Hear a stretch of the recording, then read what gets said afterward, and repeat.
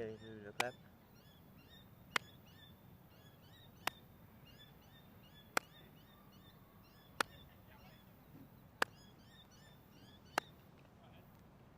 Thank you.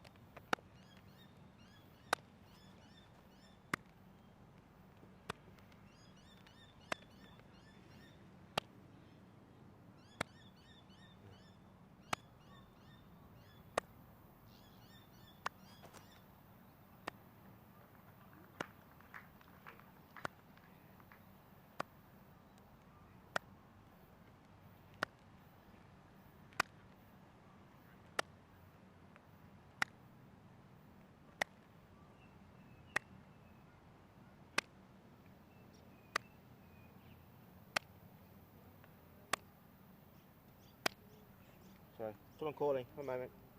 Oh, sorry. Shoot. One moment.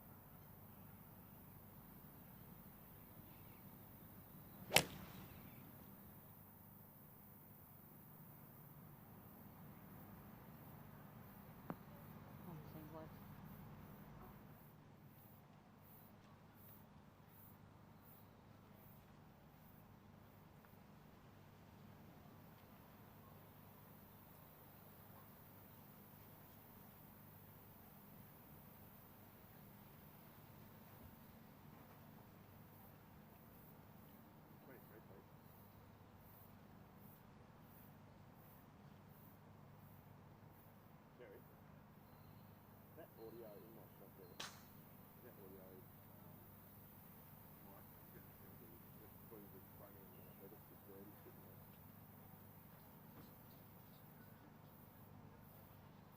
Yeah, just a 630.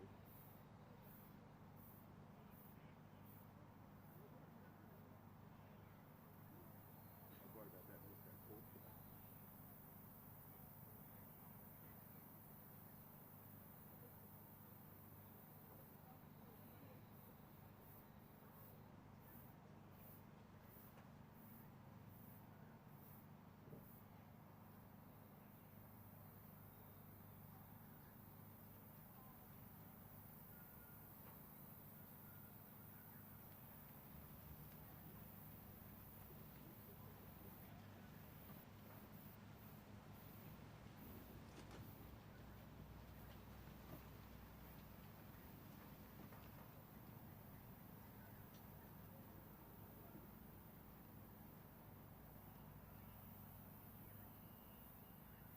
Sorry, Hart.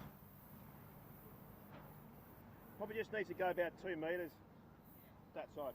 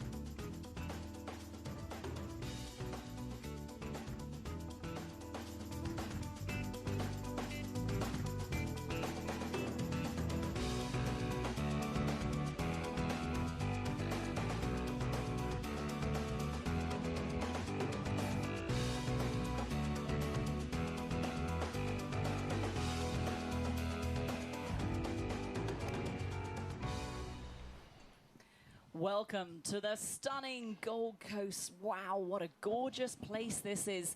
They say there's 300 days of sunshine a year, and we are firmly enjoying one of them. It is going to be hot today, and this is the beautiful RACV Royal Pines Resort, the host venue for the Australian PGA Championship. There's the course there, the Graham Marsh redesign back in 2015. It now offers a much tougher challenge, especially those closing few holes, and that's where we find ourselves. This is Kate Burton in the commentary box alongside me, Kim Felton, an 11-time professional winner, former tour player, now with the PGA. And Kim, I'm enjoying our office for the day. How nice is this? It's such a hot day, and we've got this beautiful breeze coming through on what's going to be an amazing hole to sit on. It is. This is the 16th hole, the par 3. This is the Soniq $1 million hole. So there's money out for grabs for the professionals, but also for the amateurs too. There is. Look, we'd love to see one go in here. I know there's a lot of guys playing today who would love a little $500,000 in their pocket. And plus, wouldn't you love to see a golf fan walk home with $500,000 worth of prizes? That would be a great story for the day. Well, let's set the scene for you here. Okay, we're not really in a commentary box. We're in a perch in a tent just behind the green. And then, Kim, it's not often you come across two paddling pools on a par 3 of a championship layout. How about that? Look at him raking the sand there, just making it perfect for when all the people come down there and make it an amazing place. That Oakley Gold Coast Beach Club is one place I'd love to sit. I might well send you down. I mean, it's a his and hers paddling pool. It is left and well. right. Left's yours, right's mine, obviously. Okay. And, it'll be a sensational spot. That's a surfboard over there as well. I mean, we're in true Aussie style here. That's going to be a fabulous scene a little bit later on as the groups come through. This is the final round of the Australian PGA Championship. So that's on one side of the hole. And behind we also have the Volkswagen marquee. And then we've got players joining us on the 16th hole. Absolutely. So next group coming through, we've got Austin Connolly and Blake Proverbs. Now, we've watched a few come through here already. I think the closest I've seen is about 10 foot. The pin here is perfectly placed for someone to land it just short, roll it up and get it. Right in the front centre of that hole would be great. 175 metres. Austin Connolly had a great British Open, I think, or the Open 2 years back. Great little play from Canada. You can't say British Open. I know, that was really bad. And do you notice how I called it the Open straight after? Because I realised I'd made that mistake. You're working with a pom. You're working with a pom today. Well, it was the Open 2 weeks ago, wasn't it, over here? Yeah, now you're trying hard. The Open Championship, yes, Austin Connolly from Canada. And he's going to tackle the 16th hole. He is. He's a small guy, isn't he? Hits it great, though, doesn't he? Wow. Very good. So he's 2 under for the championship. So going along nicely. Just to let you know, the leaders will tee off at 11:40 this morning. And that charge is led by Cameron Smith, who is 14 under par. But here's Austin.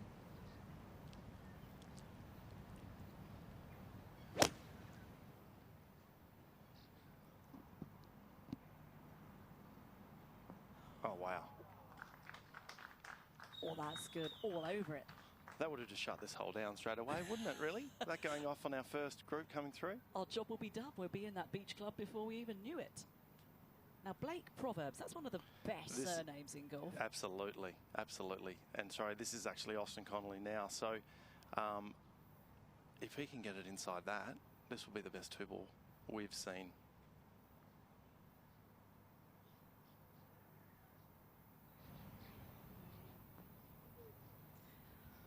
Two good shots, but wow, that's a good illustration of this hole. If you don't get it on the right level, it will trickle on back down. So no holes in one, although holes in one, they're pretty hard to come by. It's not often it happens. They are, exactly. What are our chances? A lot against. Not a lot, not a lot. But I do know we've got a few facts coming later on of some of these players coming down the tail end where we have their actual amount of hole-in-ones. So we'll share them with everybody. You know, guys like Jack Nicklaus and that have had 30, 40. I think Lee Trevino's had probably more than that. So, but I think the famous quote is, "You're more likely to get struck by lightning, aren't you?" Yeah, exactly. Don't you stand in the middle of the fairway with a 2-iron, because not even God can hit a 2-iron. You've got more chance of being struck by lightning. Wow.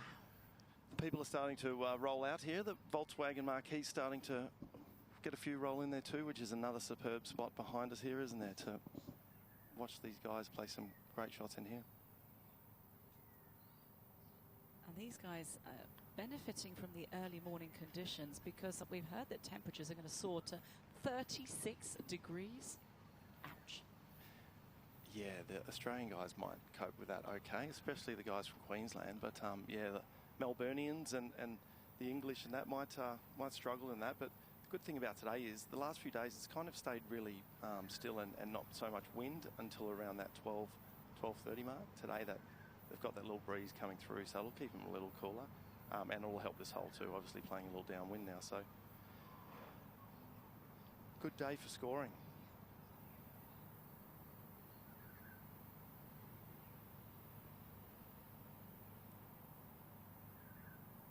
Slightly gutted you're not playing? I actually was just thinking, what would I do with $500,000? What would you do? Well, look, I've got a little more sensible as I've got older. Oh, no, Kate, we don't want to see the sensible side so of you Kim don't want me Felton to put today. it off the house? Okay. Yeah, no, that won't count. Yeah, maybe a nice trip back to America. Yeah? A bit of Vegas. If we're going to be, doing it the way we should. In a jet? That would be nice. I like your style. That's much better than paying off the mortgage. Goodness me, none of that chat. We actually spoke to a few of the players when I was floating around earlier in the week, asking them would they rather their name on the Kirkwood Trophy or the cash on this hole. Okay. And 2 players actually said cash. Did they really? Well, that speaks volumes about the players. But these 2 players have got a chance for a birdie. Oh, salami.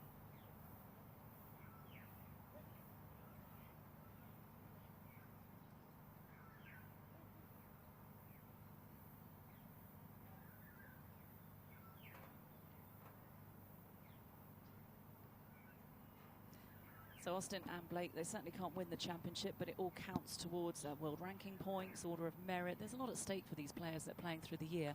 Absolutely. Well, Austin's playing a great round today, coming home strong. I think he's 4 under par today. So, but yeah, it does. It all adds up. And, a lot of these guys will be putting their clubs away for a bit of a break, but there is some that will continue on. And, there's guys that have got European Tour cards just of late that will be heading to South Africa tonight or tomorrow. So it all matters.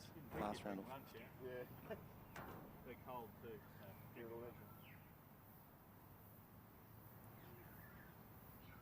Oh, nice putt. Great putt from down there. That's a tough putt.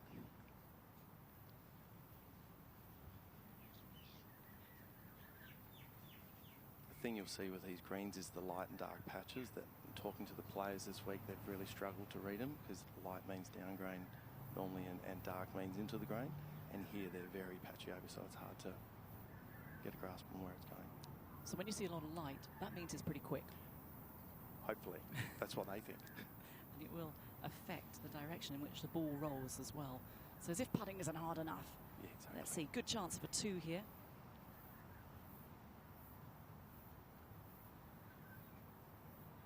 Oh, beautiful. Nice one. Keep a little tally of those. I don't think there's going to be too many 2s here today. Yeah, we should. Okay, well, we'll keep an eye on those. So a very good 2 from Blake Proverbs. Done well.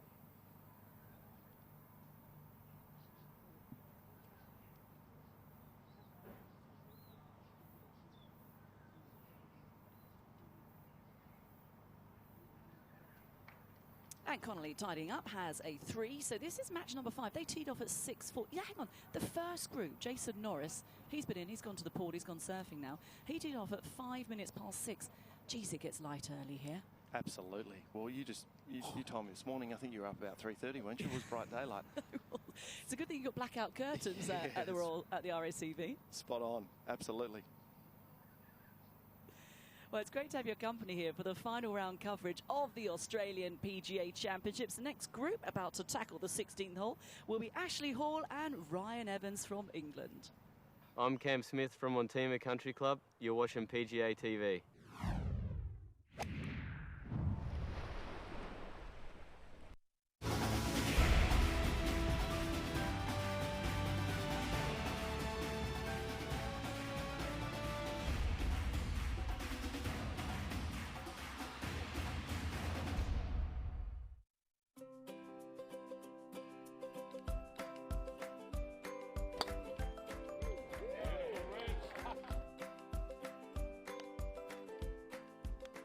My favourite thing about golf that it's fun to play and I like to play with other people.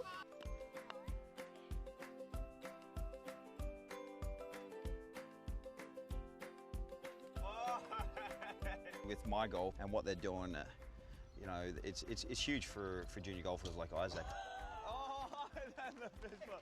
On the tee, one of the stars of our My Golf program, Zoe Manton. She's got a fabulous swing, and at her age, I think we're going to see a star in the making. Yeah, great shot.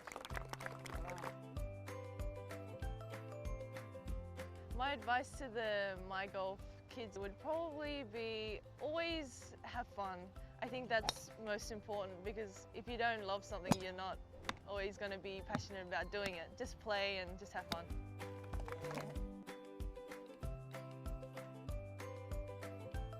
It's good to see so many junior players playing golf. I grew up kind of in rural Australia, and there wasn't this many junior golfers that I got to hang around with, so there's a lot of competition between you guys, which is great. Hi, mate.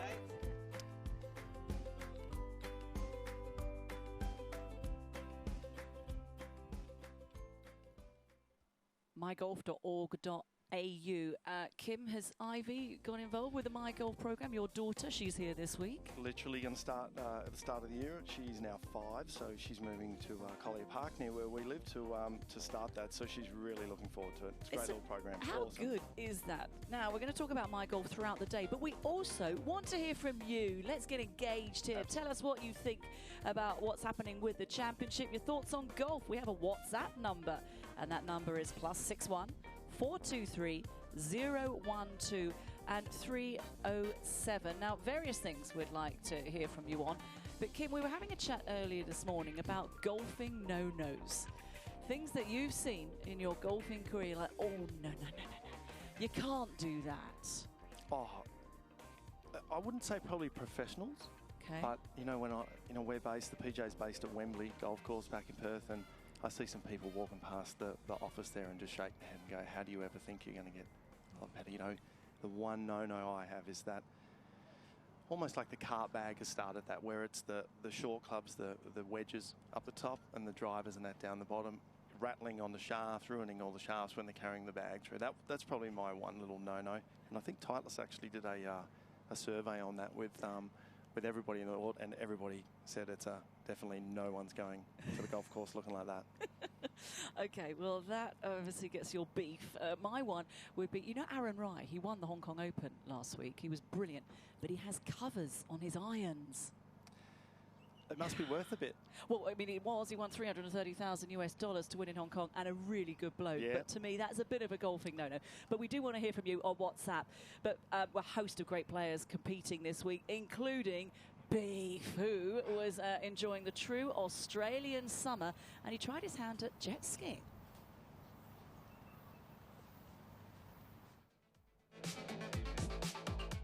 I've grown up with jet skis. Just looking to have some fun today. Beef, on the other hand, every time we've talked about jet skis, he's like, you know, I don't know. He's prone to flipping jet skis. I'm going to be driving because I've heard about his track record. Flipped one last year, not doing anything either. I wasn't trying to be clever, weren't trying to be cool on it. I just turned and I fell off the side of it. And then as I come out of the water, it was upside down, and then I had all the guys on the jet ski shouting at me saying, stop messing around. Got time on a jet ski. How you feeling? Snowmobile, right? Getting comfortable and just getting told to keep the power on and lean in and I felt more comfortable as we went on.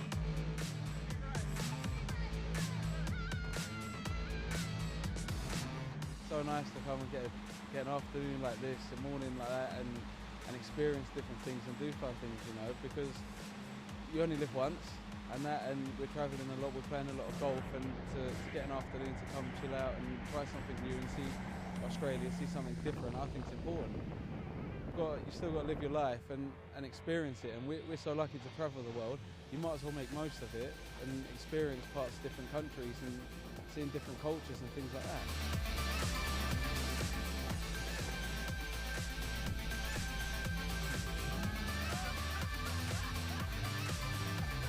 Was it fun? I might have said it was a bit more fun with him. Yeah, definitely. It's something to get used to it, like it's keeping the power on when you're turning and leaning, that's what I've learned. Well, I got on it and then I literally instantly turned to jelly. So I was just like, let's swap, I'll give you a chance. And he was even worse. Oh, it's brilliant time. Yeah, I always love coming over here. It's always good fun, great people and good times.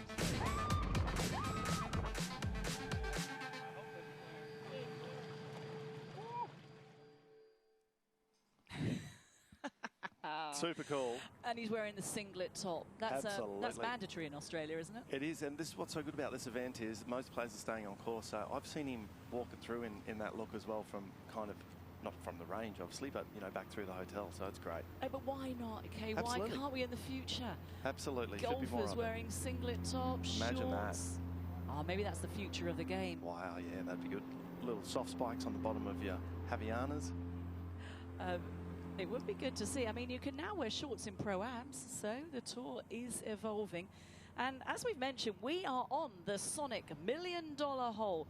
Gives every player this week and who's competing this weekend the chance to win 500,000 Australian dollars.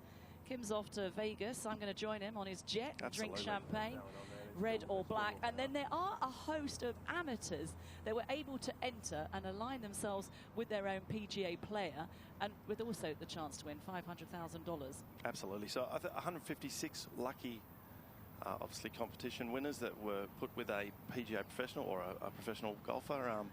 Obviously, there's only 71 left of them. Unfortunately, the others didn't make the cut. So today, we've had already, what's that, 10 to go through. So there's probably another 60 attempts at this. I would love nothing more than to see this go off, and hopefully the person is from Queensland, that it does go off to hear someone they run out on the green and give the player a hug or a high five. Yeah, or and even more. Player jumps into that paddling pool or into the Volkswagen Marquee, which is the marquee you can see behind the 16th. Now, we just saw Beef in action. He tees off this morning at 13 minutes past 10. He had a 73 yesterday, had a 69 on Friday. Beef with the bushy beard. Now, how hot is that in this temperature today? Have you ever thought about one, Kim? I can't get one that long, otherwise I would. Absolutely. I know, and Jack Wilson's an Australian player is the same. I think they've got a bit of a beard off going on, really, haven't they? And Jack's caddy. Yeah, that's got to be really, really hot under there. Yeah. So let's hope that breeze blows up and gets in Beef's beard. And it requires maintenance. You need beard oil. I have heard that. Yeah, yeah, and I think you can plait it if it's long enough. I'm sure Jack can. Now, Jack is a dude. He's a refreshing figure, isn't he on the Australian PGA? He is indeed. Look, we need a lot more of that. I think, you know, there's not that kind of thinking of golf as boring, but, you know, it's slowly starting to change. And, you know, he was down here, as we saw yesterday. We were doing our pre-event kind of shoot down there at the Oakley Beach Club, and Jack was still floating around in the pool over there and having a great old time. So, look, he's a great character, and he's an even better bloke, you know, so he's great for the game. Yeah, and you've been great for the game this week, Kim. You arrived here on Monday, and you've become a floating Felton. Yeah, just filling in the gaps and floating around to, you know, to today, the big debut. But, yeah, it's been great. I've had some great opportunities. I've obviously spoken to the players, you know, on the fairway while at mid-round. I've had a great opportunity to talk to Dennis McDade, Leish's coach, and also Jeff Ogilvie, caddied for a few holes for Jeff the other day on Tuesday. You did? In his practice round. So why don't we find out more about that with Jeff Ogilvie from earlier this week. So what do you want to know? Well, what I want to know is, first of all, how to caddy, mate. I'm a bit nervous caddying for a major champion. No, I want someone who's going to add to what I bring. Like, I bring whatever, my knowledge, right? Squirrel, who was my caddy for a long time, he was very wise, and he brought something else. He understood the course better than me, I think. He'd seen all the courses. It's just adding to the experience. Sometimes if you get caddies and player relationship and you kind of get a bit this way, you can actually take away from the whole thing, or add to the whole experience. Two minds is better than one, and I feel like if you get a guy that you can do that with. Well, it's almost a marriage, really, isn't it? And they got to make you feel like it's less about the numbers and the practical stuff of caddying is really easy. Keeping clubs dry and clean and the numbers, don't you think? Absolutely. I mean, we can all do that. Yeah, absolutely. It's like working out where your player's head's at, working out how to keep him confident, how to not get him down on himself, all that stuff. It's like tension, right? You know what it's like. Yeah, absolutely. Like your best friends for a week when you're playing well, everyone's miserable when you're playing bad. That was good. Yeah, get really the thoughts of a major champion, Jeff Ogilvie. But, you know, there's not another sport where a professional mainstream sport where you have this much help every step of the way. Absolutely. Well, it's another marriage, almost, as he said. You spend so much time with the caddy, and Jeff was lucky enough to have a great one in Squirrel for that many years. But You know, sun up to sundown every day. It's an amazing thing. We're going to see. He's got some great insight too, Jeff. So, Has he? Yeah. Oh, well, you know, one of the very best from Australia. There's so many these days, so many good players, both male and female. But here's a flyover of our hole, Kim. Talk us through it. So 16th hole here at RAC V-Raw Pines. Tee used to be up way forward here, about 30, 40 metres. They've extended it with Graham Marsh's designs here. Playing 175 metres straight, downwind a little off the left. Sorry, it's off the right there. Looking at the flag, although it feels the other way, it's throwing us a spanner in the works. Pin back right here. I think it's got a lot of room for the players to land it, although this green has been receptive all week, so it's kind of stopping almost on the spot. So I reckon they're going to be looking at landing about 5 short, one little trickle, and then hopefully front centre of the hole. And we've got the measurement, 175 metres. Meters. You guys work in metres. Meters, yeah. And we'll find out later. Jeff still works in meters even in America. Does it? Okay. Yeah, so really a lot of them do. It's only Australia, isn't it, the whole meters thing. So you add on 10% to get your yards. Yes. Yes, 10%. I tried to change when I was in America on the nationwide tour. I did it for one shot and I couldn't do it. I worked it out, had it in yards from a caddy. Did you? Is that because you took it off instead of adding it on? And I still reverted back anyway to what meters was anyway, so I went up, that's too hard.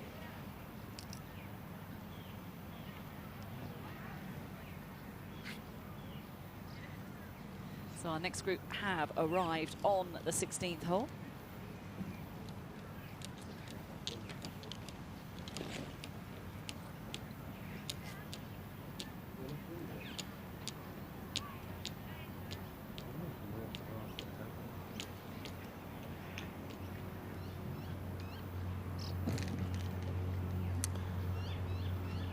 So Ash Hall here on the 16th, two-time Vic PGA champion and Vic Open champion.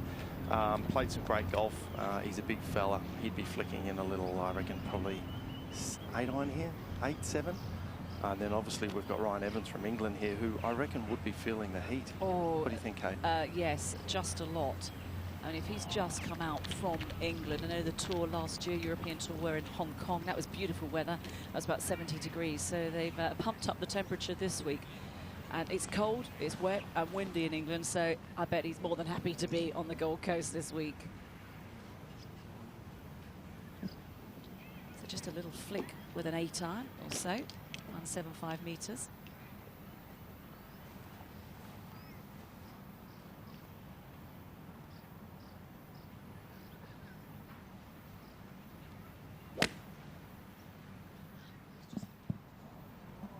Beautiful swing there. Right on line. Unfortunately, just short a little bit. A great shot there. Stay there. It does. Sid. And then we lead in with the big fella. Big Ash Hall. He could actually go left around the pond and sneak through the water here for us. He's a bit of a character as well. Oh, okay. He might pop into the old Oakley Gold Coast Beach Club. We missed Jason Norris this morning, but yesterday Jason Norris actually did go left and fully clothed, swan dived into the middle of, I think it's my pool on the left there, came up, finished out the hole and played the last 2 holes, dripping wet. He swan dived. It's only about 30 centimetres deep. He would have done himself an injury. Jason Norris teed off first yesterday and today, so we do expect to see him there a little bit later on. Okay, Ash Hall lost the Australian Open in a playoff, so great player. Certainly got game and very little club in his hand.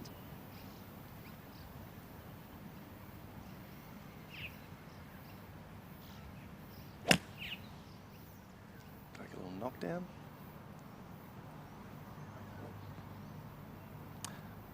Need to give it a bit more there, didn't he? Club short. That's going to be testy part 2 from the front there. A lot of different colours in that one. I mean, this course has now been redesigned because it was very flat a few years ago, and didn't present, to be honest, a huge challenge to the best. We've had our Australian Ladies Masters has been played here for 20-odd years with superstar Bob Toohey managing that. Then you've got this PGA. Absolutely. which has now really become the home. Ash having I think Lynchy smelled what was going on, and Lynchy's come in. I don't have a pair of sunglasses. He's giving him nothing. He's not going left, Ash. That's Heath McLeod. Works for the PGA in Victoria there, just obviously having a sneak peek inside to Ash's day and still having a chat. Yeah, this course, you know, obviously now it's the home of the PGA. It's like I said before, there's no other place like it where you can obviously mingle with the players. They all stay here. You know, the public can meet with them in the hotel, grab autographs and all. It's a phenomenal place.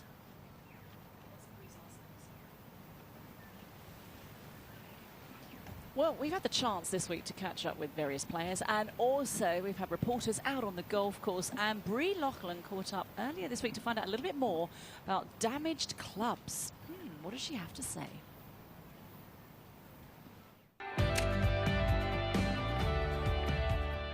Here's a rule that may not apply to you, but you know someone it does. As of the 1st of January 2019, a player will be allowed to keep using and/or repair any club damaged during a round, no matter what the damage, even if the player damaged it in anger. Yes, music to the ears of, shall we say, the troubled golfer out there. Under the current rules, you are penalised for using a club that is deemed unfit for play. That is, you might have bent the shaft when you chucked a wobbly and the club would be out of the game. But under the new rules, it's still a tool in your bag. To the angry golfers out there, good news. The game is giving you some relief.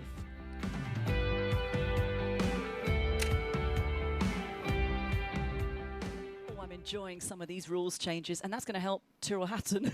Ever seen someone jump on a club like that before? Gosh, she's got anger issues, hasn't she, Didn't think Brie? Brie was like that, yeah, Jeez, wow. Brie, you've got to calm down. It's just a game. Absolutely. Oh, there are some very good rules changes. Yes, they come into effect on January the 1st, 2019. Did you lose it? Did the clubs get thrown out of the bag? Kim, did you were you lose it on the golf course a bit? Bit of an angry player? Kept it very cool.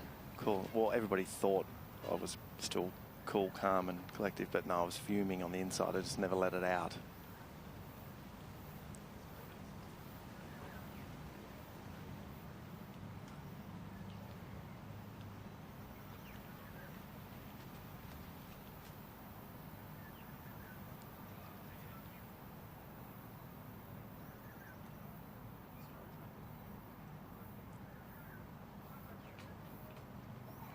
This putt is certainly getting Ashley Hall's attention. It is not easy. It's up the slope.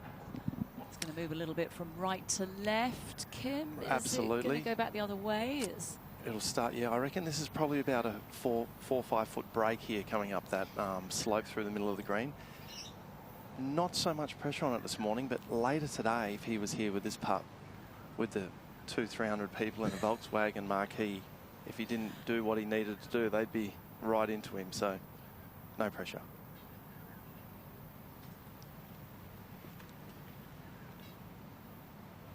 Now, it didn't turn that much in the end. That stayed pretty straight. It hung out on the right-hand side. So work to do for Ash Hall.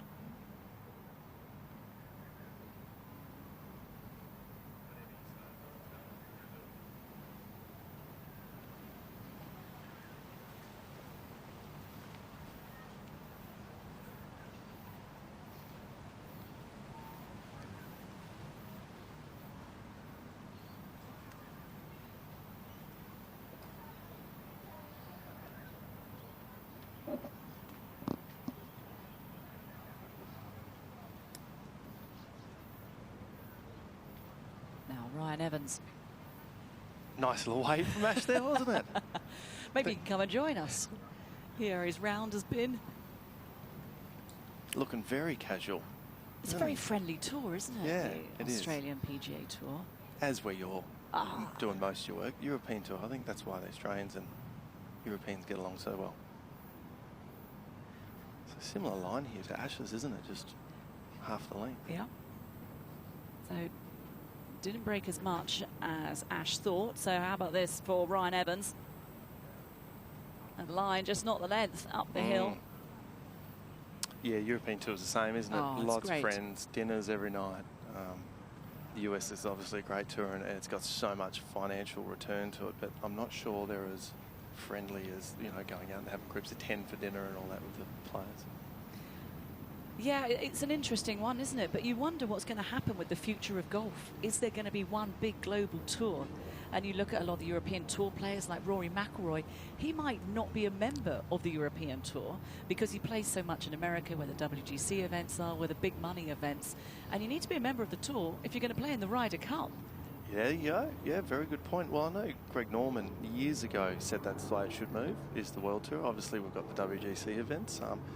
But yeah, Shark said that back in the 90s that we need a World Tour. Is it Hasn't ever going to happen? happened yet, but in little parts. yeah. Well, this will be a good 2-putt for Ash Hall.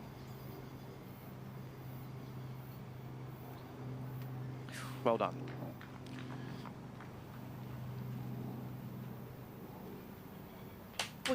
We're giving him a clap. Sorry, I was doing the golf clap. Yeah, we need to. Well done there, Ash, you legend. Good Play job. up for the camera there, Ash. Can we have a...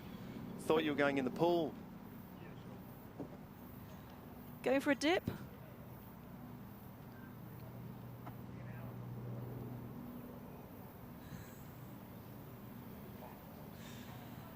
Yeah, no, that you really made an impression on him there, Kim. Yeah, He's no, he gone didn't straight come. I on to just said, 17. come here, mate. Come over here, and he's just brushed me. He's one of your close friends, yeah? Similar to yesterday when I was going to go meet my friends in the PGA lounge and no one was in there. I think they set me up there as well. I'll be your friend. Thanks, you know, I feel this guys. is like, we've met for the first time today. I feel this is like some kind of reality TV show and a live on-air date. Well, there actually is a show over here a few years back that was really popular. What's that? Called Kath and Kim. So I've changed that to Kate and Kim, all right? So we'll take that on from here and run with it. Okay. And see how popular we can get. Have we had any WhatsApps yet? What's happening well, with everybody? You know what? Actually, we have had some WhatsApps. We were talking about golfing no-nos, okay? Things that you can't do when you're playing golf. Okay. Oh, now this has come from Michael from Sydney, who's gone talking through a backswing. I mean, you can't obviously do that. Who absolutely. does that? You can with your friends. Yeah, I mean, that's positively encouraged. Okay, but we do want to hear from you. Get in touch with us. The WhatsApp number is +61 423 012 307. Love to hear from you on golfing no-nos. So here on the 16th now we have Jack Munro, local from Queensland here. He is currently at, he's 2 over past starting the day, and obviously Gargajit Buller as well playing with him. So 2 great players here. Yeah, Gargajit, he struggled look in at the wind round coming 3. up. The wind ripping through that Oakley Gold Coast Beach Club there. So these guys would be questioning. And then if you look at the flag though, it's going the opposite way. So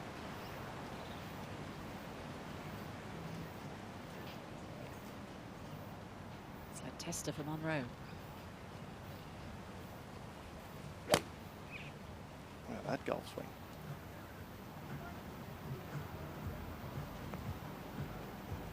Very nice shot. Oh, Did you stay? I think we've got some people in the Volkswagen. We can hear the clapping starting in the background, so it's starting to get live. The music's coming on. We're looking forward to that now. This is Gargajit Buller. Said he had a 78 yesterday, so that didn't help because he started so well, 69 and 70. He plays so much golf, though, doesn't he? You wonder whether this is the final legs here that's just about to give in for Christmas. And great player. Great player. 18 professional wins, 1 on the European Tour, won a handful of events on the Asian Tour. You get a chance to play with Gargajit much in your career? Back in the day, yeah, they're all, I mean,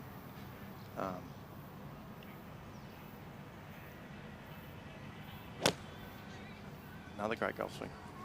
Yeah, India are producing some great golfers these days. Shot coming Very round. nice. Yeah, how about Shubhankar Sharma? Those 2 wins that came very close. They're all unique in their own way, aren't they? Like, they're amazing. And, you know, Asian Tour play a lot of events. There used to be 2 or 3 events a year at the Delhi Golf Club, and it's a golf club that's so hard to play. And I used to be so scared of so many holes. But these guys had no fear there, the locals. Well, we've been very busy on and off the golf course this week, and we've had a chance to catch up with players and fans and everybody who's joined us at the Oz PGA Championships this week to find out some good coaching tips. I actually keep away. I'm not very good at tips. Yeah, probably just swing within yourself, I suppose. The old faithful. If you do the basics well, alignment, balance, tempo, not a whole lot can go wrong. Obviously you can still hit bad shots, but yeah, you see so many Pro-Am partners that they're set up in the rough, so they've actually got to hit a bad shot to get onto the fairway. If you set up on the fairway and your good shots go there, that's a pretty good start. One shot at a time would be the best coaching tip. Stay in the present moment, focusing on what you have to do right now. If we make it 9 holes and it's not getting better, get out of the way. That's the #1 tip. But no, the biggest thing is just, I think they just swing so hard, man. Just, you know, it's just little stuff where you just, instead of trying to hit it so far, just take it easy. It makes it hard when it's blowing 25 to tell someone that, though. Love hearing from the players. And your coaching tip, Kim? You play a lot of Pro-Ams as a professional, Yep. and your amateurs ask you for a lot of tips. Not being a qualified coach, I used to always have to come up with something to give them. And I learned from another coach, a great tip was, all your power should start 2 feet through the ball. So with every amateur I played with in a Pro-Am, they said, what am I doing wrong? I said, your power's coming at the wrong time.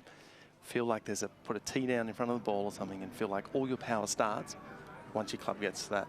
And they never did it, as in it never started there, but it gave them a thought. Instead of going so quick from the top or on the way back, they waited a bit longer, and they just thought it was an amazing thing. And that was from Brad Hughes, who was a great player in his day, and that was his tip.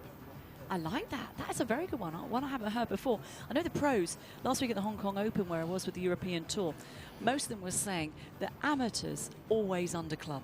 Never take enough clubs, so always just add on one more. But so add on a club and then accelerate through the ball, as the great Kim Felton, floating Felton with 11 professional wins. That would be his advice.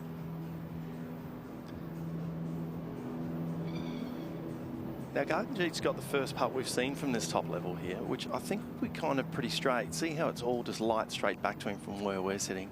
He'd be looking from where he is now being dark, which means it's back into the grain. I don't think this will move a lot. So I reckon this is a big chance for a little 2 here.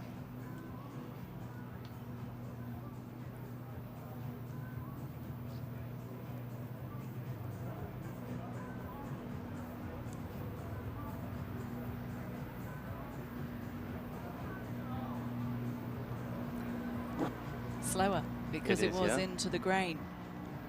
There'll be a lot of that here today, because that hole sitting at the back of the green is basically everywhere you come from, unless you're in the hole, will be basically uphill, or if you've taken it past the pin. It's the only place it'll be downhill.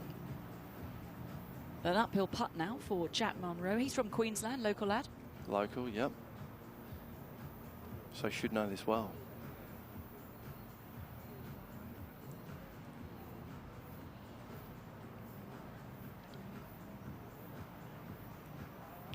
Oh, settle down. Hammered that one. Woof. Now he's going to have that downhill putt we were talking about. Yeah, I tell you, he's not going to fancy that either. That's going to get his attention. Wowzers. Well, these players teed off early this morning. The leaders, Mark Leishman and Cameron Smith, they played together in the World Cup just last week. They're teeing off at 11:40, and it's Cameron Smith that holds the 3-shot lead. Has a chance to win here. Won last year, the defending champion. Absolutely. Just making it look very easy. Wouldn't that be great? Oh, golf being easy. I've never found that, that's for sure.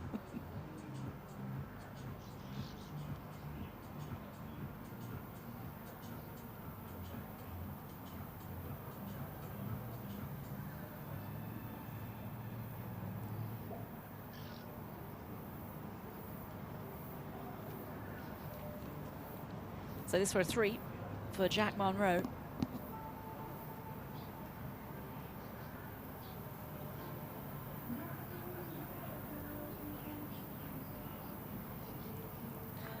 good two-putt. Very nice. 2 holes remaining. He's got the sunblock on, and wowzers, you are gonna need it today.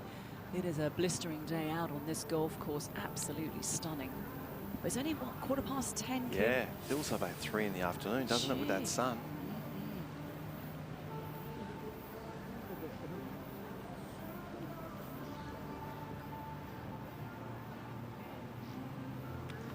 Nice one. 2 threes from Jack Monroe, Gaganjeet Buller. They venture on to the 17th. Short par 4 round the corner and a cracking finishing hole. A lot of talk about that 18th hole. It's a very tough hole, especially today with this wind. So should it get close down the stretch with Leash and Smithy, and obviously Matt Miller, who's playing some great golf, it could be the one. Could be the one hole that tests them. A few people in the deck chairs down there. The Oakley Gold Coast Beach Club is filling up down there. I'm going to have to keep you out of it, so look forward to you maybe venturing down there and catching up with a few of the golfing fans. But Kim, you've been everywhere this week, because earlier I believe you had a chat with a very good golfer, Peter O'Malley, at the green carpet. Peter O'Malley, welcome to Floating Felts, live from the Greg Norman Medal. It's a pleasure to have you back, mate. Past chairman, so you've spent your time obviously at these dinners and obviously enjoy them all. Yeah, it's great, great dinner. It's great to be involved. A little less involved this year. We've not been the chairman, but it's been great to be a part of this fantastic tournament. It's a great honour to be part of this dinner. So I'm lucky I don't have my name on that trophy, but who knows, at 53, you never know. Now, you're still giving them a quick hit. I know you're playing a few of the Legends events and all. How's it feel to come to an event such as this and not having to play, and you're just a spectator, basically, enjoying the event from the outside? Well, I'm still playing, so it's just fantastic. I just love it. It's a great event. Just love playing the golf in Australia. So as long as I can still compete, I'll be out here. Beautiful, mate. Well, from us, have a great night. Look forward to seeing you on your floor there, and thanks for everything you've done for golf. PGA, thank you. Oh, dear. I didn't think they'd play that one. They should say you need to do your research before, doing something like this. And I literally thought Pete was just here for, fun time on the Gold Coast. And when I said, so how's it going to be from outside the ropes? And he said, I'm playing. I could have just disappeared and dropped. And he actually played some good golf leading in. And I'm glad you left an that impression. team back there. Yeah. I asked them not to play that one. Oh, don't worry. They'll throw you under the bus at any given opportunity. Okay, we do want to hear from you. Drop us a line, send us a question on WhatsApp. This is the number for WhatsApp, +61 423 012 307. We are talking about golfing no-nos, but any question you have for myself or Kim about the tournament, about golf, about the Oakley Gold Coast Beach Club, that would be great.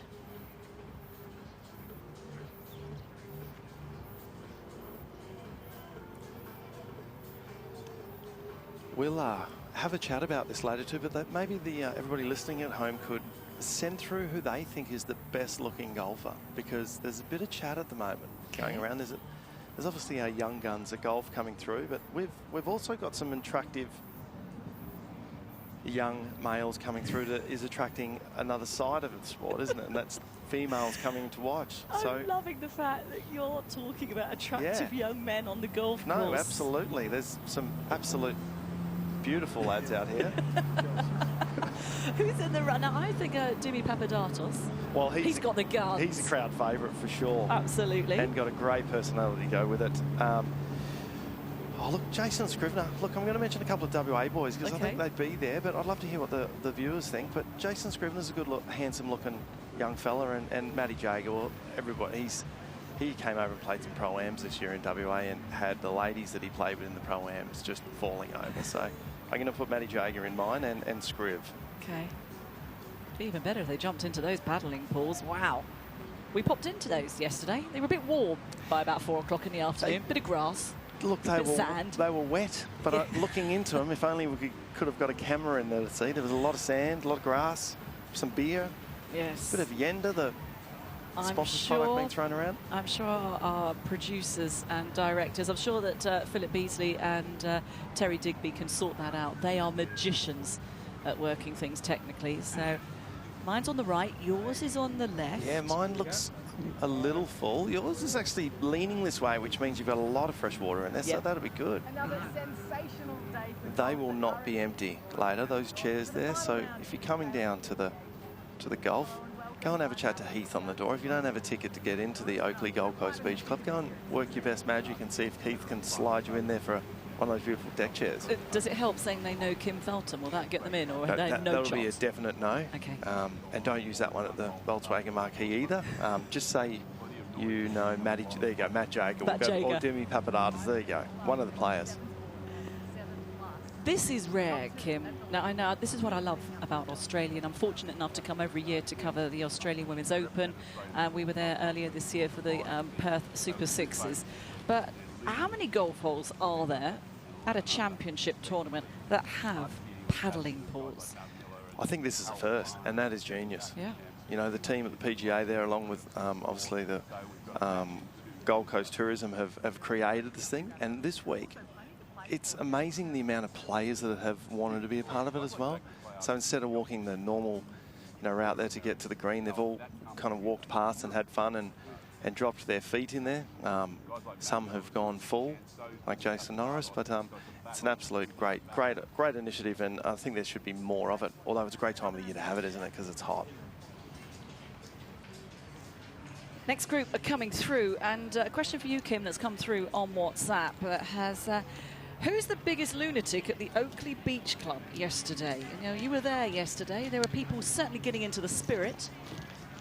I'm not sure of his name, but he was with a group of people. Did that come from Jack Wilson, that WhatsApp? That one I don't know. That's just a number that's come through. Okay. We will go back to him All right. and ask him what his name is. But Jack and Riz, the caddy, were there for a long, long time, but they were not. There was a couple of comments while we were trying to film our piece, but fun times. Well, this is the next group featuring Aaron Wilkin, a local lad from Queensland, and Matt Griffin. Matty Griffin, what a great player he is. He's been Mr. Consistent in Australia, obviously playing, or got a great career up in Japan going at the moment. He's won 6 times. And if anyone can hit an iron dead straight that looks like a frozen rope, it's Matty Griffin. So I'm expecting this to go deadly straight at the pin and about a foot from the hole.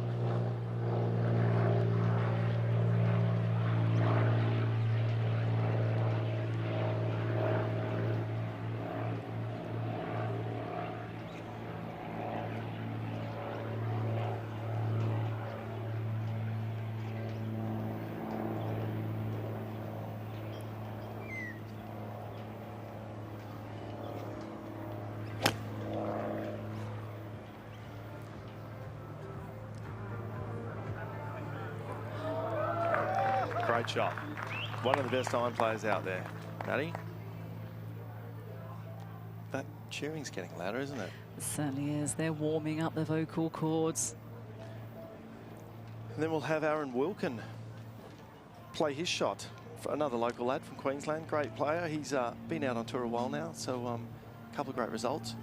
If anyone would love to take the cash, Aaron would be one of them.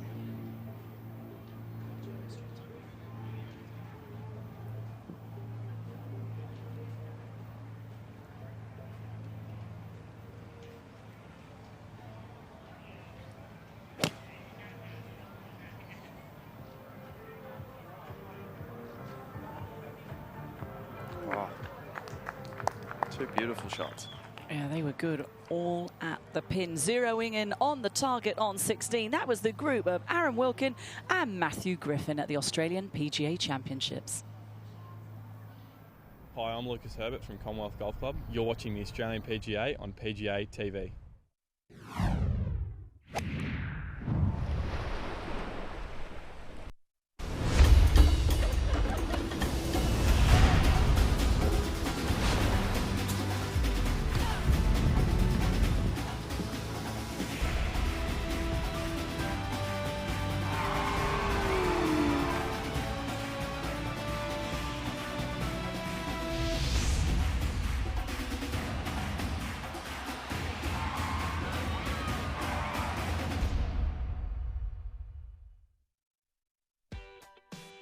Hi, I'm Scott Davis. Hi, I'm Ollie Gebbett. I'm Sheree Allison. And I'm proud to be a PGA Pro. And I'm proud to be a PGA Pro. And I'm proud to be a PGA Pro. And I'm Ian Baker Finch, and I'm proud to be a PGA Pro.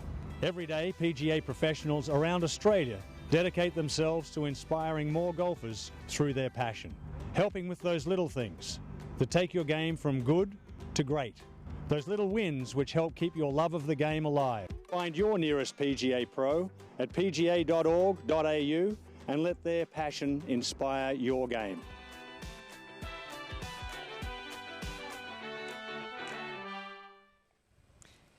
Ian Baker Finch, he would have made the top 3 for best looking. He still probably would. He's like the Hugh Jackman of golf. Yeah, he has. He's got better with age, hasn't he? Finchy? He was here on Tuesday night, did a great job interviewing Beef, Mark and Cam Smith. It was great, and he does it so well, isn't he? He's great. Good commentator. Yeah, absolutely. Open champion. Wow, that front 9 at Royal Birkdale when he lifted the claret jug, that was something to behold. It's actually quite sad, you know, to see his decline in golf, and then, you know, from going from a hero winning the Open Championship to nearly knocking it out of bounds on the first hole at St Andrews. That was a sad time, wasn't it? All about, I think, from just trying to get better and hit a little further as well. But he still plays some great golf now. Playing a few Legends events back here in Australia, and loves coming home. So 2 good shots and 2 birdie opportunities for Aaron and Matt, who join us now on the 16th green. Had a few questions come in on WhatsApp, Kim. Have we? Yeah. Now, somebody would like to know, and I'm just about to find out their name. Can you put your name when you send your message in on WhatsApp? Please let us know your name so we can shout out who you are. But a question has come in, which is, who has the best and worst fist pump on tour? Are we talking international or just here? We'll have to go international. We'll go international. Well, yeah. I'd have to say you can't beat Tiger for the best. Yeah. I want to hear yours too for this one as well. And I'd say Phil Mickelson. That left-handed one just doesn't look as solid as Tiger's. They should have had a match on actually fist pumps. Oh, that would have been a better match than playing for $9 million. Oh, that's controversial. We'll get onto that. We will get onto that. Many things we can discuss in golf.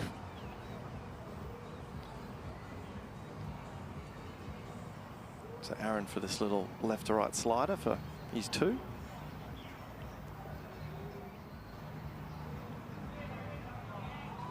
Oh, nice try.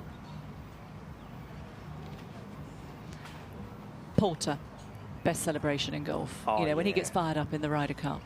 That is a good point. It was, I mean, the guy, he must have had so many bruises on his chest after Paris a couple of months ago. Plays with heart. Absolutely. It looked painful. And Connor Moore, who does the sketches, him doing it. Yes, if you get a chance, I was in tears. Do jump onto Twitter or go onto YouTube and look for Connor Moore sketches, as he does the best impersonation of the very best golfers in the world. What a talent. Chance here for a 2. The thing with the Queensland greens too is they grow throughout the day. So if these guys are leaving him short from that side now that's into the grain, they're only going to get slower later on. So going to have to start whacking those ones.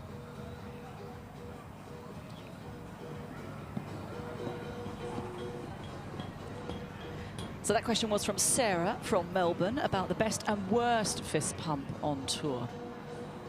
Thanks, Sarah. It's nice to be loved, isn't it? Having people send through some stuff. Yeah, we're very pleased to have your company. Wonder what the deal is down there next to the Oakley Beach Club there. They've got a pin sitting there with a nice little round green. Are they going to be having a little chip off later from everybody attending there? That'd be good viewing.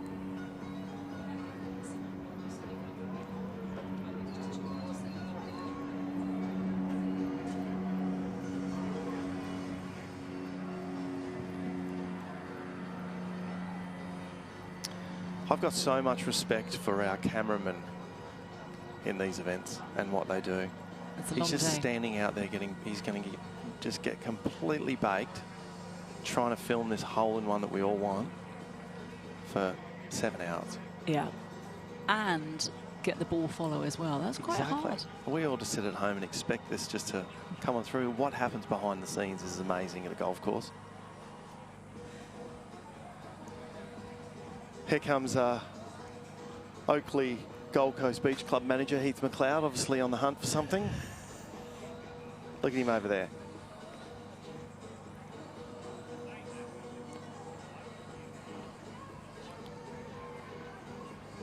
We've got the bar manager, have we, coming up to our commentary box behind 16. Heath, how is it looking now? He's going to let us know. Is it getting a bit of traction, quite busy? Busy down there, Heath? And, okay, and you'd be up here for what reason? Oh, beautiful. Heath, Good you've come stuff. empty-handed, though. We're a little bit disappointed. You know, we are hoping for a cocktail. I know it's only 10:30, but, you know, you're allowed to have a cocktail somewhere in the world at that time. Heath is doing a sterling job looking after the beach club. And that, where you're looking there, well, that was the Volkswagen marquee. This is the beach club with the paddling pools. And Heath might be able to tell us a little bit about, do you have to pump up those paddling pools at the end of each day and obviously tip them out? Because we're hoping for some slightly fresher water than yesterday. It's been changed. That's good. Because last night when we were doing our promo, it was looking quite nasty, wasn't it? A lot of yenda. Excellent. I'm glad to say that the paddling pools have been disinfected and refilled at the Oakley Gold Coast Beach Club. You might need more paddling pools, Heath. You know, it's the showdown Sunday. You've got deck chairs there. They've imported a lot of sand as well. And I just mentioned you've got a hole cut down there with the green. What is something going on there later that we'll be able to watch, or are we? A chipping comp To spin the wheel, and so that's to win prizes. Very nice. Bluetooth speakers, Oakley sunglasses. There's really nowhere else to be, is there, than the 16th? Hashtag get here. Yeah, I tell you what, there's many ways to get in touch with us, that's for sure. You could jump onto Instagram at Oz PGA Championships, on Twitter at PGA of Oz. And then if you're watching us already, you don't need to know how to jump online, pga.org.au/TV. But then obviously on the WhatsApp number, 0423 012 307. Oh, some of your friends will be in the Volkswagen I was in there yesterday marquee. afternoon trying to do a little floating Felton segment, and it was so loud you couldn't hear a thing. So I just ejected and walked out. They're having fun.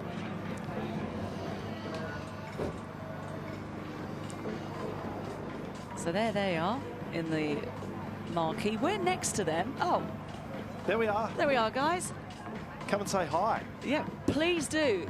Kate and Kim at the back of 16. Very good to be here. Now, this is an office. Nice little breeze floating through past a lot cooler here than where those cameramen are standing, that's for sure. How about we have a little paddling pool just in front so we could dip in and dip out? I think that would be very good. You're an ideas girl. That is exactly what should happen. Yeah, I'll put that down on my notes for 2019. So, fantastic viewpoint and a vantage point from behind 16. You can see the volunteers there just to the right of us. They are the ones that make this week work too. There's so many of them out there on course, standing there all day from first group out to last group in. So we've got to thank our volunteers for doing a great job too. And the volunteers collect all sorts of information. The ones that walk with each group, they help with the stats. Exactly. So they're doing a lot of work here, and as well with groups of 2, there's obviously it's a lot faster. Groups of 3, they've got a bit more time to do their stuff, but yeah, they do an amazing job, whether it's carrying the boards and changing the scores to actually scoring and sending it back to our obviously media centre and all. Phenomenal job at all events. Right, the next group have arrived on the tee. This is Max McArdle and David Branston. Max McArdle's had a great couple of years. He's turned into an absolutely perfect golfer. I think it might be Dave's. It is. It's Dave's tee, so we'll start with Dave Branston. They're still wearing the beautiful yellow hat there in remembrance of Jared Lyle, doing some great things. Challenge Foundation. Obviously, this week we had Yellow for Jared on the Thursday, so great job from all the players to continue that memory of Jared, who was loved by everybody. These guys look like they're going pretty well. 4 under and 1 under. But Dave Branson, back to, I said Matty Griffin was a great iron player. So is Dave Branson, and he hits it miles too. So I'm feeling this one might go super close to the pin as well. Okay, he had a surprise visit this week, David Branston. Dave Branston from his wife and children. They popped up this week to come and join him on the Gold Coast. Without knowing, that's great. It's a good place to come. Oh, isn't it? I mean, have you seen your wife and child this week? I know Gemma and Ivy have been here, but they haven't seen much of you. It's been a great holiday for them. Exactly. Laying by the pool all day, come out here for a little bit, then they'll go to all the parks. No, it's phenomenal, Gold Coast, and hence why this event works so well. It's a great spot for it, and the players love coming back. Got his little boxing kangaroo in his bag there as the logo.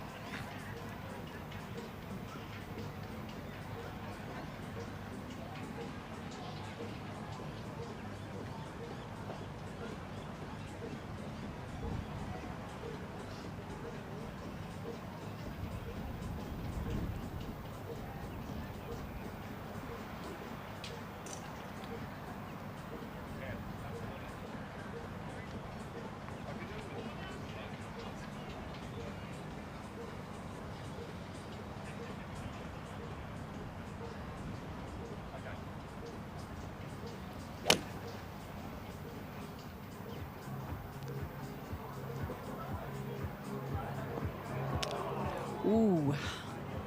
That's the first one we've seen go long. Airmailed that over the green. That's going to be a really difficult up and down. Very hard to know where to land that. I was saying before, Max McArdle's, he's one of those tour professionals that goes everywhere, plays everywhere, chases the dream, and he's a great player. And a lot of these guys just need an opportunity to get onto a main tour to do it. And Max, should he do it, would be a guy that would step up and obviously have a great career. You know, he had an interesting job before playing golf professionally. Do you know what he did? I mean, You've got me. Okay, yeah. You won't guess it. He used to work at the baggage carousel in Adelaide. I have had a gut full of this joint. He doesn't like that.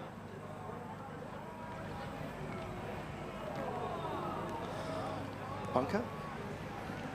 Yeah, it's short left, so trouble for Matt McArdle. But yeah, he worked at the baggage carousel at Adelaide Airport, but got a bad back, so had to stop because he wanted to play golf.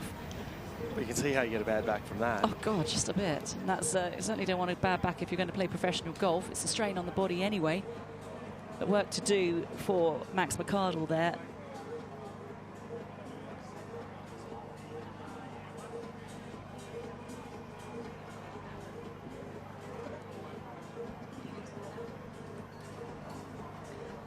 So it's going to be tough par threes for these players as they walk up the 16th. Tricky shots coming up. But earlier this week, we caught up with the players to ask them all about their lowest rounds in professional golf.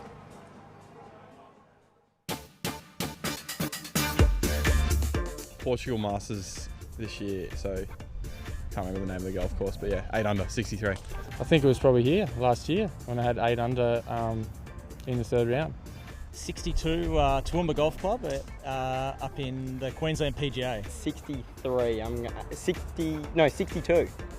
Oh, I've had 8 unders my lowest round. I've had it a couple of times. I actually did back-to-back this year in a Challenge Tour event in England. I started with a couple of 63s, so that was a bit of a shock to the system. 61 Dutch Open, first round a few years back. 8, maybe 8 under at CIMB, I think. The back here, I want to say, I shot 10 under the Challenge Tour event, yeah, which was a good day.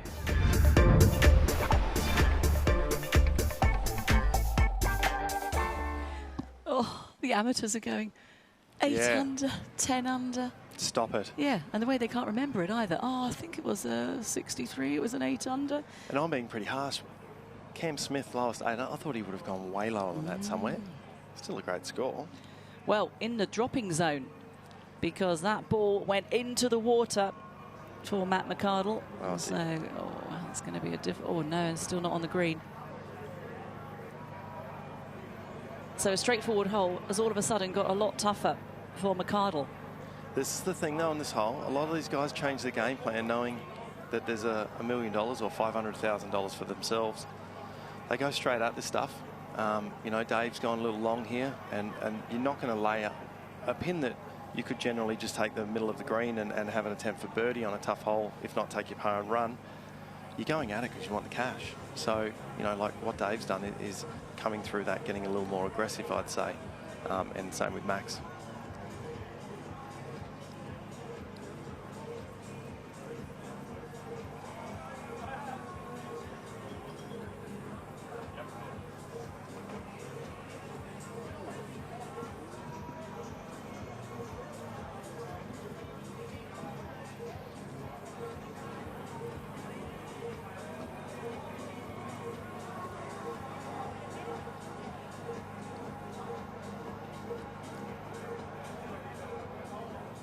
Well, this is not going to be an easy shot for Dave Branston.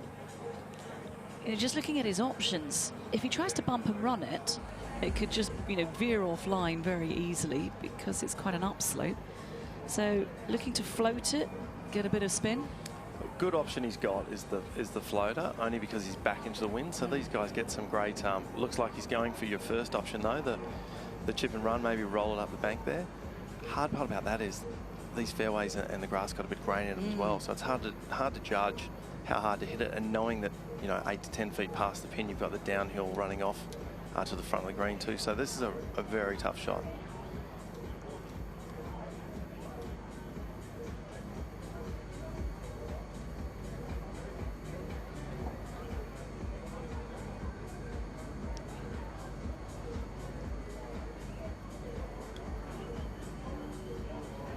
That grain. Easy to say from the commentary box, but that was a surprising choice of club. Oh, hang on. He's had another go as well. Oh, no, Dave.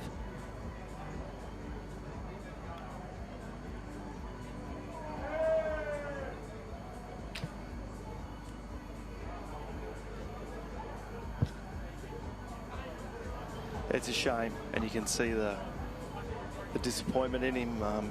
You know, they've come to this hole 1 under and 4 under, playing pretty good golf with, you know, 3 holes to go, and unfortunately, well, Dave at the moment looks like he's given in on this hole anyway.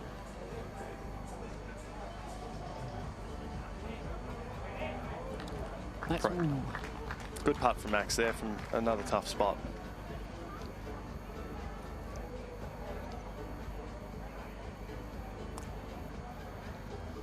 Such a cruel, unfair game.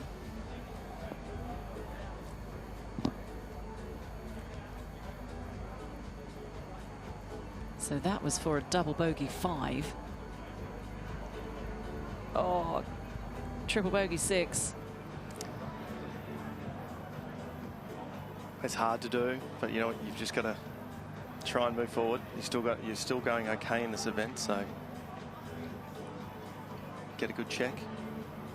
Yeah, a lot of money up for grabs. 250,000 Australian dollars to the champion. Top 65 players and ties made it through to the weekend.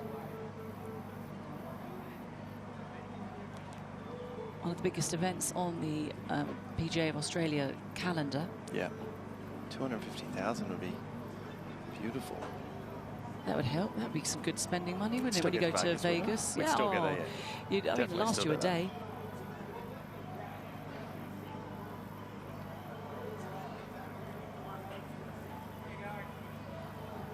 So this for a 3 for Max McArdle.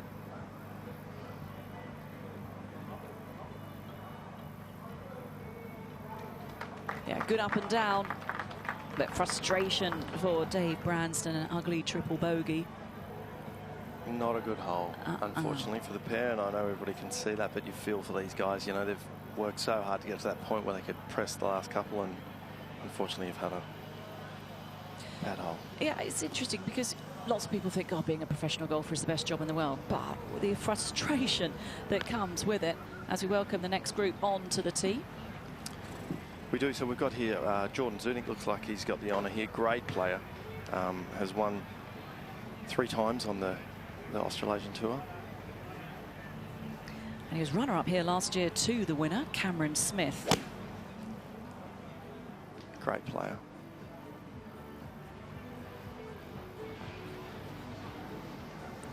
Safe shot. not taking out the $1 million, but you know he's got a putt at his 2. So, and then we have Damien Jordan, great player. He's won twice as well on 2017 Vic PGA.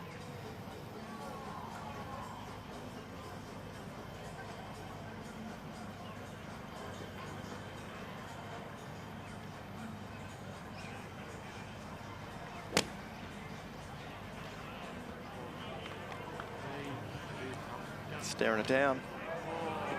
Go. Oh, come on. Go. Great shot.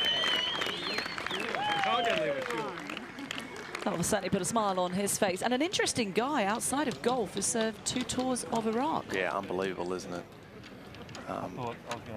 Been right amongst it from that side, and you know, it's probably why he plays such good golf too. He's so mentally strong, and like I said, he's had the last 3 years have been phenomenal golf from Damien. I think we should give him at least 100,000. Should it not go off this afternoon? 4 feet. It's worth 100,000. Yeah, I think so. What do you reckon? Have you become tournament director as well? Have you promoted yourself? I'm not sure we'll confirm that yet, but well, self-appointed tournament director for the Oz PGA. We're on the phone to Soniq as we speak. Should it not go off? Well, Kim, this is what the players have to tackle if they are going to make an ace on the 16th. Now, straightforward bat, you can come easily unstuck. Exactly, as we just saw with the group prior with Dave Branson, Max McCardle. Unfortunately, 175 metres. The wind's basically down off their left at the moment, so the players, I reckon, would be hitting around what Damien looked like he hit around an 8-iron then or something. So not a long hole for these guys, but it is a tough hole. And as I said before, with $1 million on the line, they're definitely going to be going at that pin, which brings in some risk reward. So it's a great hole. Graham Marsh has done a great job out here.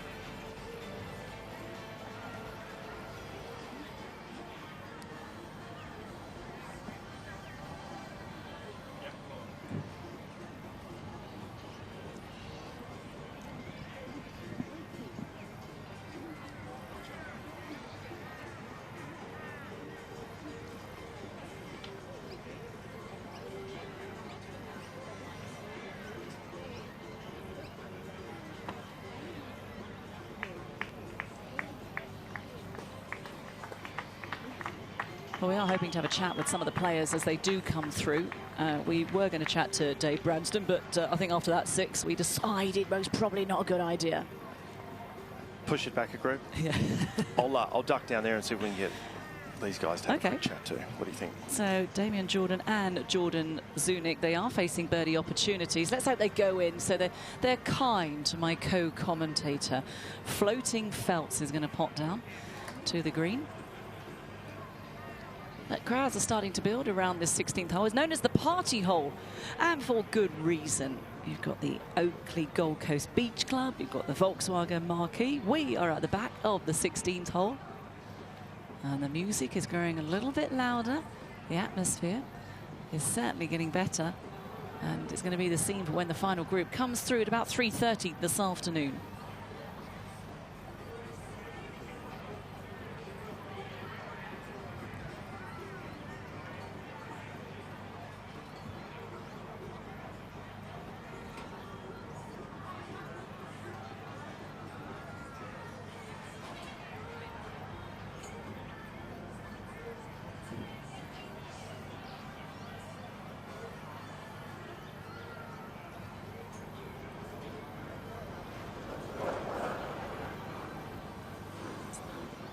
Jordan Soniq from up the slope needs to get some pace on this. Oh, that's one of the best we've seen today. Not easy from down there. A lot of players leaving it short.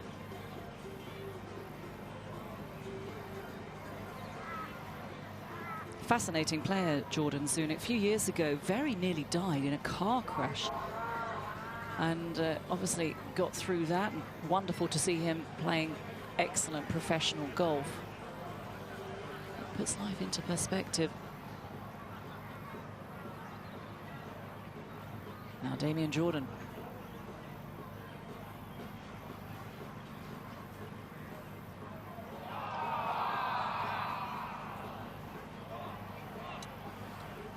A 3 nonetheless for Jordan.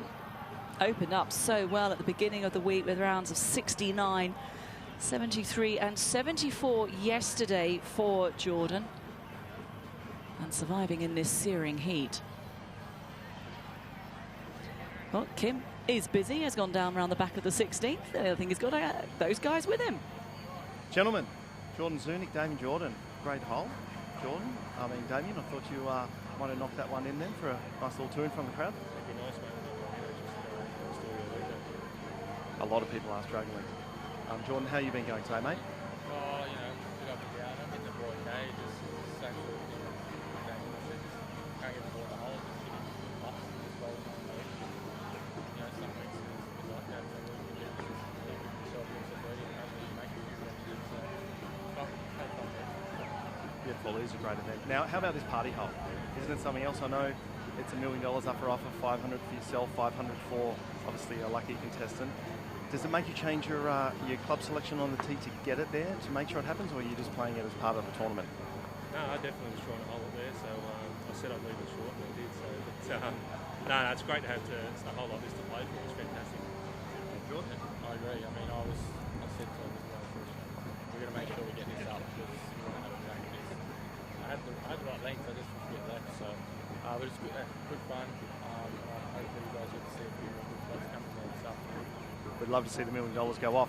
Now, after you finish around, you're more than welcome to come back to the Oakley Gold Coast Beach Club or the Volkswagen Marquee. So, guys, thank you so much for stopping with us to have a chat.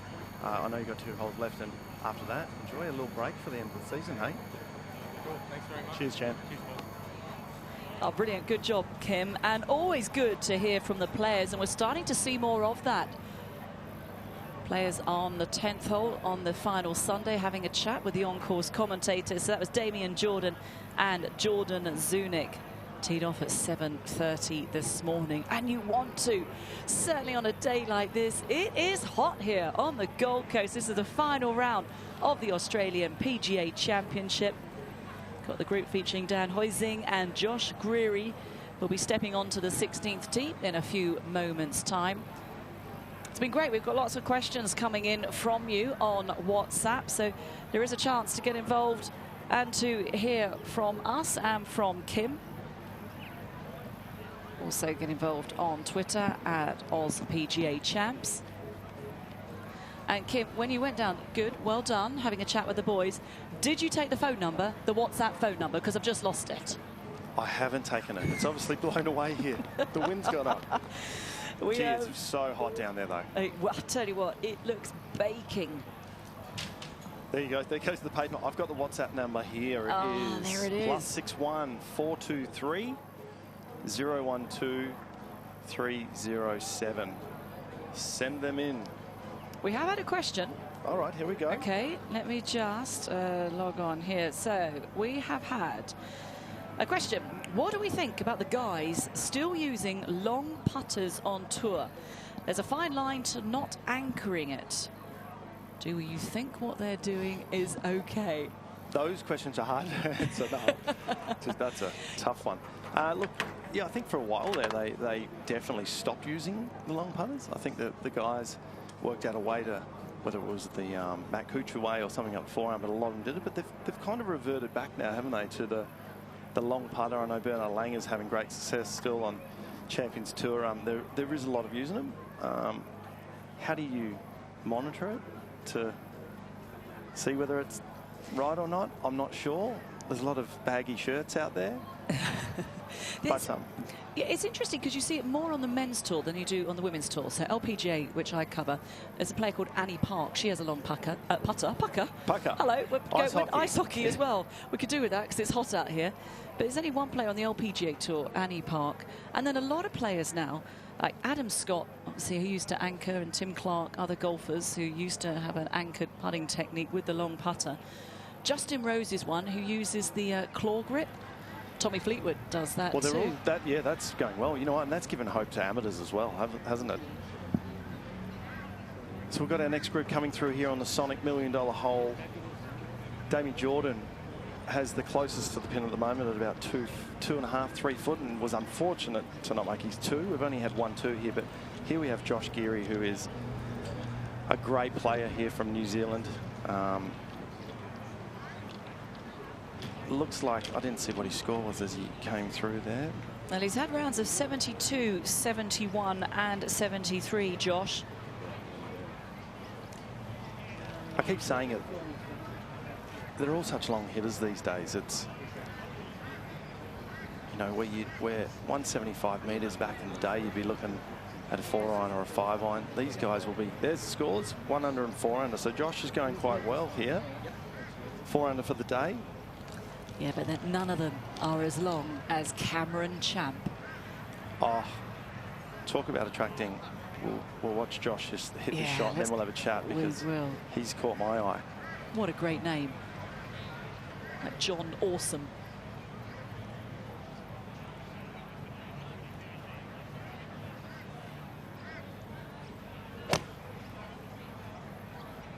Josh staring this down. Giddy up, stay there. It's not gonna stay. Is it just me? Or as if the pin was there, would we have gone very close already to having a hole-in-one? Maybe that's why the pin isn't there, that Soniq had something to say about that. They don't want to give away $1 million too easily. Now Dan Huizing from the Netherlands. Some great players from the European Tour have come out this week, and to make that field consistently strong throughout. You know, you have your marquee names come and play, but I love the fact that the Europeans support it and head out here and play our fine tournaments.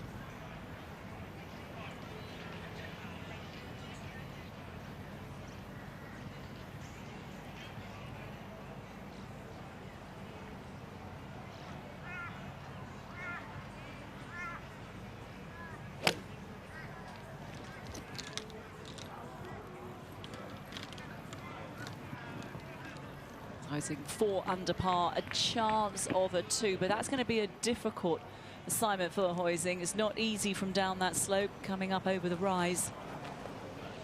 But solid. 2 great shots, yeah. Solid. They're obviously trying for the money, but like we said, it is a tough hole. Now let's get back onto Cameron Champ. Okay. I made this quote to my wife, Gemma. I don't watch a whole lot of golf, but I've started watching it again the last kind of 3-4 weeks to 2 months. He hits it so far and I would pay so much money for him. Well, so go and watch him. Oh, he is awesome. Let's have a chat about him as we watch. Hello, they're not playing those two, are they? This is the Gold Coast. How beautiful. One of the best, some of the best beaches you'll find, not just in Australia, but in the world. 300 days of sunshine. Sure it's only 300? I think there's more than that. Here it's more. It's definitely more here. But yeah, so Cameron Champ. Okay, now we must tell you more about Cameron Champ. He is this new sensation to hit the PGA Tour. He's just had a win, but it's more about how far he hits it. Now, Rory McIlroy is long, but Cameron Champ, he's 20, well, and so is Dustin Johnson, but Cameron Champ is 20 yards further than Dustin Johnson. Scary. That is, and his drive recently was 345 yards when he won the PGA Tour event a couple of weeks ago. So that is 345 yards off the tee. And hey, how far do you hit a 5-iron? Thinking yards. Well, yards. Okay. How far do you fly your 5-iron now? Yeah, probably about 175. Yeah, that's quite embarrassing. do you want to know how far? I was just thinking what I'd be hitting here. I'd be stinging in a little 4-iron. Yeah. What does he hit it? Cameron's got you covered on that. Just a little low. He flies, it's 5-iron, 235 yards. So we technically tee off on this hole with his 5-iron. There is a river behind us about 50, 60, 70 yards past. He'd just fly it straight into that. He'd be smack bang in the Nerang River. So a real name to look out for. If you haven't already heard of him, Cameron Champ. He has a clubhead speed of 130 miles per hour.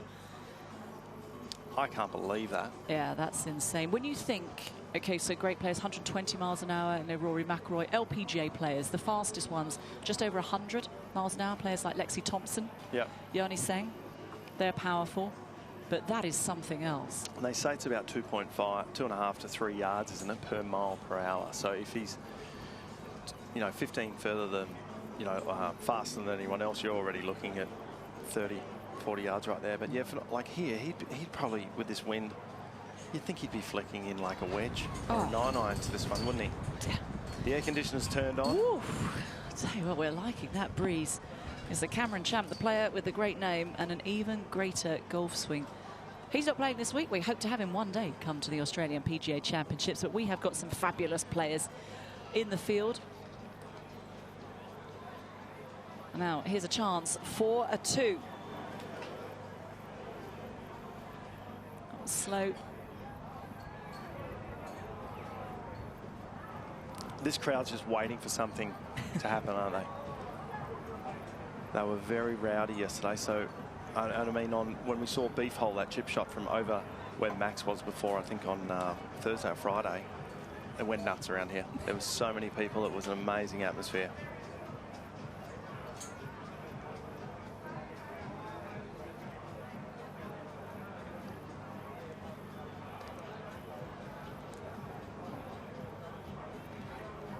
Josh Geary to go now. His chance of a 2.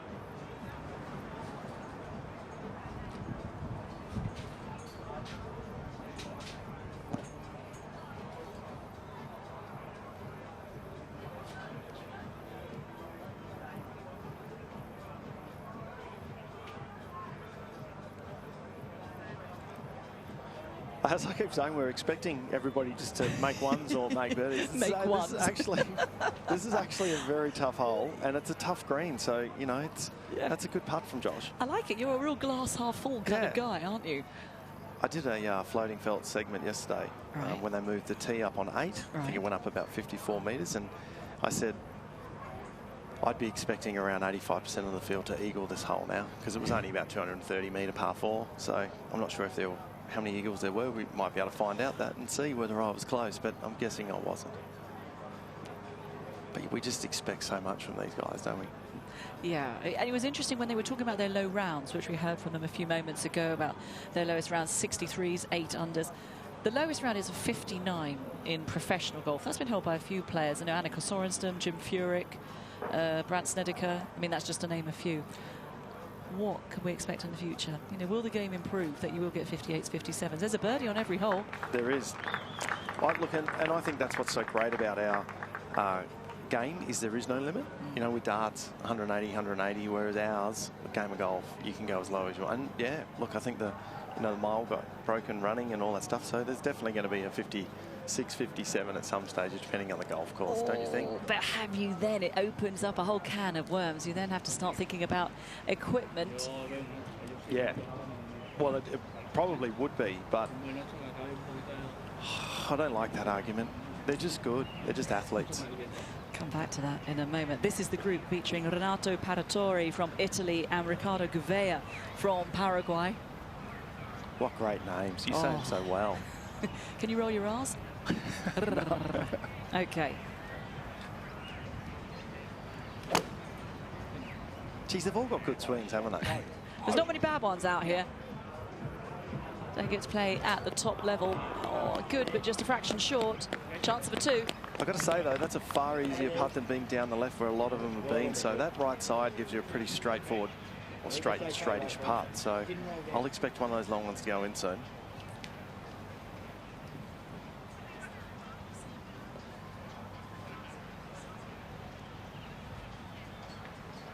So Riccardo Gouveia, he opened with a 69 on Thursday. Good start for the Paraguayan player.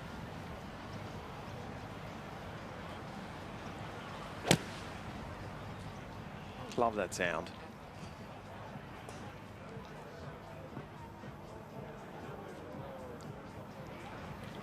That'll be a tough second one from there, with all that green in front of him. Still not yet to have a player walk left around past the Oakley Gold Coast Beach Club. They're all sticking to the path to the green. Well, maybe we will. Play is hotting up. Certainly the temperatures are here. It is fabulous to have your company for the final round of the Australian PGA Championships. Hi, I'm Matt Griffin. You're watching the Australian PGA live on PGA TV.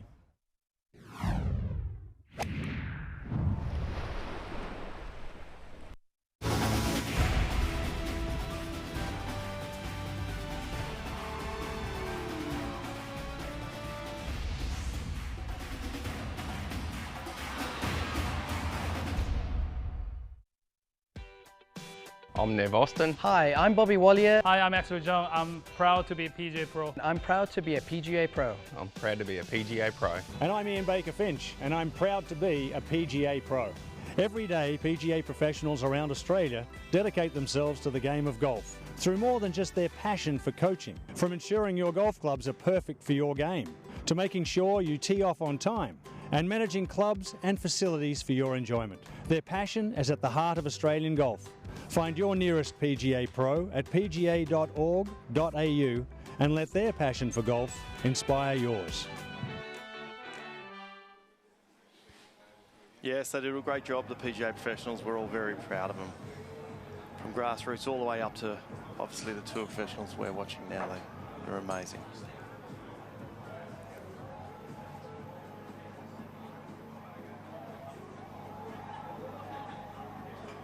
See in the background there's a lot of crowd moving around that 12th hole, so I'm not sure who that is. That's obviously got a big name out there that they're all following. Could be Robert Allenby. Robert Allenby teed off at 9:23 this morning, so won't be him. It's just gone 11 o'clock. He's playing with Sam Brazel. So well done, good one, Feltz. They've You played nailed fast, but they're not playing that fast. It's great having an expert in the commentary box. That research thing, same as with Palm. Oh dear. Yes, well, we do have the championship at stake here. Cameron Smith is looking to defend the Australian PGA Championship, but we think you're going to enjoy this coverage way more. This is the party hole, the 16th. Kate Burton, Kim Felton at the back of the 16th green, hoping that a player might ace the hole to win $500,000 from Soniq. And then the lucky participant who entered the competition was aligned with a player. They would get $500,000 worth of prizes from Soniq. Be so cool to see it go. I'll settle down.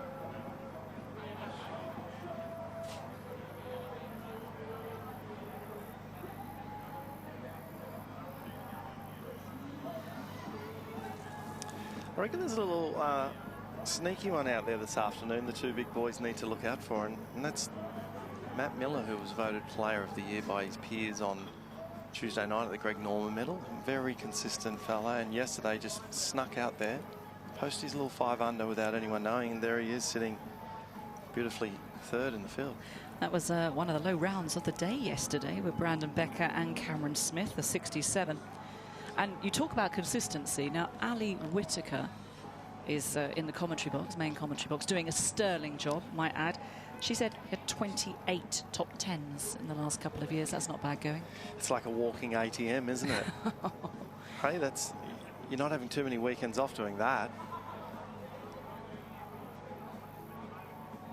Yeah, very underrated, Matt. He's a guy that just gets it done. He, you know, doesn't hit it far. He works out the way to play the golf course the week of, plots it around, and has an amazing wedge game and putting game. So it comes pretty easy to him at times.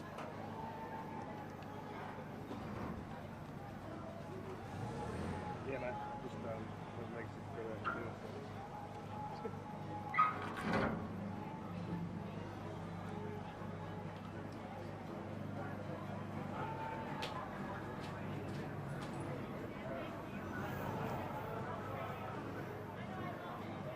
Frustration drop shot at the 16th.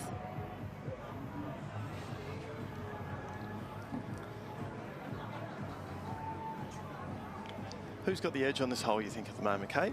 The players or the 16th hole itself? I think the whole location on 16 has certainly got the edge. You know, you've got to be right on the level, haven't you? Anything slightly left will drift away further down the slope. Anything short just gets stopped straight away by hitting into that upslope. And then if you get a little bit too punchy, you're over the top. So not an easy hole location, but that is a 3, a par and a bogey as these players move on to 17. 2 to go, most of them, although Europeans are probably going over to maybe play South Africa next week as well. So a lot of our guys are putting the clubs away. Great little bad hands. Oh, yeah, well, not second time lucky. Where else does that happen in a sport? I know. Love seeing the handover, Drop the the gloves catch. and the balls. Yeah, and when they all go for it and spill it. Yeah, like the Aussie cricket team, huh? He's enjoying himself down there, isn't he? The Oakley Gold Coast Beach Club. It's a bit of breeze down there now, making it look like it's keeping it kind of cool, so that's nice.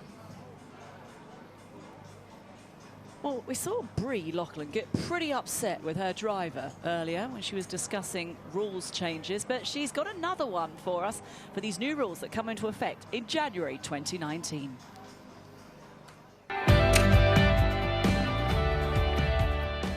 As of the 1st of January 2019, golfers will drop their ball in a way that will decrease the likelihood of a redrop or place, but maintain a desired randomness of where the ball will come to rest. As opposed to dropping from shoulder height, players will now hold the ball at knee height, let go of it so it falls straight down, and make sure that it lands and comes to rest in the relief area.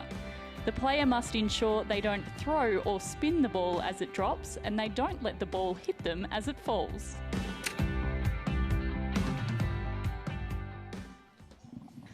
Interesting rule change that, Kim. So dropping from knee high, they were talking at the beginning of this year about dropping about a couple of inches off the ground, but they've changed that to knee high, because I think it's a really unfair rule that you have to drop shoulder high when you're in a bunker.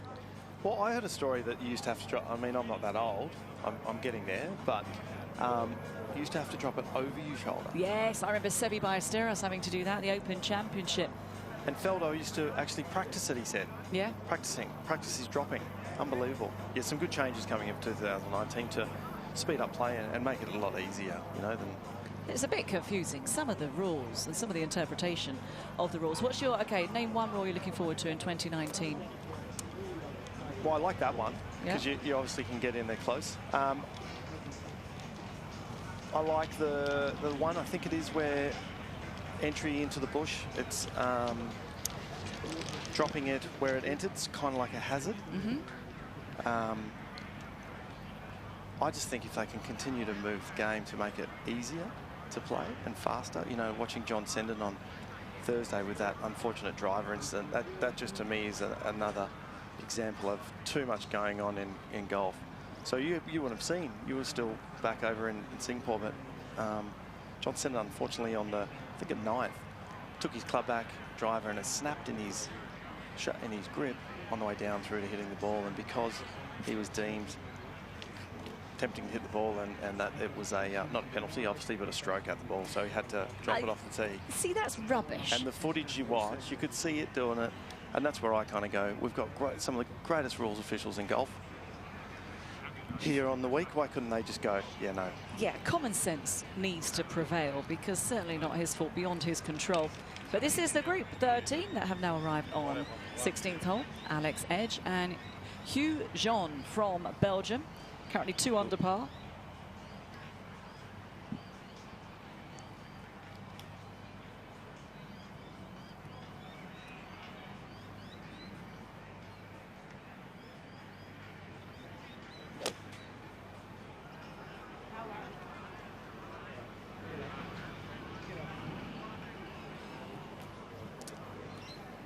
Sit. Oh.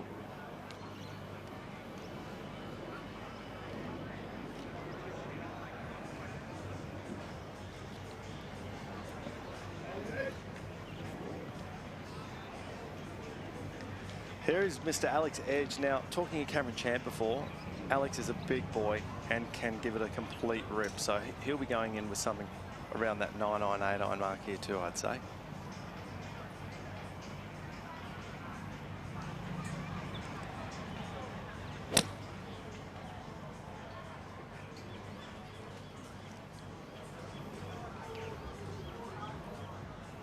Solid shot. Righty. It's the best place to be, I'd say, today. Right of the pin if you're not in it. His ears picking up.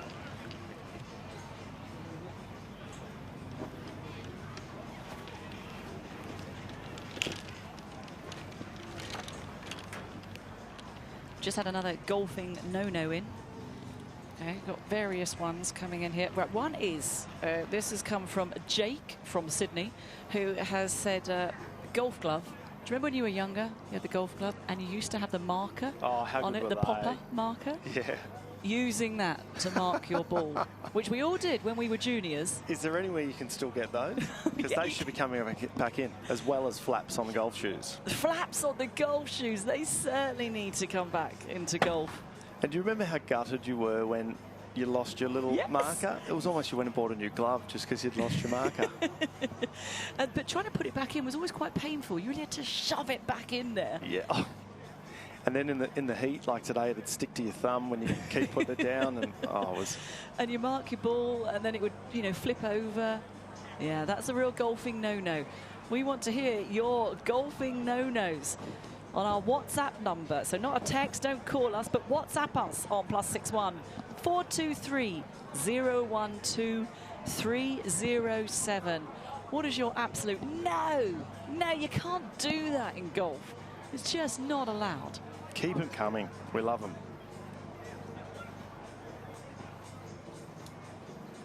What was your take the other day of the match up against World Cup of golf? So Tiger Woods versus Phil Mickelson. I was not a fan. $9 million between the two of them. As Rory McIlroy made a very good point, it's kind of 15 years too late. Yeah, good point. Very good. Did find the money obscene. I know they had side bets that went to charity, but that $9 million should have all gone to charity. These are guys who are worth over $1 billion between the two of them. I know most of that comes from Tiger Woods, but also no crowd. No, look, I think something cool. I reckon it's a great idea, and if they do more of them, absolutely. But have one key player and then have like a qualifier to take on Tiger. Okay. So it could be someone from this field, or it could be, we could have stages around for the match to take on. Could be, Cameron Chant, the next one, where a mini tour player could have the opportunity to play for a couple of $1 million, splitting with a charity and all that stuff. But get it where it brings the rest of the world in, because at the moment we know they're two of the greatest players ever. And it was never going to be something where someone won 6 and 5, because that was never going to be good for TV, was it? No, I don't think they would have let that happen either. And to score a big fat 0 between them in the Ryder Cup, that didn't help their cause as well when it came to promoting the big match. This was the huge match between Phil Mickelson and Tiger Woods. Rivals back in the day, but as Rory said, Rory McIlroy, it's about 15 years ago. Yeah. Would have been awesome back then, wouldn't it? Because I'm not sure they actually got along that well back then. So it would have been really the match. Alex Edge here with a, what looks like, what would you say that would be there, Kate? Maybe a 40-footer, 50-footer? Yeah, it's going to be into the grain. Straight into the grain. We've seen previous putts, they're pretty straight. So as long as he's got the speed right, this should probably just go in.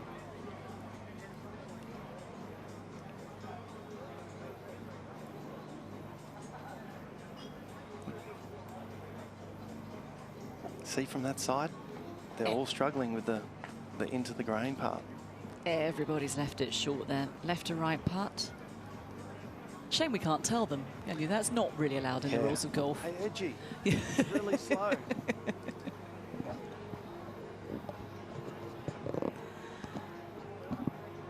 And now Joanne from Belgium. His chance up the slope. Well, we haven't seen many players get close. It's quite easy to run it past from this particular position. Yeah, good 2-putt here and walk to the next, I think, would be the idea. Yeah. He's given it a rip. No, not a 2. Do you remember being a junior and entering the 2s competition? Oh, how good was junior golf? Yeah, you'd win a sleeve of golf balls. It would be the best day ever. Yeah, spot on. And you'd stay there all day. Just drop me out in the morning, Mum, and come and get me when it's dark. Back when we didn't take the game so seriously. I know, get dropped off with a can of Coke sandwiches and a Mars bar. That was breakfast? Yeah, yeah, I always ate mine before I teed off. £3 to spend during the day, play 54 holes, get back in the evening. Kept me out of trouble. So good. And I like that we're getting back into that again, where the golf club used to be kind of a childcare centre, really, with a head professional. Well, it was for David Milne, who was our coach back then. There'd be 9 of us all just floating around in the pro shop putting and... Oh, brilliant. Okay, Edge, this for par at 16.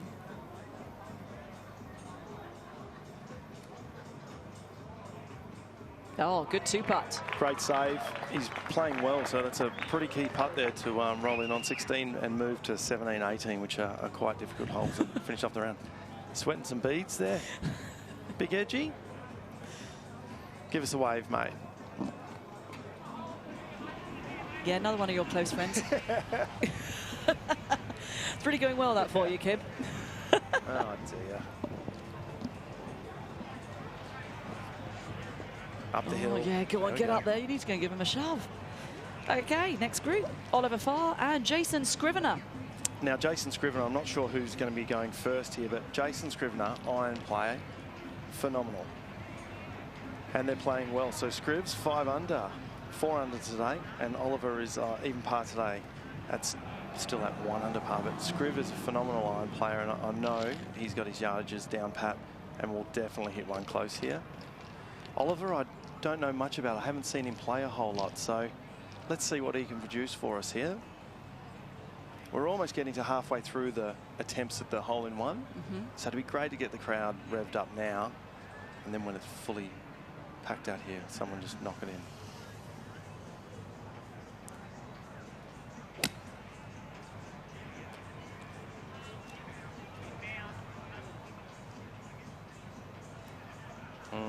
I don't think we need to. I think everybody saw that. Yeah, that breeze picked up. I actually think it's doing a bit of a switch here too. I just leant out. It doesn't look like it's... We'll have to go for a wander. Yeah, I'll send you off to do that. Thank you. Okay, go and pace this hole. I'll go sweat the beads. Okay. So as I said, Scriv finished 3rd last week in Hong Kong. He's a phenomenal player. I actually picked him to win. We're not allowed to gamble with the PGA, but he was my hot tip for a win last week. Hong Kong suits him down pat, I think. And brilliant. So you picked him, you couldn't bet, and had you done an each way bet, you would have won money. So in fact, you came away earning nothing. Oh, Scriv owes me. He can fix me up for that. I put it out there. A lot of people won money because of my Instagram, but let's see what he's got here. One of the best ball strikers in the game, I say here. Okay, now why is that? Why does he strike the ball so well? We're going to see him swing now. Watch this swing. It's just so beautiful. And he's one of the handsome fellas too. We mentioned, isn't he? I'll pay extra close attention. Just fluent.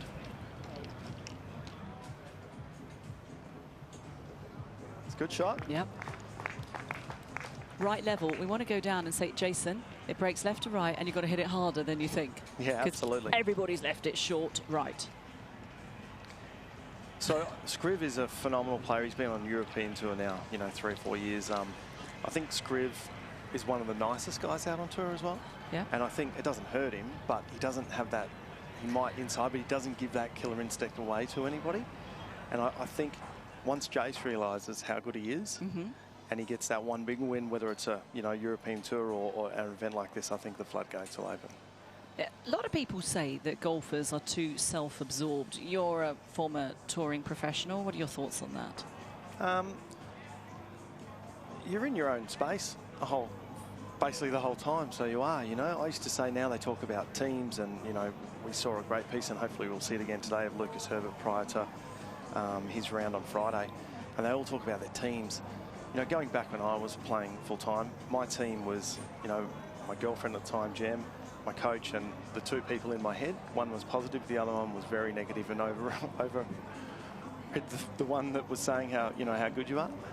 That's the part that I think is the hardest with this game, is if you can stay out of your own way and just let what we're talking about before, the fun times and, you know, golf clubs, being a junior and chipping all day and playing the game of golf, it can kind of feel easy at times. But we, as professional golfers, get right in the way non-stop. But it's so hard. It's your livelihood. And amateurs too, though.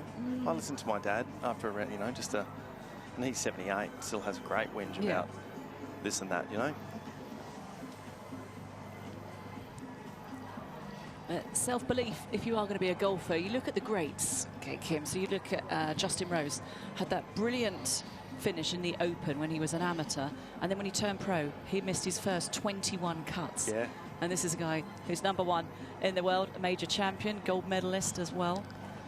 So it's a game where self-belief carries you to where you are. You've got to have that confidence. Oh, there we are. There we are. Right.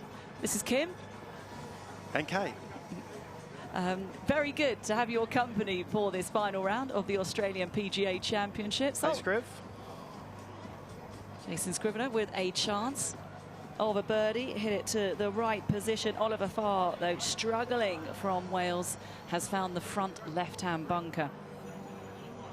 Brutal shot here. Yeah, bit of green to play with. I hated these shots with so much green, but these guys are so good on these days. They practice them all the time.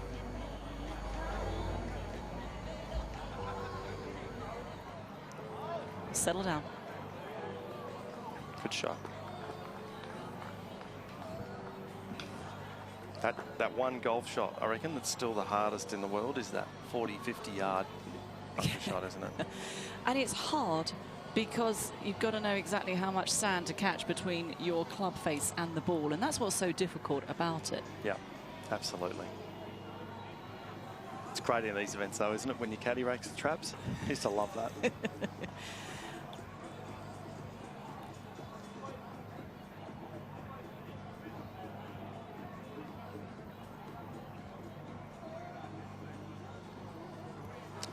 Can I just say, I've just noticed something. Go on. How golf tournaments are creating all new things. If you look left of Scrooge down here where he's putting, Jason, what have we got over there in that tent? Left of the food, we've got a massage therapist. You are kidding me. Is that there as well? You're not going to be here for much longer. I was going to say, you'll be doing a piece from there later on, won't you? You betcha. I'm off after this putt. Okay, this will break left to right. So you need to hit it hard enough because everybody's left it short here, putting into the grain. He's done it. Oh, he's left it short in the jaws. In the jaws, too. That would have made the crowd gone wild. Easy 3 for Jason Scrivener. So a real player to look out for. Absolutely, yep. He will be a, once he gets that first big one away, he'll be an absolute game beater.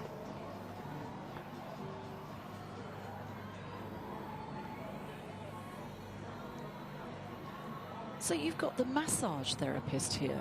You have got the Oakley Gold Coast Beach Club. You can dabble your feet in the paddling pool.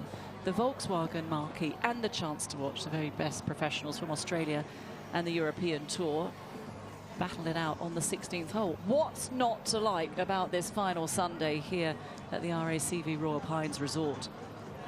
Nothing. You need to be here. This for 3. She paid the price off the tee into the bunker. So a drop shot.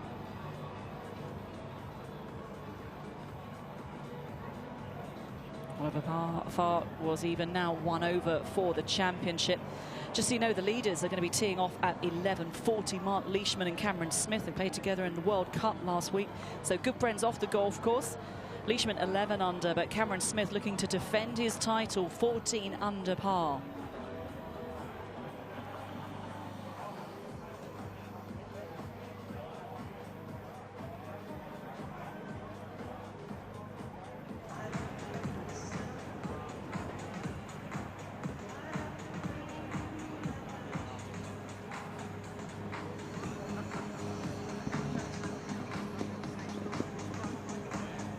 I want to say, you know what's good when you've got sandy feet? Oh, look, I'm going to give you such good advice here. Talcum powder. Really? Yeah, put talcum powder on your sandy feet, all the sand comes off. See, stay with us if you want to know the answer to those burning questions. Well, we've had a chance to catch up with various pros during the week, and this is another one from the European Tour, Dion Lawson. A week, like, it's a little bit unfortunate in a way, but it sort of decides whether you got a, you know, quite a good job for the next year or not, sort of thing. So as much as you put that aside when you're playing, it's hard to not think about it a little bit. I just wanted to finish, like just get it done and then be like, yeah, I've done it. Yeah, once that putt went in on the last, it was like, oh, relax. And then my brain was fried pretty much. Europe Q School's probably the hardest week of golf I've ever had. Obviously a lot riding on it. It's good to get a card for the 2019 season. Finishing Thursday, roughly 25, 30 hours on a plane, then I landed and my girlfriend picked me up and she was so excited and I was just so zoned out. She was jumping around and I was kind of like, she's like, are you excited? And it hadn't really sunk in yet. it's a bit surreal feeling, and you watch those guys all the time, and then all of a sudden you're playing with them. Like, very exciting. Looking back now, all the practice that I'd done, it almost become instinctive. I feel like I've played reasonably solid for a little while now. I'm not so much a confidence player, like more about the process and just keep doing what I can do, and all the things that I was doing, regardless of whether it's in Europe or Australia or anything, I just need to keep doing what I can control and sort of keep it simple and know that what we're doing is good enough, and just keep trusting it rather than trying to search for something that you don't need to. That's Dion Lawson. Congratulations to him. Got his European Tour card just recently. Did you have a go at Q School? I did, yeah. I was never any good at Q Schools. Couldn't get past first stage in most of them. I spoke to him yesterday on the putting green, actually, and he was out in the middle of the day, missed the cut, but practicing hard, knowing that he had to head off to South Africa, I think tonight, actually. So we've got our next group coming through here on the 16th, and it is two great players. We've got Gareth Patterson here from New Zealand. Was 1 under par starting the round. Not sure how he's going. There he is. He's 2 under today, so he's constructing a beautiful round. And we've obviously got Simon Hawkes, who won the Vic Open earlier this year, who's a great player and more similar to Scriv. Once he gets a chance, will take some big titles. I know. I'm told that Simon Hawkes is nicknamed Mick Jagger on tour. Now, I don't know why that is. Can you shed any light on this? I don't know that either, but well, he doesn't look like him. Does he do stuff like him? Apparently he's got the vibe of Mick Jagger. Okay, there you go. Yeah, okay, well, we'll have to look closely. Let's scrutinise him a little bit. And, yeah, go. Go on. Gareth Patterson has a bit of a penchant for a certain type of drink. Loves a cup of tea. A nice cup of tea. Yeah. We always say in England, have a nice cup of tea. Have a nice cup of tea. You can't have There's an never a horrible bad one. Don't want an average one. Loves it. He would walk in if he could. If he had to wait for a group here on the screen, he'd walk back to the clubhouse to get a cup of tea. Really? Yeah, he loves them. Does he have a cup with him? He brings his own cup. No. He does, yeah. He'll probably go rinse it out in the Oakley Gold Coast Beach Club pool over there and put it back in his bag. In your paddling pool. Simon Hawkes is leading us off. They're all good ball strikers, as I said. So we've just ducked out of the booth before. I just ducked out of the booth before, and I actually have realised the wind's done a bit of a switch here, and it's more coming into off the right now. And I asked Scriv what he hit, and he hit a 6-iron in here. So we're starting to see some longer clubs come out.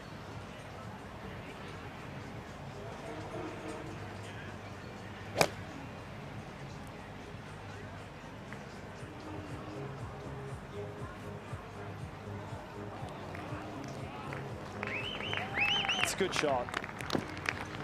Right level. Crowds are here expecting a 1, but as we've said before, it's a tough hole.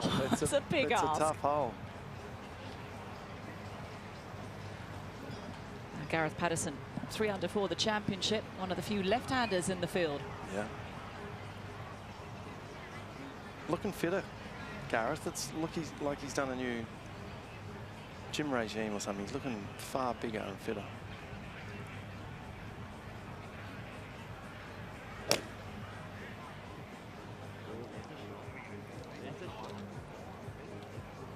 Oh, great shot.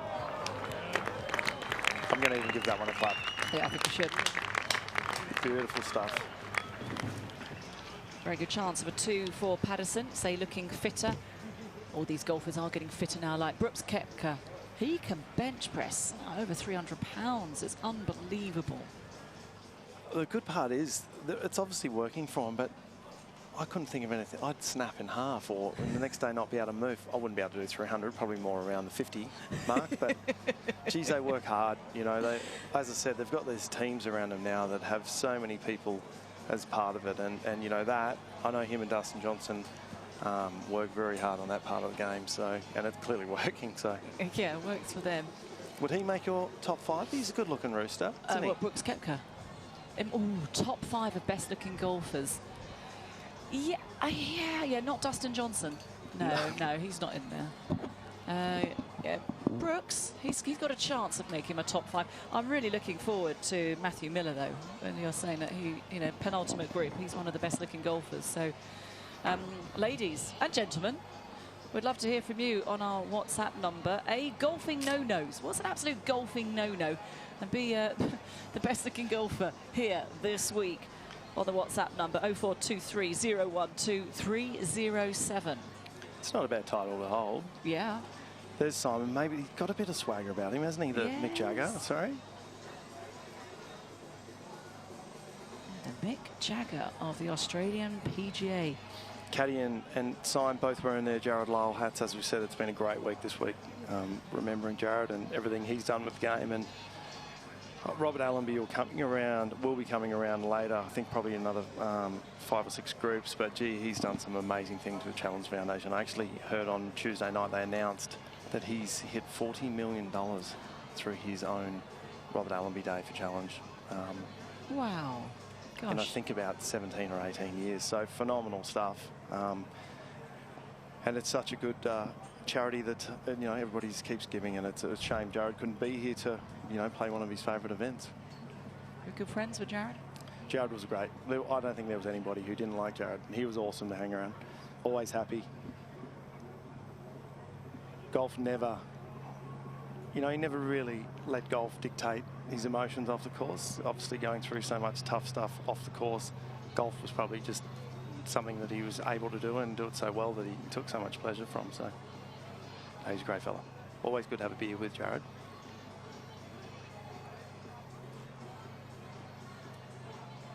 It's not going to reach. We so need to go out and give them a shout. Can we put a sign out there? No, that's not allowed. Very slow. See what we did this week too. See the rules official sitting through the green over there in his buggy, in that beautiful yellow buggy. Yeah. Yeah, we got the all the golf carts here. I think there's a fleet of about 200 painted yellow for Jared as well.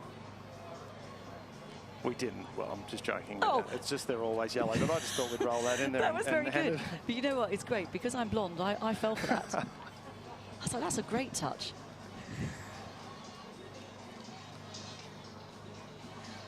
Well, this is one of the best tee shots we've seen all day. And so a real chance for a 2 here. We know it's going to break a little bit left to right. It's got to have enough pace on it into the grain. Gareth won't leave it short. Okay, he's 3 under, so chance to get to 4 under.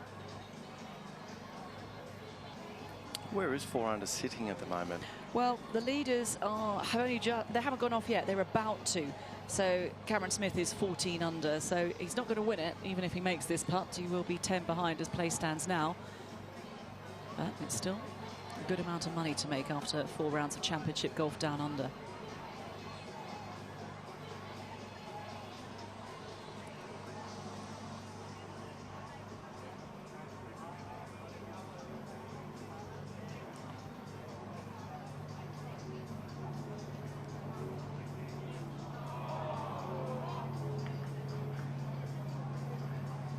Well, the good news is he got it past. He did. One of the first few to do that. But not at all a 2, sadly, for Patterson. So he'll remain 3 under with 2 to play, the Kiwi golfer. So with that little wind change, the next would be playing very hard. Well done there, Simon. You mean Mick? Mick. Well done, Mick.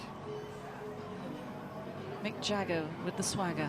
His caddy's got some swagger too, hasn't he? Look, they're a cool couple, those two. They've got it going on. Oh, another player. Kim's going Gareth, for the yeah, wave. I'm trying to claim. Yes, no, trying to claim no. some Simon brushed me. Yeah.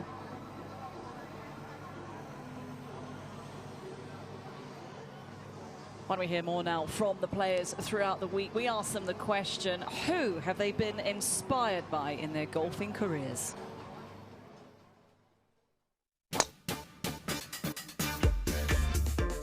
My dad got me into golf. I played all sports growing up as a kid, and went out to the golf course with him, and always loved being out there. Oh, my dad got me started, and then obviously watching Tiger play. I mean, I think people still get off to Tiger playing. My dad, we started playing together at the same time, so yeah, oh man.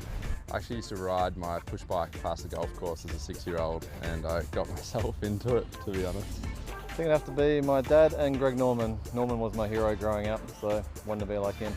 I got a plastic set of clubs from my parents when I was 3 or 4, and I just didn't put them down, so there was no really inspiration, I don't think, other than just loved it from the moment I picked them up and just wouldn't put them back down. This probably came from my dad, actually. When I was younger, he used to play a bit with his mates, and I just went along one time when I was probably about 10 or 11, and he gave me a go and said I was pretty natural, and from there all I wanted to do was go and play. I don't know, I had grandparents that played, I guess, and I just wanted to give it a go. I played lots of sports when I was young. I say my dad did, and that he used to play a lot, so it used to be great going out to the local pitch and putts and playing with my dad. And when I joined North Middlesex, going to play with him 9 holes in the evening and stuff like that was great. Probably watching Greg Norman on TV as a young kid, he got me out into the game. The Shark. Who didn't love him? Oh, he was mine. Terry Pilkadaris here. We all know Terry's been playing golf for a long time and doing it very well, so through the Asia and European tours. Come on, be good. Oh, he's called it. Cracking shot too. Very good shot. Nothing better than when you hear the player go, oh, be good, is there? This is Sean Crocker, who's having an absolutely blistering day on the golf course. He is 5 under today, 6 under for the championship, finds himself in tied 6th position. So this is a great finishing round from the American. Yeah, you get another 1 or 2. Finishing off, post that little 8. I know it's not going to probably win, but 8 under's 3rd at the moment. Yeah. I think if worst case is going to be on the bottom and you cut up the... Yeah. There's no, unless I absolutely try and get a high draw as long, but I'm not going to do that.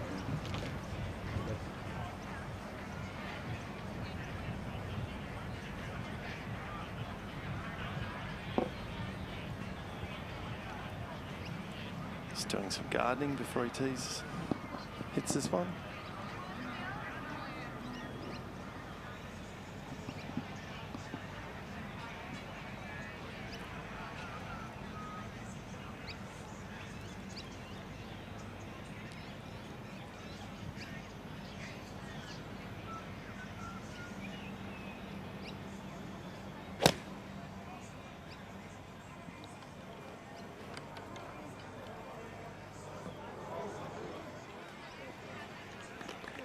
First one we've seen finish there today and stay on the greens. It's very easy for that to roll off the back. Oh. Great shots. Another chance for Sean Crocker.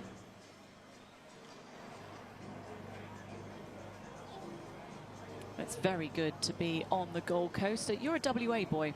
I am. Oh, so how nice is it to be in this part of Australia? Whoa. Look at that.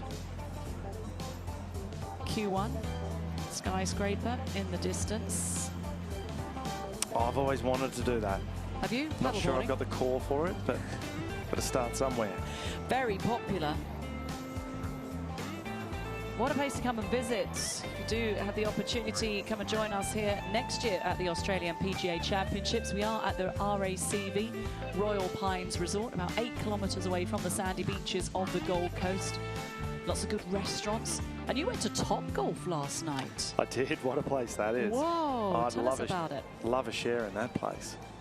3 stories, exactly the spitting image of what they've done in Vegas and obviously other places in America. Yeah, we're lucky enough on behalf of CCA, Coca-Cola, to be invited along. They run an event in each state through the PGA, and both winners, being a PGA professional and an amateur or committee member of a club or GM are able to come over, and they have their final, or they will have their final on Monday here.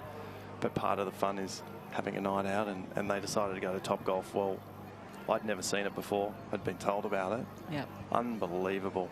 So in a nutshell, how does it work?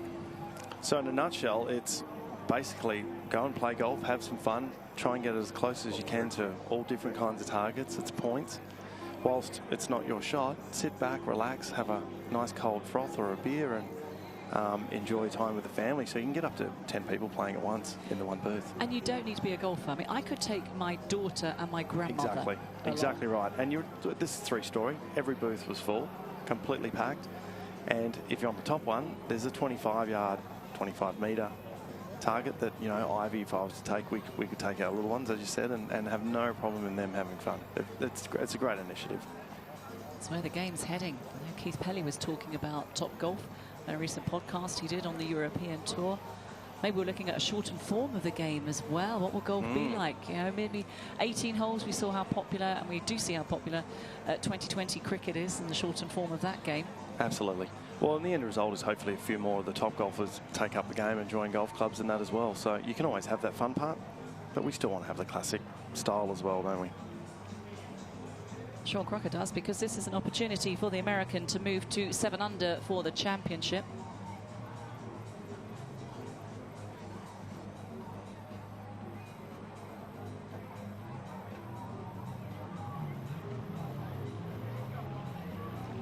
Commentary box is just perched behind this putt. We haven't seen many from this position, but from the other side, it does move from left to right. So this should go a fraction right to left for Crocker.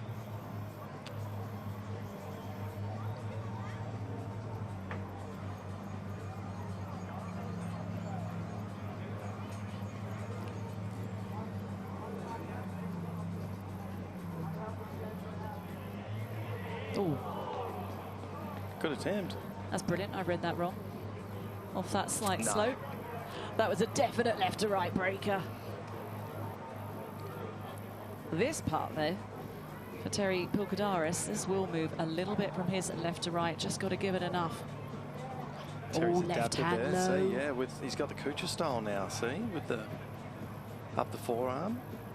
Okay, now why that? Takes the hands out of the equation, stops it being a nervy stroke? Just to keep it more solid, I think.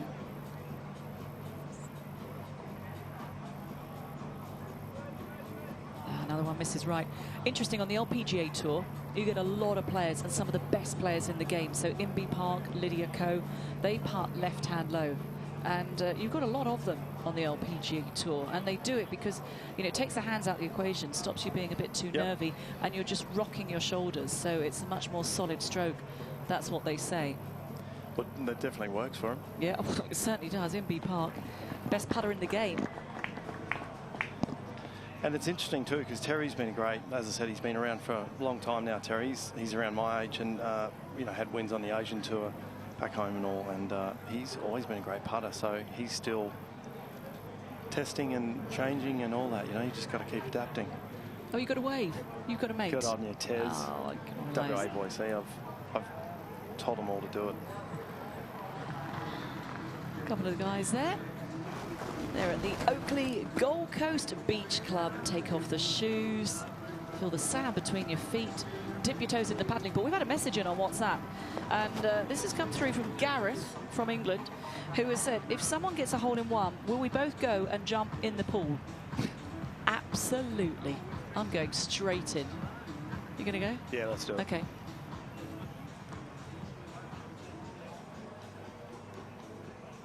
Run Whoa. and jump. Now this is the best shirt that we have seen all day. This is Anthony Quayle, who has had a great year in Japan. Great golfer who also finished runner-up at Fiji International earlier this year. Got a great game and is now loving being up in Japan. It's close to home.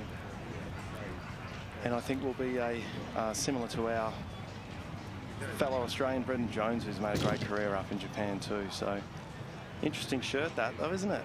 You won't lose him. Grew up on a golf course that his family constructed with baked bean cans. They had a How big good. garden. Popped the baked bean cans, made those as holes. Brilliant. Anthony, he's 2 over par today, though, for round 4, so he's even for the championship.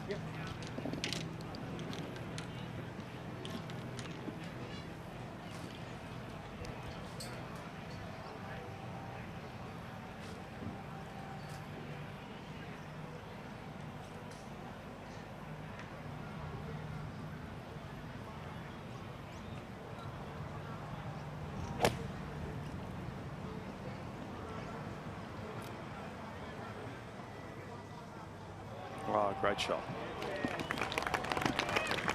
Very, very nice.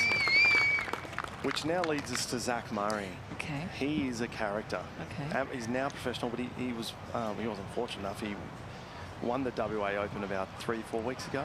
Great golfer, and is one of the funniest guys out there. Smiling before he hits there.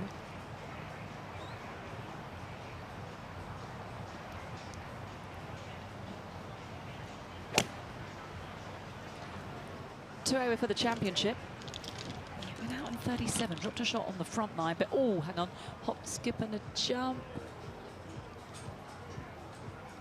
Well, he's got a bit of green to work with. Let's take the positives from that, but turn that over in the wind for one of the funny guys. So that was the group featuring Anthony Quayle and Zach Murray. They have just teed off on the 16th hole, the party hole here at the Australian PGA Championships. Hi, Mark Leishman here from the Warrnambool Golf Club. You're watching the Australian PGA Championships on PGA TV.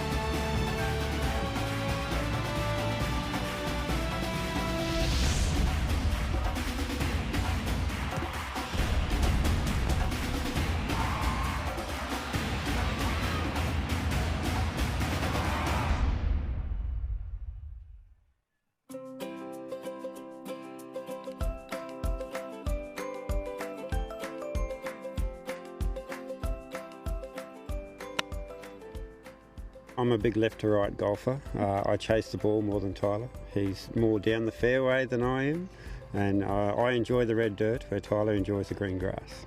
It's a beautiful course, and it's accessible to everybody because it's a public course, and especially Kalgoorlie, the kids can play for free, and they just love the game, so why not come out and play?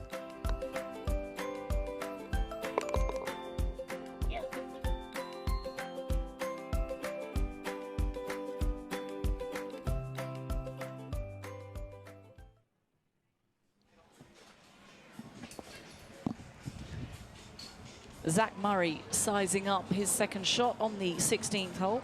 Tugged his tee shot left. Anthony Quayle has a very good chance of making a 2, his playing partner. Not easy. Oh, question in for you, Kim. This is from Brad Allen. We talked about how far Cameron Champ hits the ball. That's, you know, cheeky 340 yards. How long does Kim drive the balls these days? 170, 180? What do you...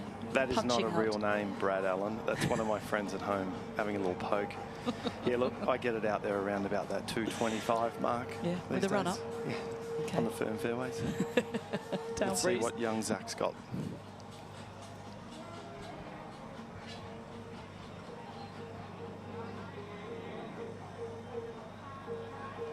Looking good. Oh, lovely touch.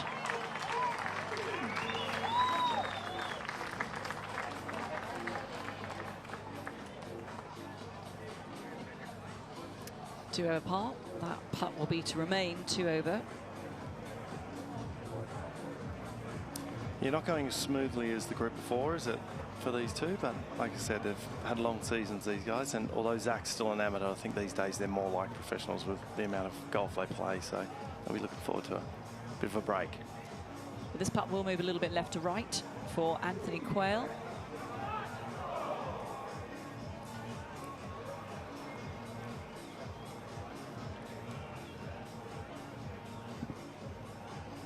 And the music is certainly getting louder at the Volkswagen marquee, but it's not a problem for the players, though.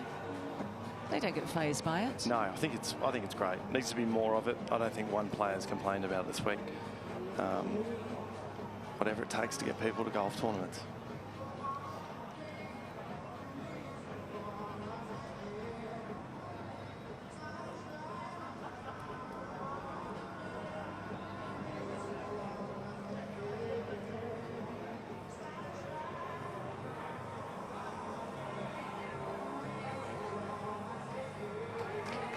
Great up and down. It's very classy. So amateur Zach Murray will be looking to turn pro soon. He is pro now. He has turned pro. Yeah. So he's just turned. He's into the big leagues now, and didn't take home the $15,000 from the WA Open, which would have been handy. But as I said, he's a great golfer and got a bit of a larrikin to him as well, which will be great for the game. This is kind of the outfit we needed to be wearing this week, or today, is the Hawaiian shirts and the... Well, we have had some of the very best players teared up this week, including Lucas Herbert, who's had a wonderful year. Sadly not here for the weekend, but we asked him about his pre-shot warm-up routine and what he gets up to before teeing off.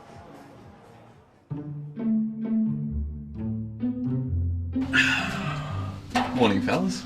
Bright-eyed, bushy-tailed. Hello. I'm so awake. I'm good. Feeling fresh. I'll observe him during the day when he's playing, see what's moving well, see what's not. And then first thing in the morning, he'll always have a walk. And I'll see what's changed, what's moving well, what's not, what we need to work on that day. So. He's not really a morning person, as you might be able to tell. He's usually a little bit more up and about than this. Body's different as well, first thing in the morning to after he's been moving a little bit. So he'll need a few movements this morning to get everything going, I think. It's painful. I was trying to act tough in front of the camera. It's such a repetitive and one-sided sport, so you're always going to see not a lot of symmetry through the body with what they're doing. Okay. We're all here, and all his mates understand, you know, when they come for a week like this, they're on his time. Everyone's here, you know, for the right reasons, and they're very supportive of him. And if it means they have to get up at 3 o'clock in the morning, well, they have to get up at 3 o'clock in the morning. Good morning. Jesus Christ. This is hilarious. I'm too American for this right now. I think for me, there's just like little feels in your golf swing every day that, you know, you're basically trying to do, obviously, to hit good shots. The last thing you want to do is shoot 65 on Saturday, get yourself right up in the lead, and then come out Sunday and try and hit the same shots with the same feels, and it's just different because your body's different. Where I found with Sim, like, she gets my body pretty close to the same every day. Whatever it may be in my golf swing that I'm trying to do to produce the same shot as the day before, they sort of tend to stay around for a lot longer. So if you're playing good on Tuesday, that consistency tends to hang around for 4 or 5 days. Whereas before, I think it was kind of a bit one-hit wonderish. No one's online to talk to at 3:30 a.m. Don't understand it. 3:41. I have burnt eggs before, but I think we should be okay. At least we can get on camera. 3 years ago, the warm-up consisted of sort of, I'll get to the course 45 minutes before and get to the tee on time. But yeah, there's a lot more to it these days. You've seen me cook breakfast and put the dishes away. It's about as rare as Herbie doing it himself.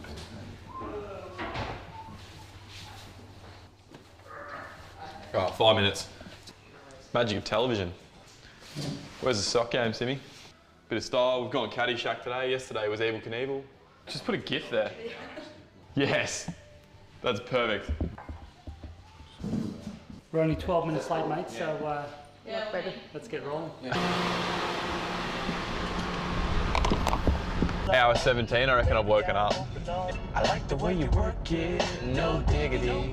The first time I played this was 2015. I reckon the last time I was here, when I was here the first time though, I wasn't driving into the complex at 4:30 in the morning. 4:25? 4:24. 9 minutes behind schedule. Where's all the crowds? Why is no one here at 4:30 in the morning?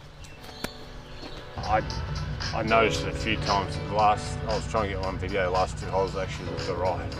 It looked very up there for some reason, which I've never really seen that. So my speed was horrible as well. We're just going to have to try and lip out every putt right edge. This is going to be great TV. Dom's sort of doing some stuff technically with his putting that they're sort of spoken about the last, I suppose, 4 to 6 weeks.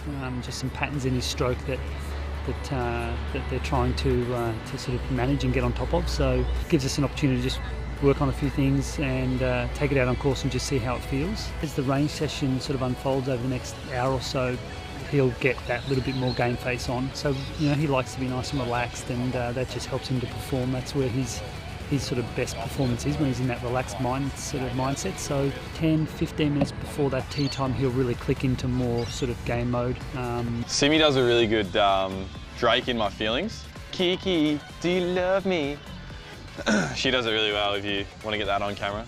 He's good at really switching on and off for such a period of time. We don't want him just totally on the whole time. He's got to have a bit of fun, enjoy this, and but there's times that we're working now, so switch on, let's achieve this. You know, I'm a big one for any sort of practice we're doing. You know, we're trying to achieve something. Right, so we're about 40 minutes from tee off now. So he's just done his movements before the range. So he's had the treatment this morning, but we always save a lot of movements for right before he hits shots so that he's ready to go for then. We found this works best for him in terms of prep. So we'll always treatment, get here, start putting, and then come and do the movements right before he's on the range.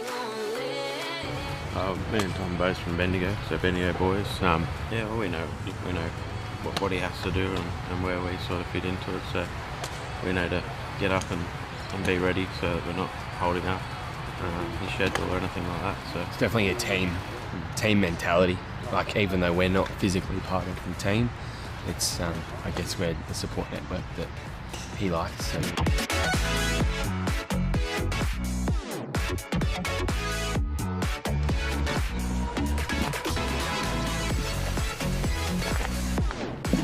Oh, 48. Still shouldn't even be awake yet.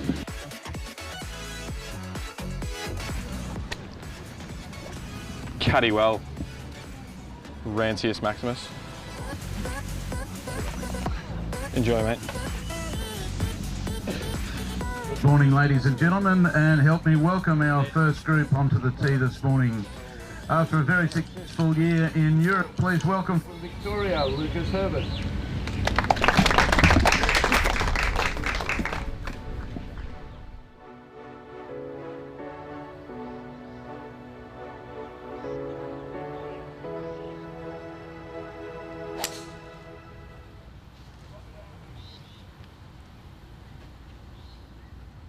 Well, how fascinating to have an in-depth kind of bird's eye view of what goes on before Lucas Herbert teed off at 6 o'clock on the opening see the time day. at the start there? What, 3? 3 a.m. My goodness me.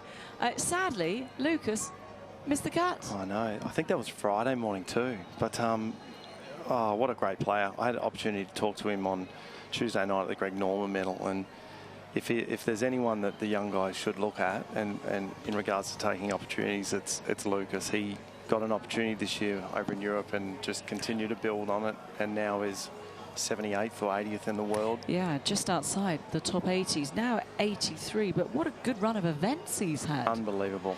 He was tied third in the Sky Sports. Let's try Sky Sports even. The British Masters at Walton Heath, my old home course.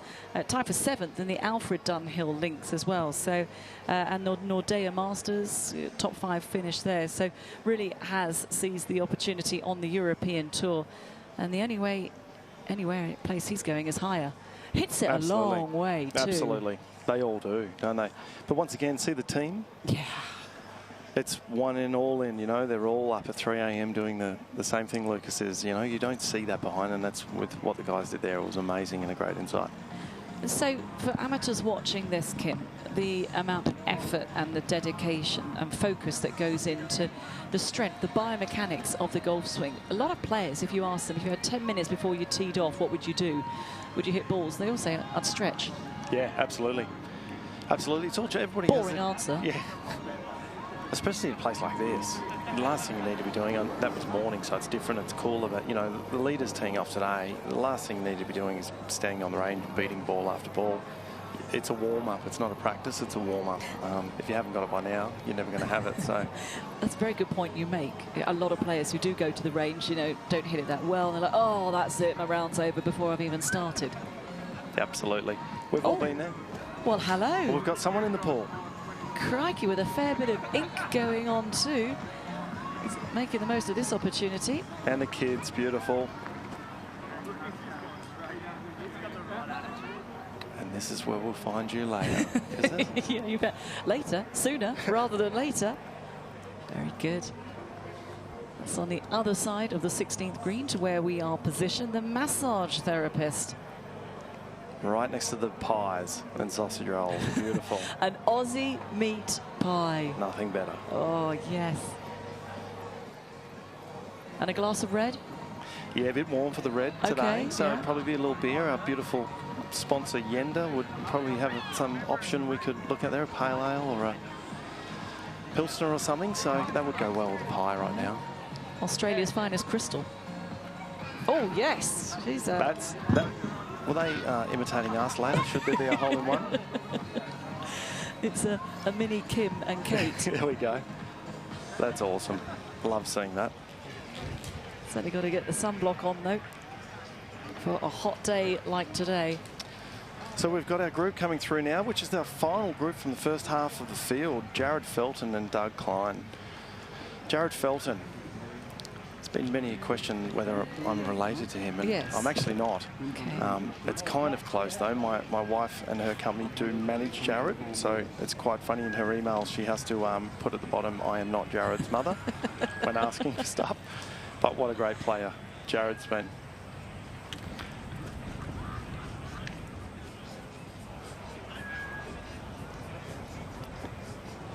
So remembering this hole is 175 metres. It looks like here with the flag stick in front of us, the flag's starting to blow down from the hole. So where we mentioned, or I'd spoken to Scoop before hitting 6 irons, looks like Jared's going down a club, so it could almost be swinging back behind him again now, and will lead back to that 8 iron, 7 iron kind of shot. But he's 1 under for the round, 3 under for the championship. Oh, no, he's actually just made a birdie on 15, sorry. So he's now moved to 4 under for the championship. Playing with fellow Aussie Douglas Klein, who's 1 under. Another great ball striker, very solid player.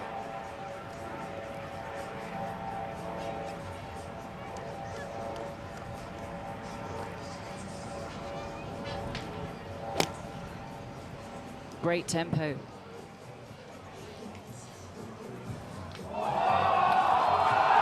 My God. Hit the pen. I just took you. I just took your eyes off the ball. Yeah, just. The Volkswagen marquee nearly erupted. Wow. Jared Felton very nearly an ace at 16.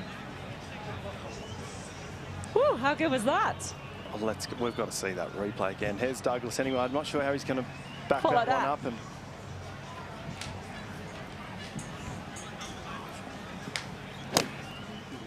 he gets it inside that. It's a 1.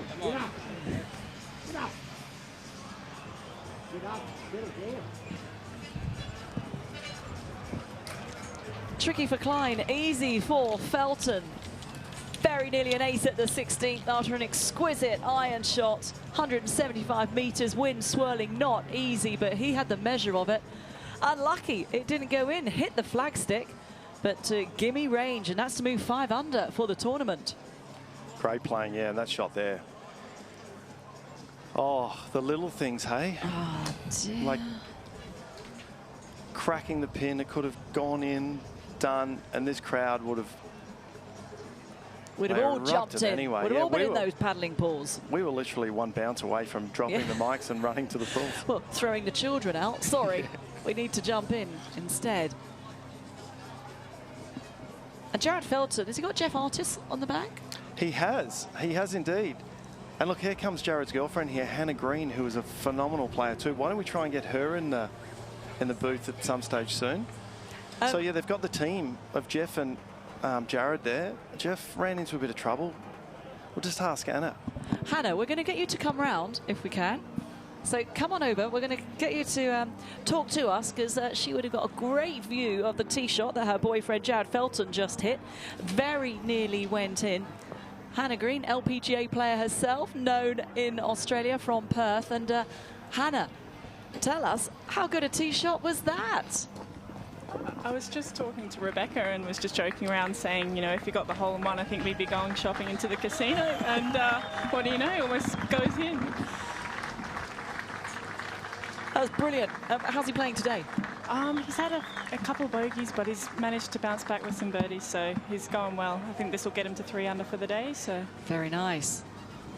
Very nice. So no chance of walking away with the title, but want to finish strong on the final day. Definitely get some confidence. He's got one more event on the Asian tour in a couple of weeks' time, so hopefully go into there with some good form. Brilliant. Good to see you here this week. You've had a wonderful year on the LPGA Tour. Very nearly had a run at the Australian Open earlier this year. We're going to get you to stand up, Hannah, because you'll be able to see us. We are at the back of the 16th green. Give us a wave. Okay, this is Hannah Green, one of the leading lights from Australia, from Perth, playing on the LPGA Tour. And actually, we're going to get Becky Artis in as well, because Becky in the yellow top. Beck, you're going to need some sunscreen. You're getting a proper tan out there. She's got some on, but Becca's husband, Jeff Artis, is on the bag for Jared Felton. Oh, it's a hot day today. It's a challenging golf course, certainly after this redesign, Hannah. Absolutely, definitely. And with this wind direction today, it's definitely a lot tougher for the fellas out there. Oh, you nearly had the 500,000. Soniq giving $500,000 to the professional and then the competition entrants, who assigned a player. Well, that would have been $500,000 worth of prizes to them as well. Not to be. Chances of a hole-in-one still remain very much alive here on 16.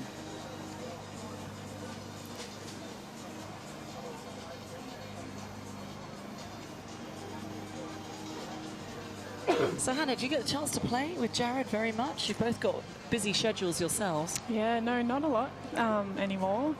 It's definitely been tougher with me being in the US, you know, most of the last couple of years, but I'm sure this summer we'll be, you know, practicing, getting ready for next season, so I'm sure that will happen.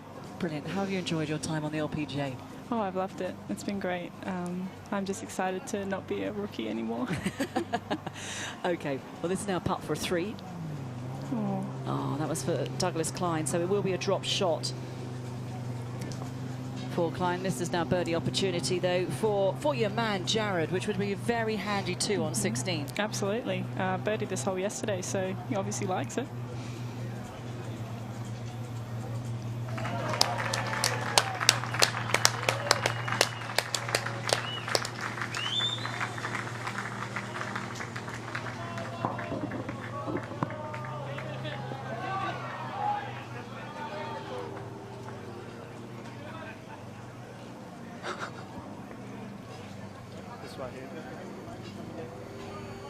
Jared, just heard from Hannah, your girlfriend.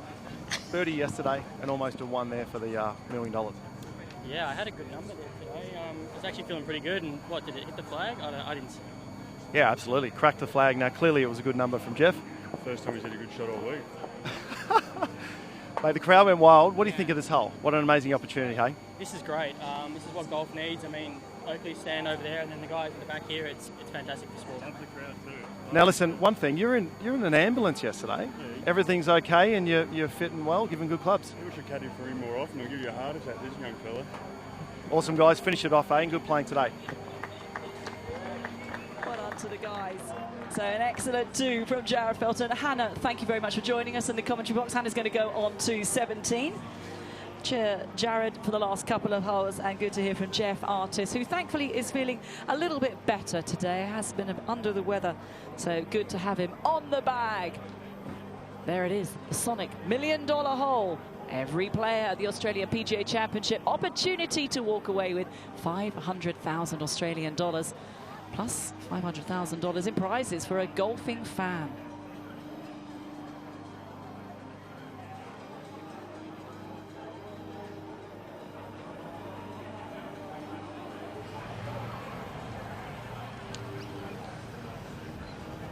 Gonna move on. The next group that join us on the 16th features Rodney Pampling and Jonathan Thompson from England. Thompson having a very good outing, 4 under for the championship. Well, Pampling just even par.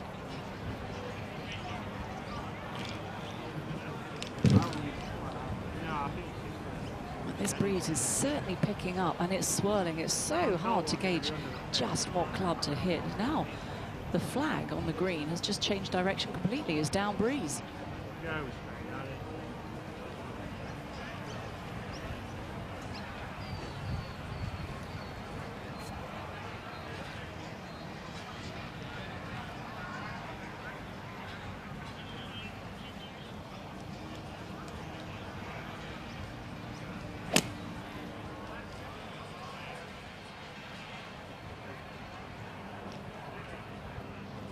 It's a good shot if it stays.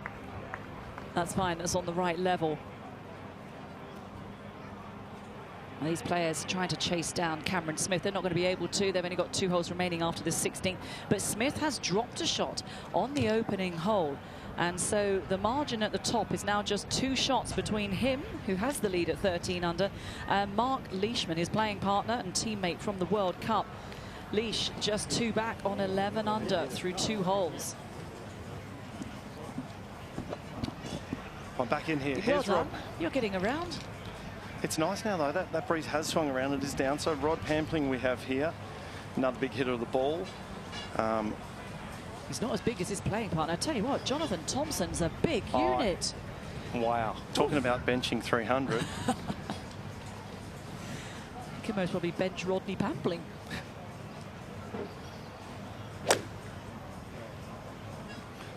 Doesn't seem too happy with that one. Hang there. Geez, Rod's been a good player for many years now over in the US, consolidated, living there, but has, you know, probably one of the most successful Australians over on the US tour, John Senden being another one. They just continually, you know, stay over there and keep the cards on the toughest tour in the world. All these players, global players now, but they're all going to have to keep up to speed with the rule changes in 2019. And Brie Loughlin has been explaining a few to us. And next coming up is all about those pesky loose impediments.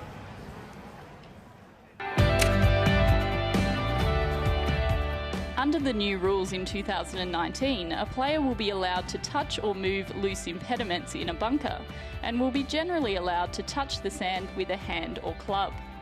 However, the player must not deliberately touch the sand in a bunker to test the conditions of the sand, or touch the sand with a club making a practice swing, grounding the club in front or behind the ball, or making a backswing of a shot. So although you can move loose impediments in the bunker, the way you prepare and address the ball remains unchanged.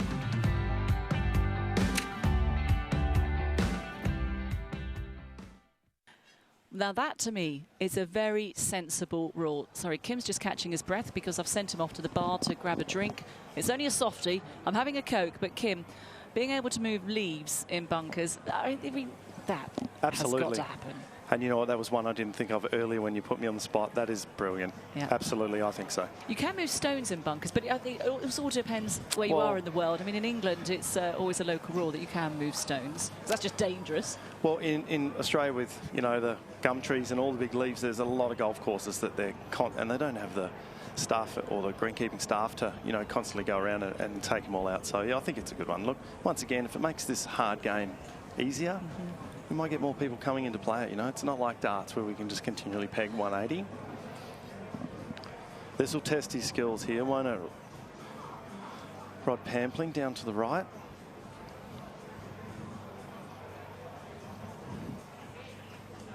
From here though, so should know the grasses quite well.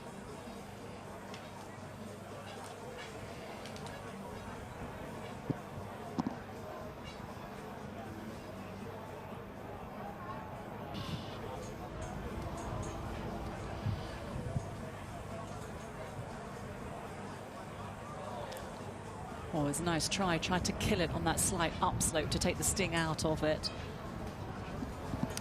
I guess that's the key to this golf course, is missing it in the wrong spot, or missing it in the right spot, more like it. Should you miss it in the wrong spot, there's never a simple up and down here. Graham's built these greens up a little bit, giving you testy shots all the time when you do miss it. It's not just this hole. We're watching it is most of them. So, gee, he's a big unit, isn't he? Oh, goodness me. Yes, this is Jonathan Thompson from England. 4 under, so this is a chance to move to 5 under. What do you think he is? 6 foot? He's got to be 7, I think. Look, his caddy's even a big guy, and he looks like he's 5'5". Poor Rob Pampling next to him. G'day, Ash Hall. How are you? How'd you finish? Sorry, Ash Hall's just dropped past to say hello. Hanging over the edge. Teed off earlier this morning. Saw him coming through the 16th. Was playing with Ryan Evans.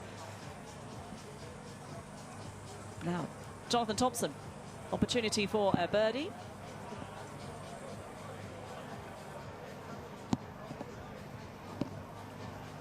So Jonathan Thompson, we're thinking what, 6'8"?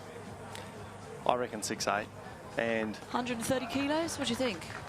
Ash has given us the maybe more call, so okay. I think that. But look at him. That's phenomenal. I'd love to see his stats. See that match, Cameron Champ taking on him. There's a match I'd pay for. But it's not, I mean, I'm going to sound really boring here, Miss Sensible, but it's not just about how far you hit it, is it? No. Sad to say. No, actually, to tell you the But truth, it's exciting, though. We would like to see it, though. It's more about how good you are with the flat stick, the little putter. That's what, you know, the difference between winning and, or even, you know, finishing up there every week is just the putter.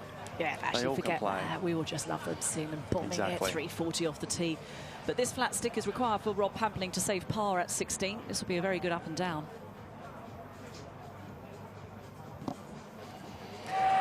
Lovely 3.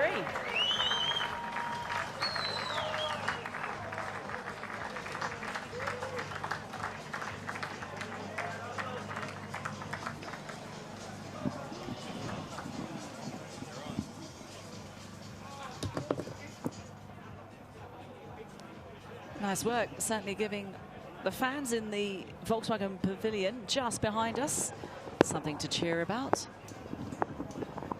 Cracking spots from which to watch the golf as they come down these closing few holes here at the final round of the Australian PGA Championships.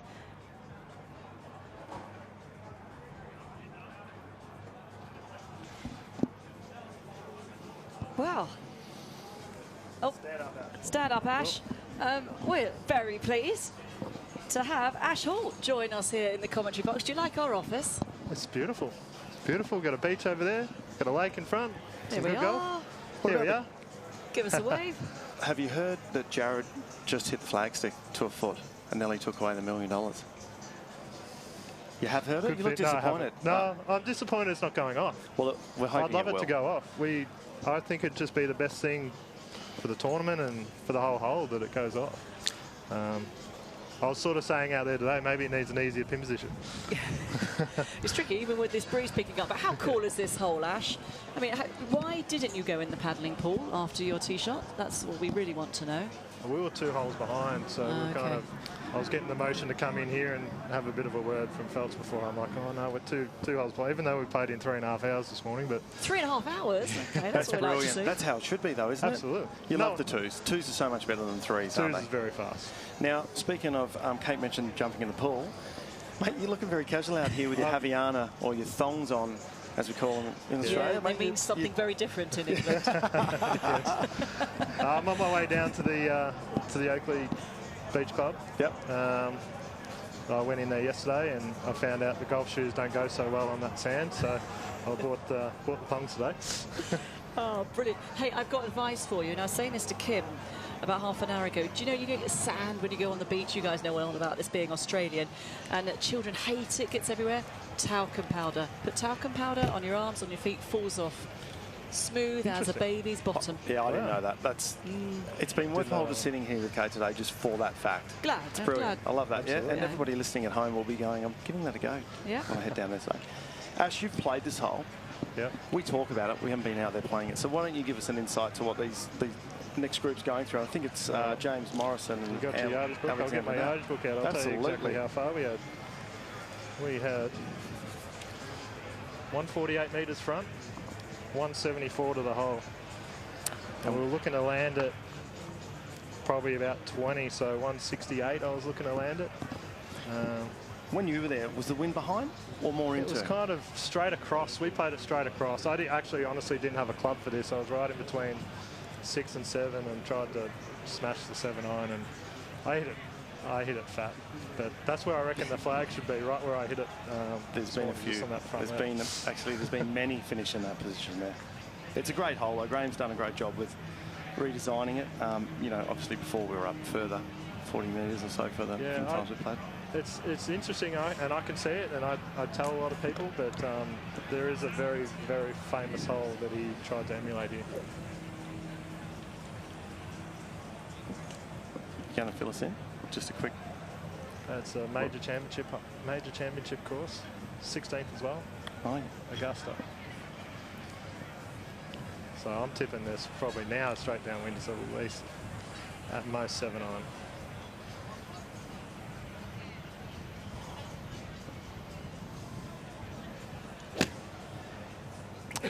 Was that fat shot?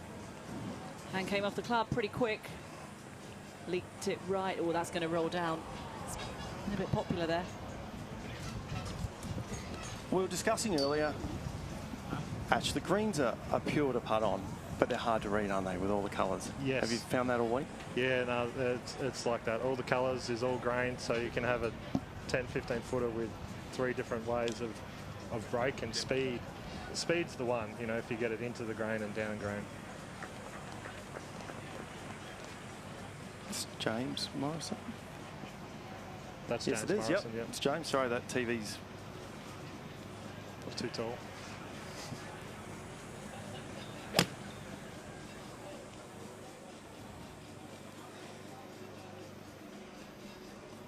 It's not going to get any closer from there. All seems to fall away, and that is going to be a tricky putt from there, Ash.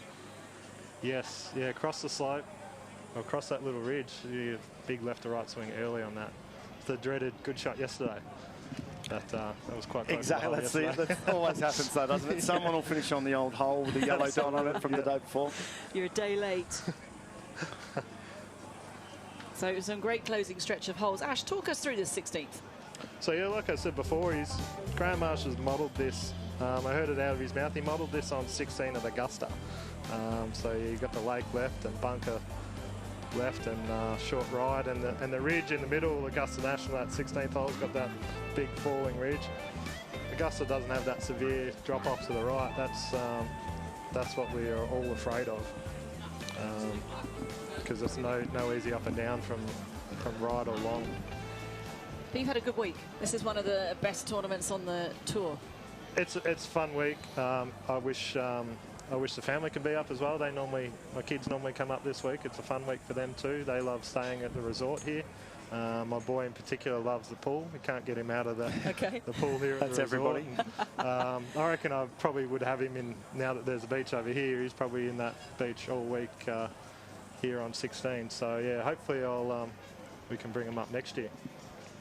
Yeah, there's not many golf tournaments. There's a tournament on the European Tour made in Denmark. They have the tee box, which is halfway in the pavilion, one of the corporate sponsors. So that's pretty cool. And you've got a crowd all around the player. All these novel ideas, though, is what we want to see more of, Ash. I'm all for novel ideas, and I'm sure they're looking at going, yep, that's a really good idea, but I'm sure they'll improve on it Yeah. even next year. So I think it's really good. We discussed it between ourselves, didn't we, about the music and all that.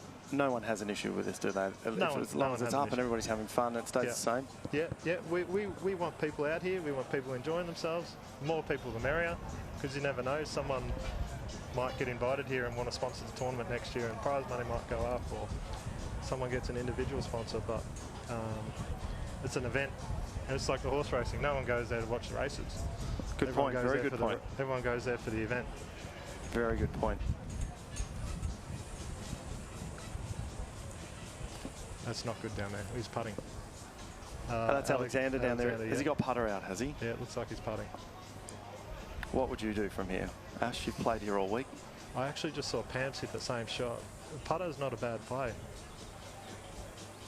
They're actually normally run pretty smooth, so that's a great shot.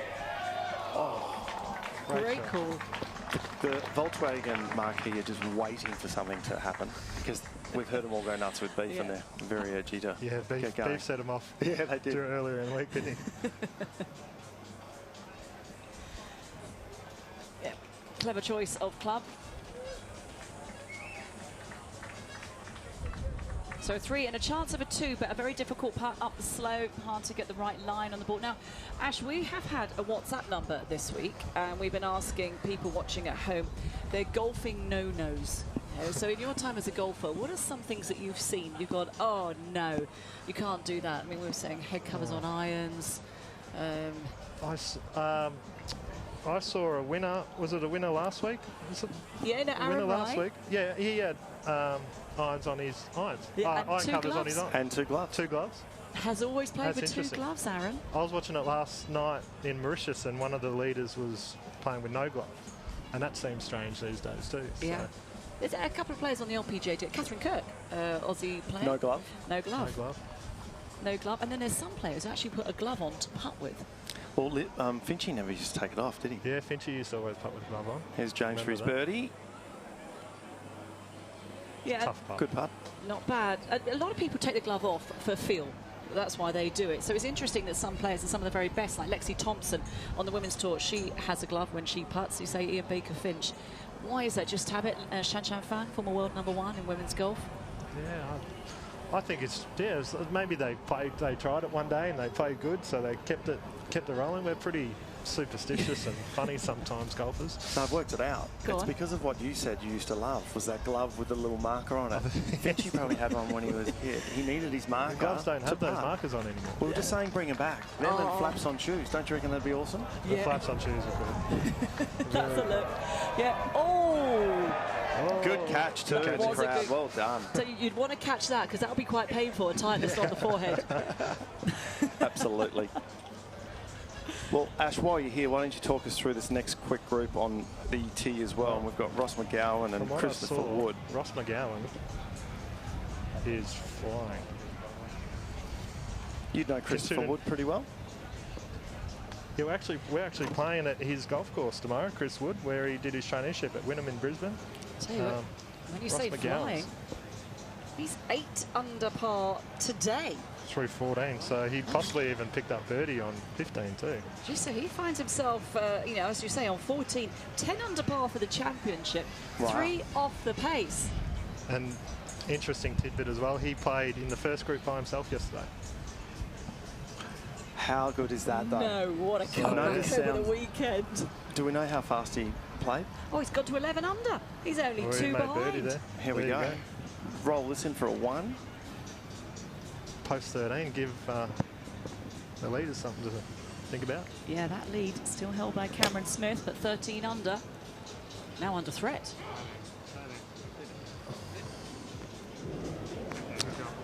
That's not a bad play for where he's at Yeah. with the event, you know. For the event, yeah. Not so good for the spectator that's holding the other 500,000 on him, but it'd be a popular spot. It's a tough putt, like that's where James was before. It's a tough putt, but he's got to take left and right and long out of play there. Oh, that is some round around this track in these swirling conditions. Not easy out there today. Yeah, it's Cam Wood there, getting ready to go. They've possibly even hit an 8 irons now. I quickly grabbed Jay Scrivener as he went past, and he said it was a good 6-iron at that time, and that was probably only an hour ago. So now it's done the full swing. That flag's going straight down now.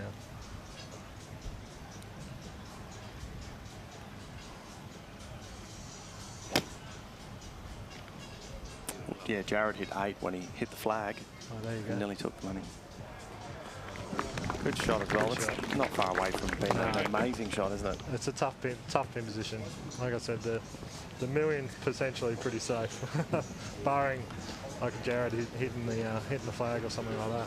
No, we're going the positive approach. It's going, isn't it? It's going to go off. Yeah, it's going to go off. We're expecting that. We've got our fingers and toes crossed. But hang on. So you've got Ross McGowan. He is only 2 shots off the pace. If he was to make a birdie here, he's a chance. You know, he's only, what, 25 feet away. He's playing so well. A hole looks as big as a bucket. And able to finish strong. That puts pressure on Smith. Gives him something to think about. This is the Gold Coast where we are, and what a pleasure it is to be here for this fabulous Australian PGA Championship. Golf course 8 kilometres away from the golden sunny beaches in Queensland. And Q1, there it is in the distance. Spent some time on that beach there, Ash, over the years? I have spent some time there. It's a good beach, it's fun. This is the better one. That beach is better, I'll be there. This is the better one. I'll be there soon. This is picture of the day, isn't it? The kids in there the having pool, fun. having fun, throwing golf balls around they were yesterday to the hole. Adults having a few yenders in there. It's pretty good. Why don't we let you go and enjoy one of those yenders? Yeah, give us a and wave. dip your toes, yeah. Why don't you go sit on the edge and dip your toes in so the cameras can see a player sitting in there and do it. Roll them up. I'll roll them up a bit. I'm not going to go all in. I won't go all in the white pants today. No, that's dangerous. Probably not such a good idea, but... Roll them up, dip them in and give us a wave and we'll get the camera on you there, buddy. Yeah, we actually, can do that. white pants, popular. Oh. Most golfers are now in white golfing pants. When did this become so de rigueur? I don't know. You can say back in the sort of 60s, 70s, guys used to wear white and funny colours, but like my wife says, white pants go with every shirt. They do so indeed. Very John Travolta of you, Ash. They're a good colour to travel with because it can go with everything. Phil Beasley's just come across saying he's going to buy you a beer at the... is there a favourite pub or something next week? What does he owe you a beer for? Just coming on and giving us your great knowledge? Yeah, Bees buying a beer. Bees, I've never seen that before, absolutely. He probably owes me a few. Moths come out of that wallet when he pulls it out. No, he owes me some. Oh, well, Ash, thank you very much indeed for joining us here behind the 16th. My pleasure. 4 rounds done for you. Congratulations, and all the best for the rest of the year. Cheers. Thanks very much.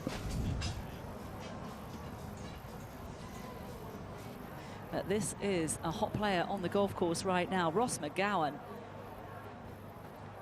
Chance to go to 12 under, to be just 1 off the lead. 2 holes remaining. Leaders, though, have only just started. Mark Leishman and Cameron Smith, they are playing the 3rd hole.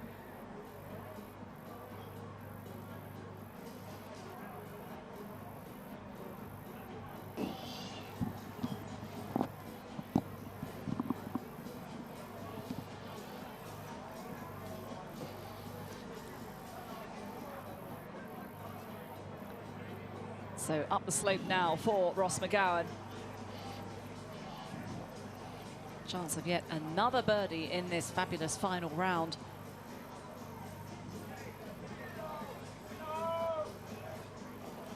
Similar story, isn't it? Yeah. It's a hard putt. I don't think cameras make putts or give them as much justice as they should. It makes them look a little easy. That's a tough putt. 9 under par for the round today. 2 holes remaining. 3rd on his own.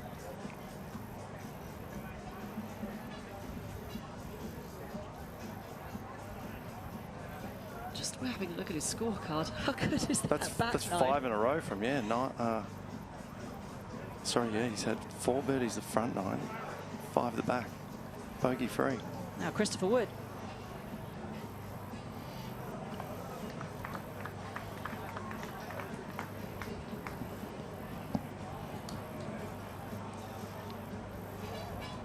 So 2 threes for this group. But Ross McGowan storming up the leaderboard, 9 under par for his round, 2 holes remaining. That is some going here at the RACV Royal Pines. How about that though? Making the cut on the number, first out on your own, probably playing in 2.5 hours, working your way back into the tournament to where you get back to 2 under par, post your 2 under, and then now you come out on Sunday and you're 9 under with 2 to play, a sniff of winning the Australian PGA Championship. I mean, that's every golfer's dream. Those are the comeback stories we love to see, but it's a pleasure having your company here for the final round of the Australian PGA Championship. I'm Andrew Biff Johnston, and you're watching PGA TV.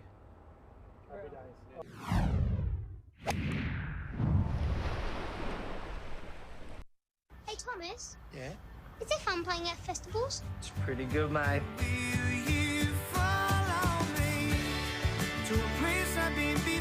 Queensland, where life's beautiful one day and perfect the next.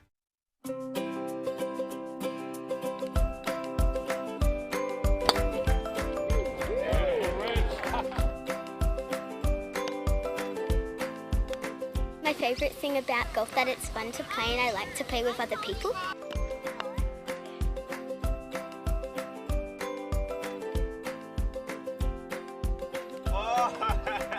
With my golf and what they're doing, you know, it's huge for junior golfers like Isaac. On the tee, one of the stars of our My Golf program, Zoe Manton. She's got a fabulous swing, and at her age, I think we're going to see a star in the making. Yeah, great shot. My advice to the My Golf kids would probably be always have fun. I think that's most important, because if you don't love something, you're not always going to be passionate about doing it. Just play and just have fun.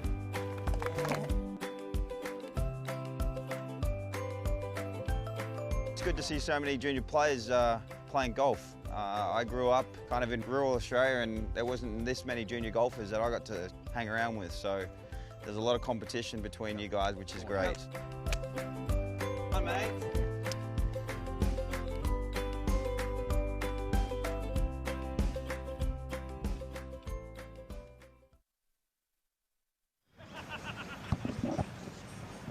Back to the party hole here at RACV Royal Pines, the 16th hole, Soniq $1 Million hole. Jared Lyle went very close before, hit the flag and knocked it back to a foot.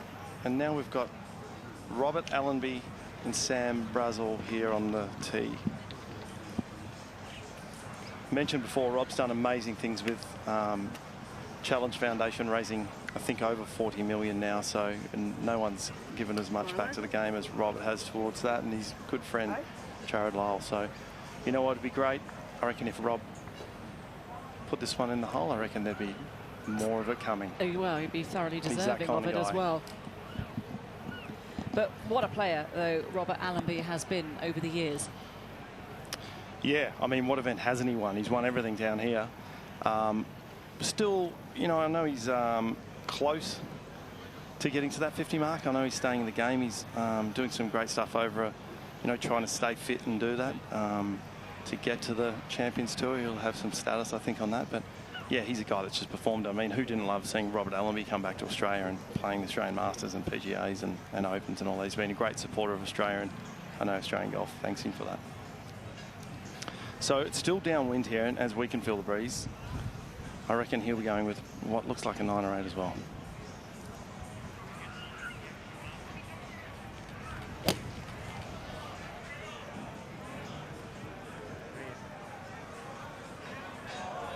Great shot.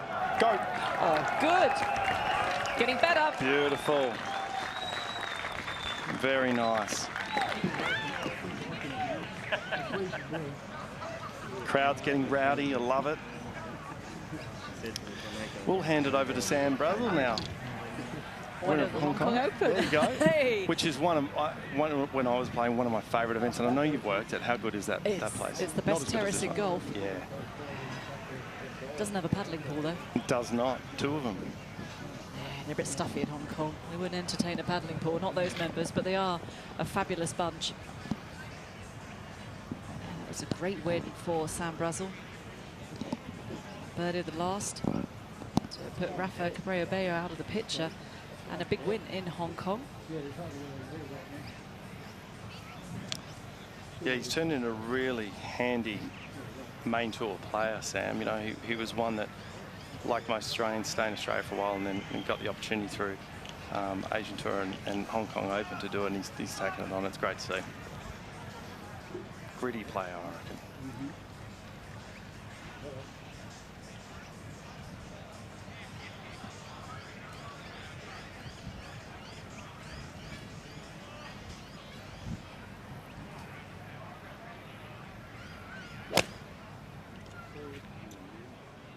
Oh, he's walking after it. Oh, he likes Hey. it.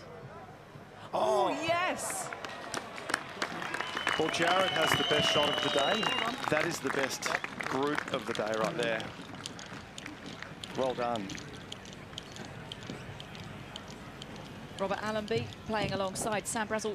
22 professional wins There you for go. Robert Allenby. 4 on the four. PGA Tour. 4 on the European Tour. How many do you think on the Australasia, on PGA I'm Tour? looking God, looking down and you're cheating. Looking at my Wikipedia 13, page. I'll guess. Yeah, well, well done. Very good. Very I clever. think, and 4 PGAs. Yep. Yeah, quite a character as well. Yeah. Yes. He, like I said, though, has given so much back to Australian golf.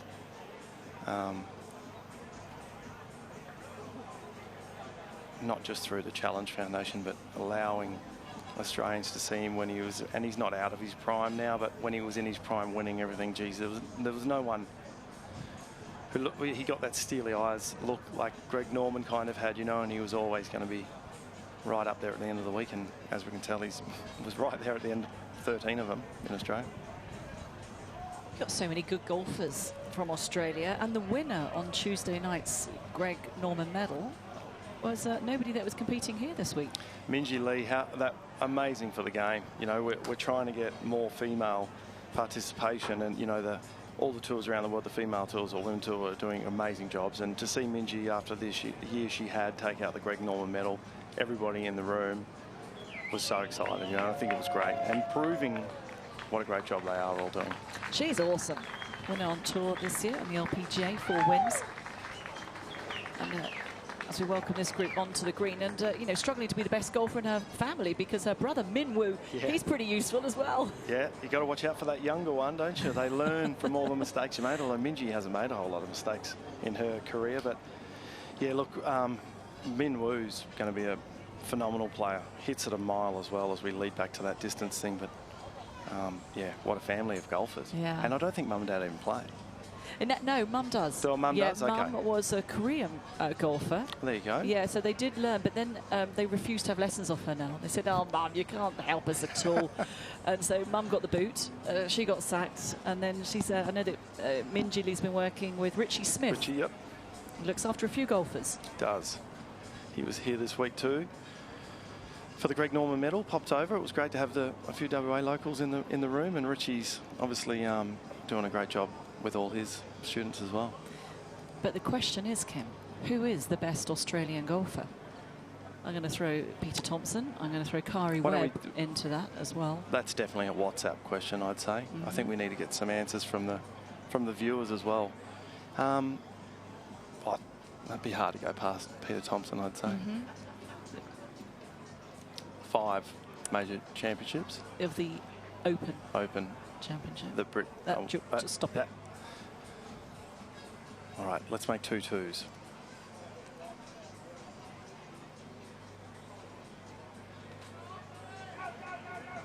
Oh.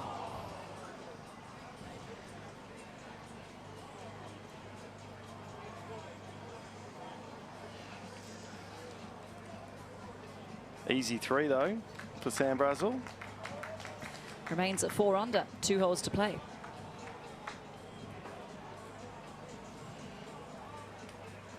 Allenby, good tee shot in. He is 2 under for the championship.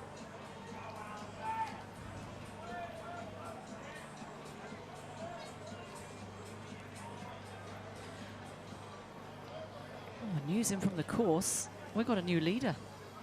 Mark Leishman 3 under par through 5, finds him at 14 under for the championship. Has the lead by 2 over Cameron Smith, who's 2 over. Wow. Real change at the top.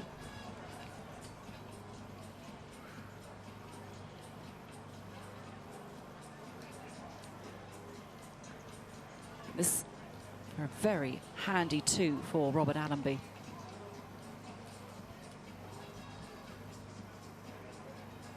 Well done, Rob.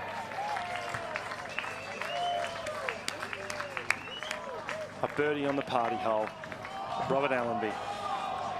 Go on, throw it. Ah, you can't. Ernie Els says there's only 1 birdie in every ball. That's more like it. I'm sure he's got plenty of those.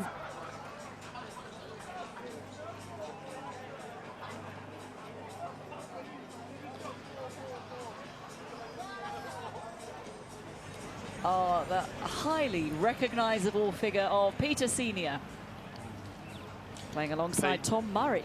We're talking about a great Australian golf as well. The one in view right there is definitely in that top bunch. I think 30-odd worldwide wins, 23 in Australia. 23 wins. Unbelievable. And shot 61 about 3 weeks ago at the at a senior event in Sydney. So he's still clearly playing some good golf. My word, that's fantastic. So he's still got flexibility, good golfing genes. Because how old is Peter Senior now? Put me on the spot here. Go on, I know I am, go on. He is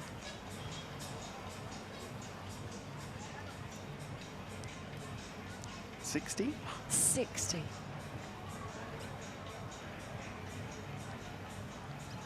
Hope for us all, but this is Tom Murray teeing off, 5 under par.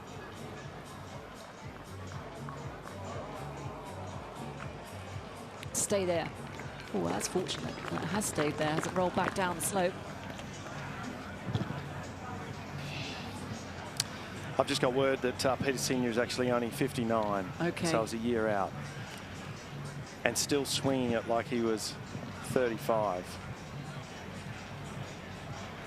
And if anyone can hit an iron close, it's Peter Senior.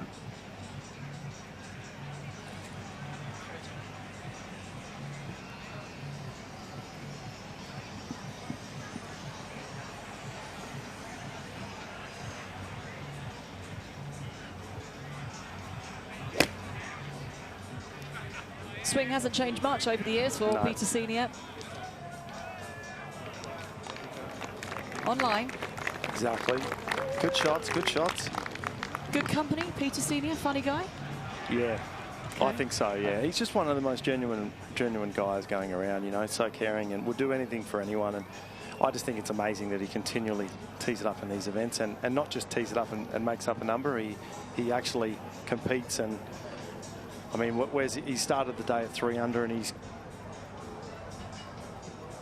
and going now on very nicely. He is, yeah, he's 1 under for the championship senior, so it hasn't been the final round he was hoping for, but a great credit to Australian golf. Well, we've had a chance to chat with the players over the last few days, ask them all sorts of questions, but earlier we did ask a few. Who is the funniest player on tour?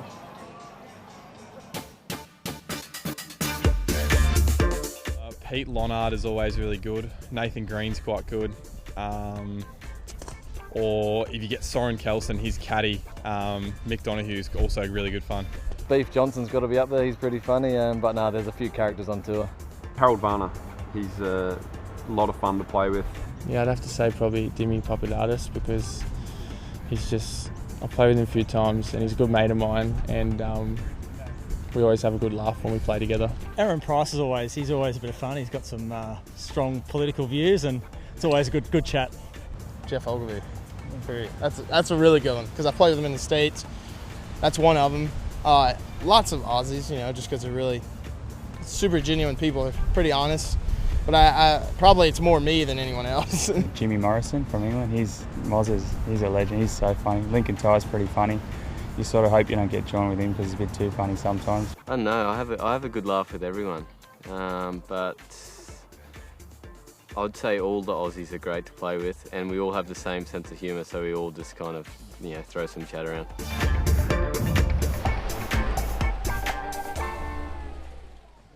A lot of good fellas on tour these days, and funny enough, with Dimmy there mentioning Jimmy Morrison, well, he just went through a couple of holes ago, didn't he? So one of the funniest guys is right here.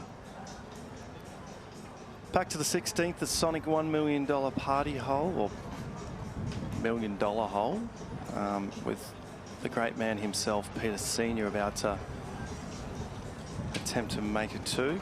And I tell you, if he does hold this one, the crowd in the Volkswagen marquee will go crazy, because everybody loves Peter Senior.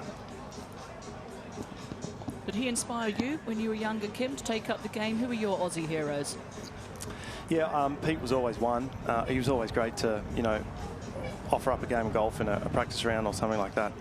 I was lucky enough growing up to have a couple of opportunities with Greg Norman, so he was always my wow factor of Australian golf, you know, and keeping the young guys in the game and learning more. Very generous. Giddy up. Peter Senior leaving that putt short. Another player has adopted the claw grip. Yeah, he has, yeah. Well, there was none better with the long putter, was there? He was amazing. And I think probably, was it him or Sam Torrance, the first person to use the longer putter? Because I'm not sure. I think it might have been Sam, but Pete was definitely top 2. Used it for years. But yeah, there's a lot of great people in Australian golf that have helped everybody. You know, back home in WA, even guys like Stephen Leaney and those guys that are not that much older than ourselves, they all helped and got you playing the best golf possible.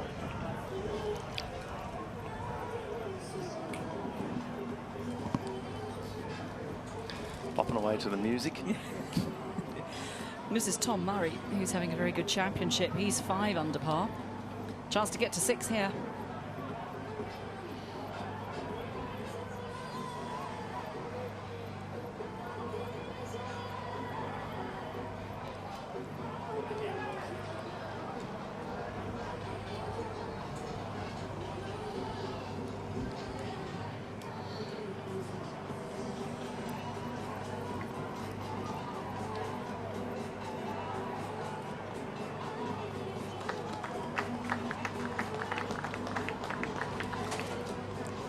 Good par. Par is not a nasty word in the game of golf. Certainly not. So Peter Senior, he's going to be knocking on 60 next year. Does he just keep on playing? I mean, that Bernard Langer, he's got great golfing genes. Yeah. He's cleaning up on the Champions Tour. He's getting better and better. Colin Montgomery, another player. I think he'll still play the odd event, but I know he loves playing, but I know there's been some injuries over the last couple of years, but he lives it down the road at Hope Island, and I know that he still plays on the Wednesday comps. He still tees it up with anyone who wants to play with him. He just loves playing the game of golf, and if there's anyone a young kid should look up to of how to love the game of golf, it's Peter Senior. Don't look up to him in throwing the ball, but definitely in the golf side.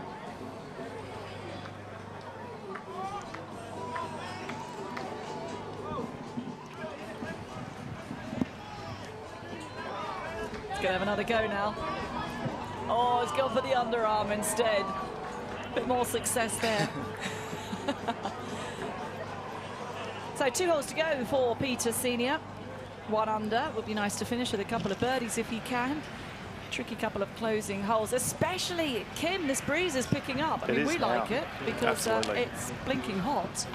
Certainly making the players on the tee scratch their heads on 16. Chucking up the grass, trying to work out the wind. Yeah. Harrison here with the lead on the hole. Another one of those up-and-coming young Australians that have a great future ahead of them. Not some, a great future. And look who's walked into the booth. The great man himself, Jack Wilson. There's plenty of room for your beard and dreadies here, mate. Yeah. Do you want to sit on the esky, mate, like the... There you go, your mic's on. Mate, why don't you talk us through? You played Thursday, Friday. Unfortunately not on the weekend, but you've been doing great stuff down at the Oakley Gold Coast Beach Club. Why don't you walk us through what Harrison's about to do here on 16? So we've got a bit of a down breeze here. Harrison's he's in some form too. Probably hitting an 8 iron, I reckon. Maybe a 7 coming in there. Does like to hold that pose on the finish too. He's hit a pretty good shot in there if it holds on. And more importantly, the Volkswagen marquee are going to enjoy watching that putt because that's pretty close to the back edge. And is it going to hold on? He's going to have to run. Finally done it. He's going to get a lot of support from the Volkswagen marquee there, I'm sure. I'm not quite sure what kind of support it's going to be. The louder the better, that's all I can say. Here, mate, I'll give the guest a chair. No, mate, I'm good here. I'm comfortable. You sure? Yeah, mate. Look, I'm a bit younger than you too. You need to. I don't want you trying to get down this low. Thanks for reminding me, mate. We're just talking about Peter Senior, 59. Yep. Still shooting 61s. He's a phenomenal player and just a great guy, great for the game. Someone that we all look up to. Speaking of guys we look up to, this moustache is right up there. My word. Definitely the best on tour. As a fellow beard and moustache enthusiast, he's got it worked out. Foxy beating about a 5-iron though, not the longest hitter out there. Fortunately, it's okay. That's not bad. It's on the right level.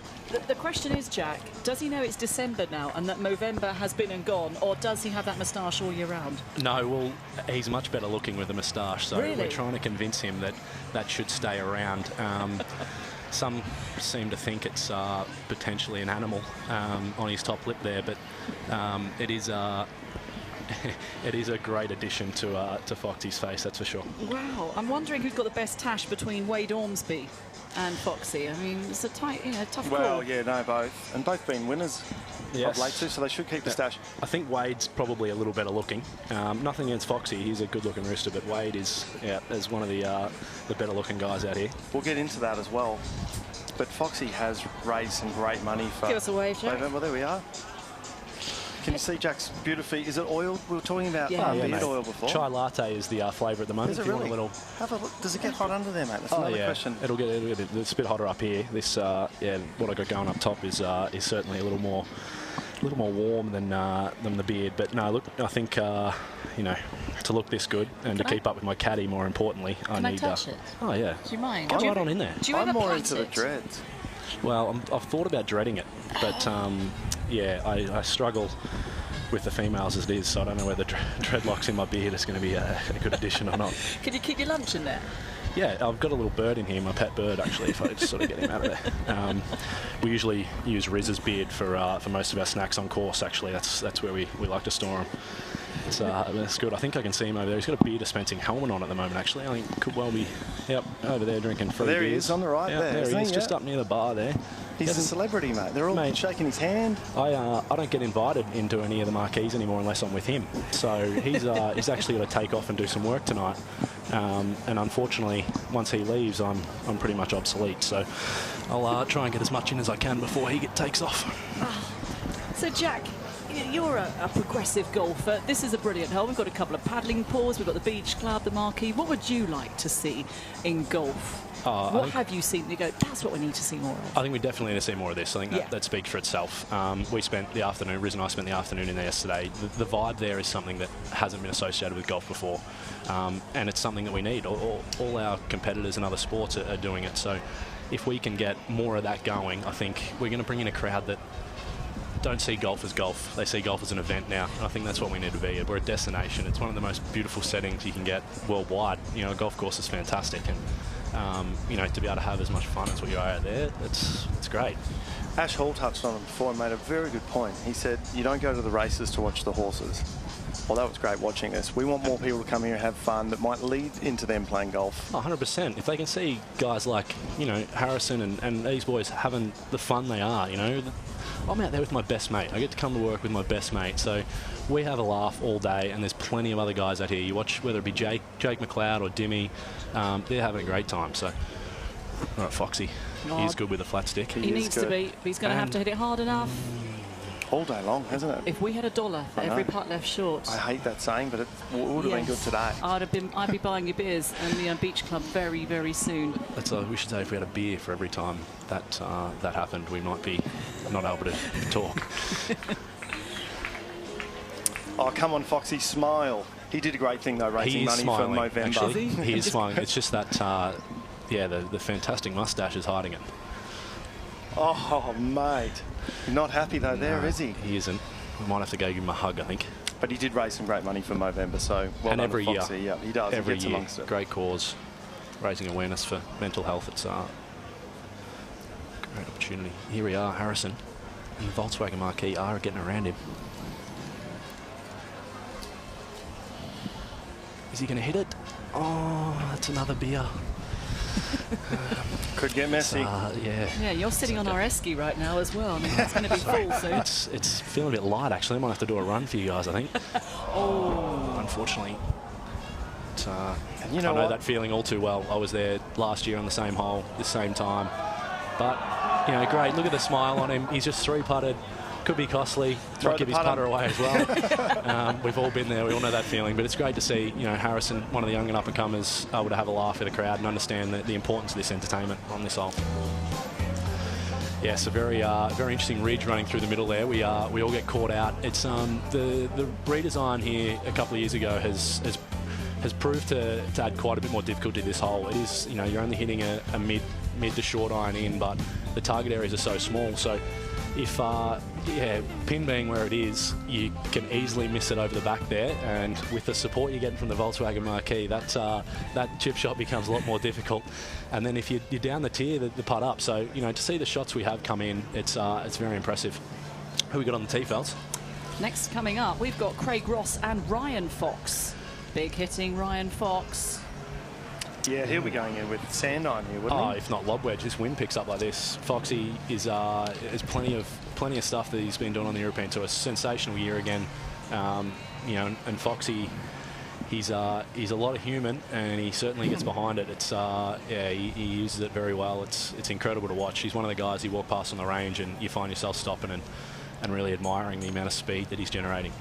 Does love a little snack bite chocolate is his favourite. So this time of the year, you know, you get those little Santa stockings. I reckon Foxy might have already stocked up a couple of those. No doubt an advent calendar or two. Yeah. He's got a little sweet tooth, but here we go. It might only be a pitching wedge actually for Foxy. A little smooth one in here. Just flick one in there, you think? Yeah. Oh, geez, that makes a difference. You talk about Jason Scrivener came in with a 6-iron about an hour ago. Yeah, it's definitely done the full swing. He's holding on to it. He likes it. Definitely probably a pitching wedge there. You saw how that ran out a little bit, trying to take a bit of spin off and run it up that hill. Not something he didn't want to flirt with that over the back. I don't think Foxy knows what's coming if he's up near that marquee. Not going so well today though. No. +3 today. He's I'm tipping he's pretty tired. He's had a pretty big year. The calendar for Foxy has been pretty full on. It's great to see the guys with all the Luke the Ducks on. Craig Ross also supporting that. This week's been fantastic to see the amount of support for the Challenge Foundation this week. It's been incredible, and ever since the passing of Jared, we've all got on board, and it's something that, you know, if we can continue his legacy in doing that, it's we're all willing to get on board. It's been great to see all the players and the support. Thursday was sensational, so it's great to see the shoelaces. You walk around and so many yellow shoelaces getting around, even though it's not the best of looks. Craig Ross now.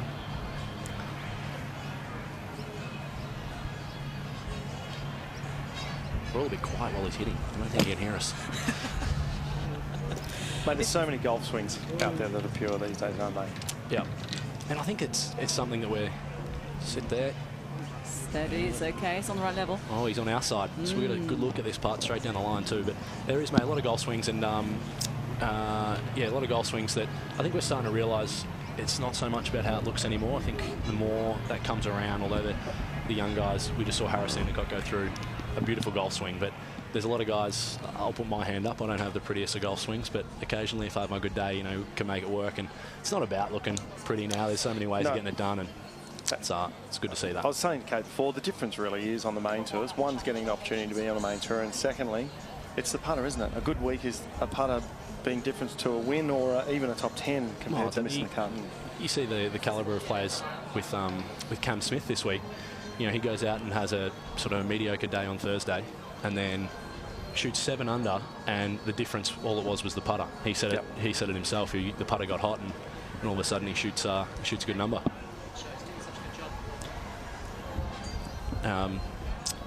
So you know, that's a great example. Unfortunately, I was on the other end of the stick. Riz doesn't know much about golf, but does Riz actually read some for you? Yeah, I was doing such a bad job this week that I even got Riz in to read some putts, and it's so funny getting him in because he looks at it. And I called him in on 17. We were almost halfway through our second round. I said, all right, mate, you're in. I'm tagging you in. Let's see what you got. And he sort of looks at me with this most stunned look on his face, and he just doesn't know what do you mean? Like, I've never done this. You know, I've only just upgraded to raking bunkers. I've only just become competent enough to be able to do that. Now you're bringing me in for this. This is way beyond my pay grade. And he's just watched me miss, 3 or 4 already from inside 5 feet. And he's like, well, if you can't do it, and I said, come on, mate. And he was great. It's great to get a perspective like that from someone that doesn't play. He just looks at it for what it is, and he sort of stands there and goes, oh well, it's a bit of a hill, and I think it's going to move this way. I said, all right, how much? And then he just looks at me and goes, come on, mate, how much do you want from me here? And he's like, oh, 2 cups. And he's just heard other caddies and other players say that, so somehow he pulls these stains out, and then all of a sudden it's like, all right, here we go. So maybe 1 cup, mate. And then I miss it low, and he goes, yep, see, told you 2 cups. Takes my putter and walks off. And so then I threw him under the bus again when we get to 18, and the crowd love it. They love to see. They've seen Riz on the TV through the week and know that he knows nothing about golf, and he literally knows nothing. He that part when he drops the flag on that footage, you couldn't have paid for any better footage. Straight in, because he's so worried about dropping the ball. He knows that his only job is to catch the ball and clean it. So he gets so involved in that. If he's holding anything else at all, everything else hits the deck. Yeah. So that's just one of the things that keep me in the mix out there and keep me lighthearted. Is I try and catch him with his hands full and then throw him the ball, because I know it's always going to bring entertainment to anyone watching or anything like that. They're playing partners. It's good fun. Sergio last year, Sergio didn't know where to look when Riz turned up on the tee last year. It was quite funny. Even better. I walked on with my hair out, and Riz walks on, he doesn't know what to do. All right, got a good line here. Kate, you want to read text right? We had a little go earlier, and it is going to break left to right. So it's just about pace. What would Riz say? Hit it hard, is what he'd say. Hit it through the break and straight. Short. Short, and a long way short too. Into the grain, into the wind. Yep, and he's going to have that tickler distance in front of the Volkswagen Marquee, where the last thing you want to do, you're going to get a cheer if you make it, and a sigh if not. So it's a really good. Explain grain to people out there, because a lot of people don't ever get to play on grain, but when you come from Melbourne to here, you're adjusting a massive amount, aren't you? And I'm still new to it. I get to come up here every year, but it's something you have to adjust to so quickly in the week. Foxy, another one short. So I think for the viewers out there, this is a prime example, this hole. We've seen so many short, and we know it's up the hill, and there's wind there, but then the grass moves with the sun a lot of the time. So you can walk up, and on TV you'll be able to see the changing colours. Now that changing colour, the shinier the grass is, that's down grain. The darker the grass is into the grain. So to be able to understand that, and here we go, Craig Ross. It's that distance. Oh, unfortunately. Tough out of the day. And grain there, he's got grain there, it's going across the grain, but the hill might be the opposite direction. So it's something that it's quite complex to be able to get your mind around, because you might stand there and feel like it's going to move left to right, but when the grass is growing in the opposite direction, it's very hard to bring yourself to hit it the other way. And I'm still trying. I've just moved up from Melbourne up to Queensland now, based myself up in Noosa, and it's something that I'm trying to grasp still. It is hard to comprehend, but it just adds another dynamic to this great sport we play. Well, you've almost got to practice that too, don't you? Reading the greens. When you're practicing or warming up before, Monday, Tuesday, Wednesday, you're getting a feel for what it actually does. Definitely, and even this shot here, it is downwind. And you're hitting into it, but you've got to be able to notice where the grain is. If it's landing down grain, it's going to bounce on more than it is if it's into the grain. So the amount of notes that these guys are taking, it's incredible. To be able to see a yardage book and see what's there is something pretty special. There's a lot that players have to think about, and also the greens books are going to change in January 2019. They're not going to be as involved. But you guys were talking about a dear friend of yours a few moments ago, Jared Lyle. And why don't we find more about the yellow for Lyle this week?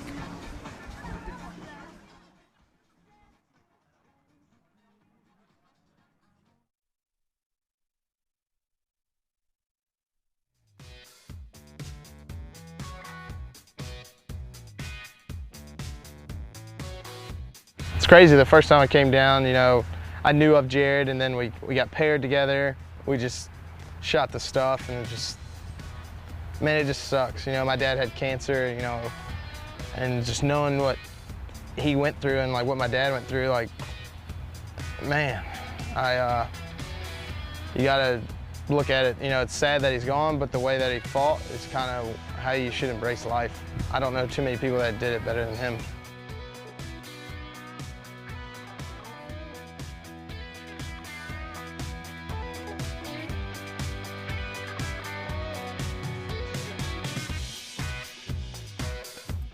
Jared was a better human being than he was a player, and he was a fabulous player. You only had to see how he interacted with people to understand what a quality human being he was.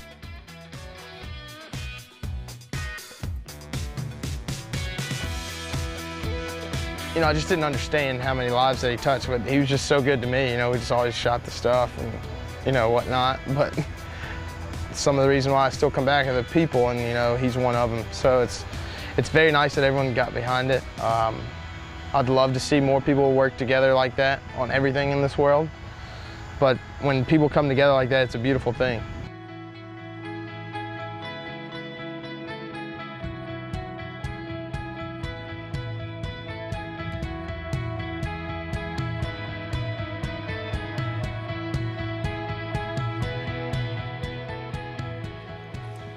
And our thoughts and prayers are with Jared Lyle's family, and wonderful to see the support at all of these golf tournaments, reaching out and supporting the foundation. Well, we are here on the party hole, and we have the pleasure of being in the commentary box with Jack Wilson. Jack, we were talking earlier about golfing no-nos, like things you see on the golf course or amateurs or even fellow professionals doing. You're like, no, you can't be doing that. Have you got any yourself? It's a constant with me. Okay. With a caddy on the bag that knows nothing about golf, it's every day there is something happening, whether it be, you know, the bag being completely mismatched, whether my driver's down where my wedges are. It's not hard riz. They just go from longest to shortest. That's all it is. You know, putter sits out, but for some reason he's, you know, the driver will be the umbrella holder, the umbrella will be hanging out of a pocket. He's phenomenal. The other one with him is, he seems to think it's funny to have one shoe off when we're trying to read greens and stuff like that, and that's, you know, what? It's a no-no. He's watched Happy Gilmore, it's his favourite movie, and he's just seen the caddy reading putts with one shoe on and thinks that's the way to do it. And I think if anyone else that's played with me in the last couple of years, they'd see that as a golfing no-no for sure. He hasn't picked up anyone's marker though, has it? The cash? Oh mate, I've stopped using gold coins because he was pocketing everything gold. So now it's back to silver, generally only 10 cents. 20 cents he still contemplates it. So we trialled crackers because it was sort of a little treat if you did the right thing. If you waited, then get to eat the cracker. But you know, sounds like a dog. Well, he's hairy, but no, he's as we zoom in on the beach club there, he's actually tucked up in the back corner. I'll be heading down there shortly, and we'll get him in the pool, have a bit of a laugh with him. It's pretty warm, that water now, Jack. It was warm last night. The kids are in there. Could be the reason for it being warm, maybe too. I mean, it was great. Look, I was down there yesterday. The kids are having a great time. It's great to see, you know, be able to bring families along and involve everyone in this incredible sport. And like we were saying before, it's a destination, and to be able to have everyone having such a good time down there, you know, kids and guys like Riz alike, it's great fun. They're accommodated for everyone. Get on down. Such a cool We will. day. If there's a hole in one, Kim's in that paddling pool. I want to see Kim on the surfboard from the Oakley, okay, just floating down the down the channel here in the lake. I don't see downwind. Yeah, perfect. You said you wanted to try paddleboarding. Yeah. A little different to standing up on a surfboard, but yeah, no, I'm keen. I'm in. Lay down, it's fine. I just want to see you in that lake. I think it'd be quite funny, and fits with the floating felts. It does fit with floating felts, but I prefer the little blue one on the left. Okay. Are we like, have you about seen the that? pool, I mean, I've hit it in there many times over the years. That water is not good.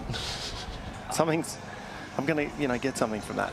From being in the big pond. It's nothing that you haven't got before. It's fine. We'll sort that out after. Stop being such a fun police, mate. Mate, did you roll off after Friday as you came through, or Thursday, and sneak on down to the massage therapist at all? Any players done that? Mate, we saw Jason Norris jump in the pool yesterday to call off mid-round.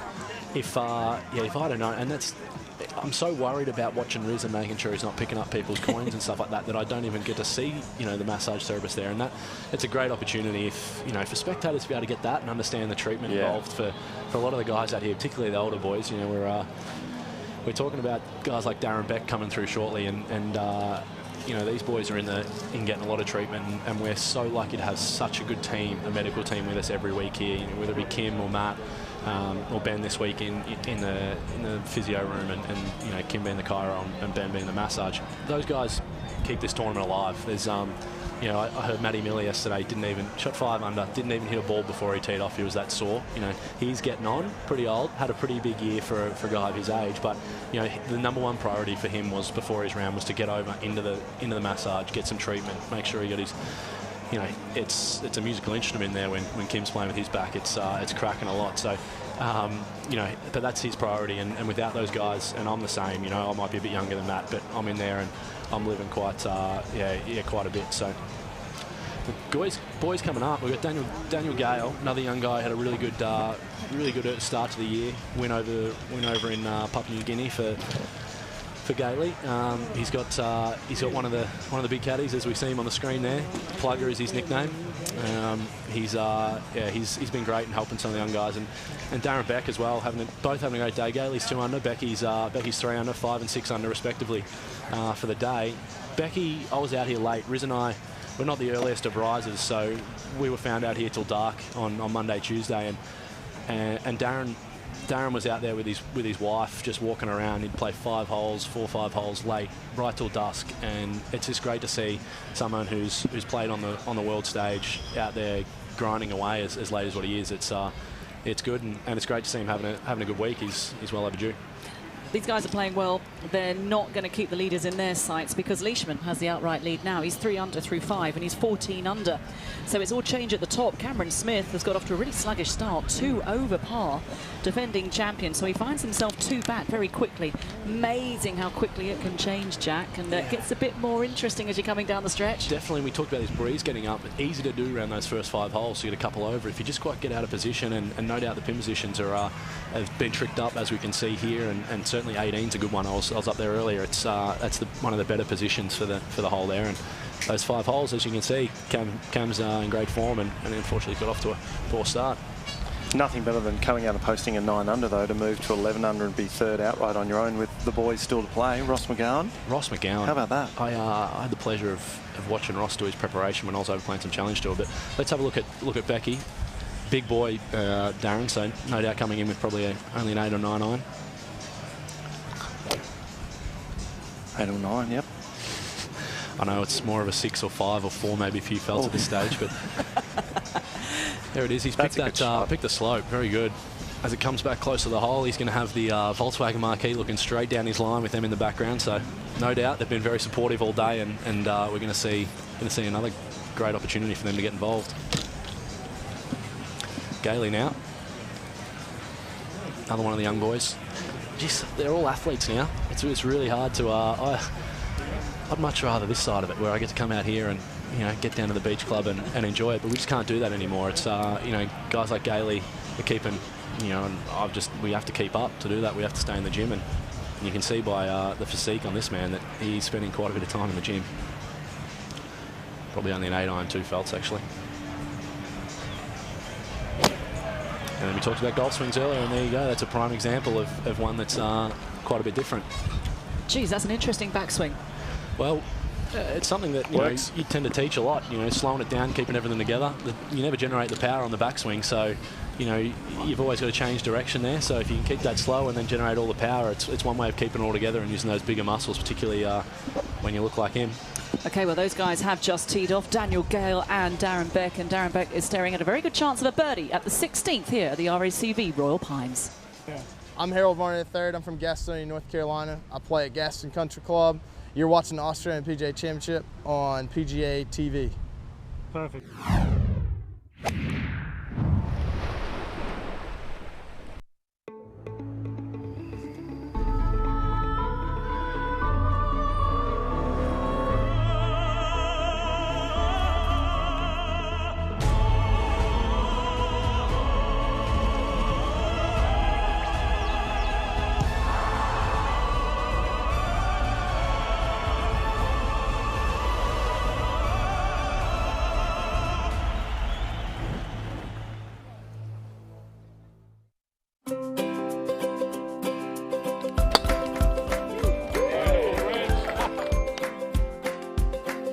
My favourite thing about golf that it's fun to play and I like to play with other people.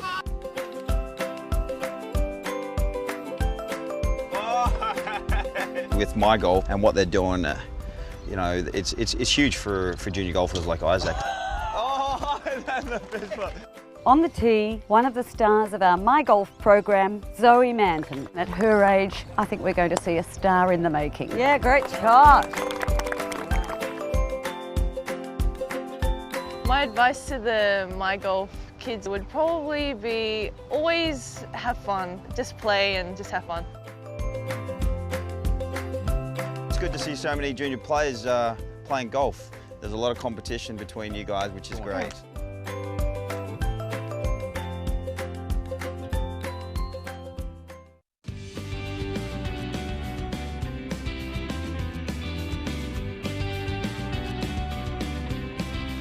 We are on the Gold Coast in Queensland, and it is a fabulous day here for the final round of the Australian PGA Championships. Well, if maybe golf isn't your thing, head down to the beach because there is plenty of miles of gold and sandy beaches, some of the very best in Australia. Just 8 kilometres away, though, is the RACV Royal Pines Resort, and that is where we find ourselves at the back of 16. Watching these two players, looking to make a birdie, Daniel Gale and Darren Beck.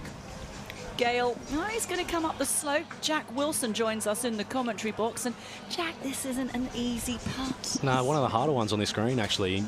It's, you've got that back edge not that far away behind that hole, and you know you've got to hit it hard into the green, up the hill. But at the same time, the last thing you want to do is hit it too hard and race it down over the back there and have that sneaky little trick shot. So we've got Gailey's pretty big practice stroke. His backstroke on the backswing on the putter is quicker than his full swing too. It shows how hard he's got to hit this putt. Oh yeah, he's got it there. One of a few to get it there. Yeah, to get to the hole today. So very quite good.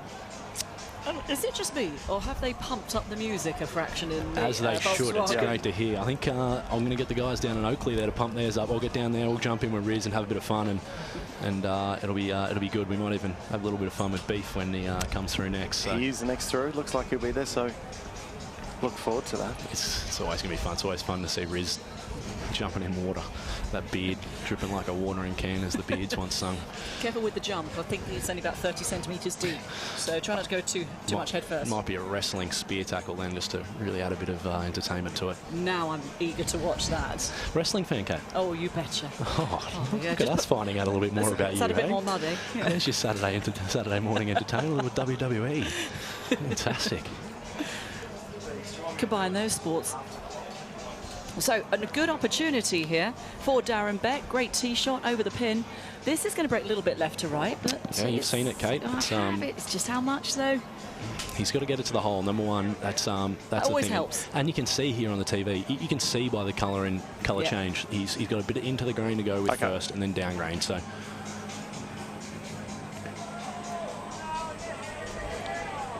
Oh, and he's got it to the hole, but yeah, it's going to be a tap in 3 for Becky, and look, playing well. It's a solid 3 there too.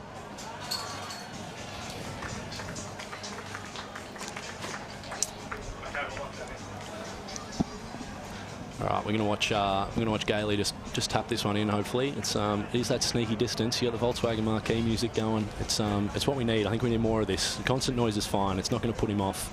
It's a tricky little distance though, but it makes it look easy. Well done, Gailey. Another 3, and continuing a good round with just to solidify. And look at the young guys getting into it. It's great. I love it. Becky as well, throwing the golf balls up there. The guys in the Volkswagen marquee are loving getting involved with the players, and it's great to see everyone getting around it. Never seen grown men fight so much over a golf ball. A scuffed up Titleist that's been through 16 holes. They're all over it. No, it's great. I actually hung out with a couple of guys out of there yesterday, and one guy had a bag full of them. He was making sure he was getting a hold of them. So it's great to see, guys Feisty. that are I'm going to get that ball. Really enjoying Nobody's it. having it. Fighting off the children. All right, guys. I think I'm going to. I'll make my way down to the beach club here and get Riz paddling around in the marquee. Absolutely, but we think it's fitting. The two Beards having a chat after they finish the hole, so we want you to come back up here and we're going to get you interviewing Beef at the end of the hole. Okay? He's a champ. He'll be all about it. I'll be happy to. Thanks, guys. Thanks for coming in, mate. Well, we're sadly going to say goodbye to Jack temporarily. He's going to take a dip. I'm looking forward to the entrance into the paddling pool for Jack Wilson. But we have had Brie Loughlin explaining the rules in 2019, and this is one of the most popular rule changes in 2019, the ability to tap down spike marks. Here's Brie to explain more.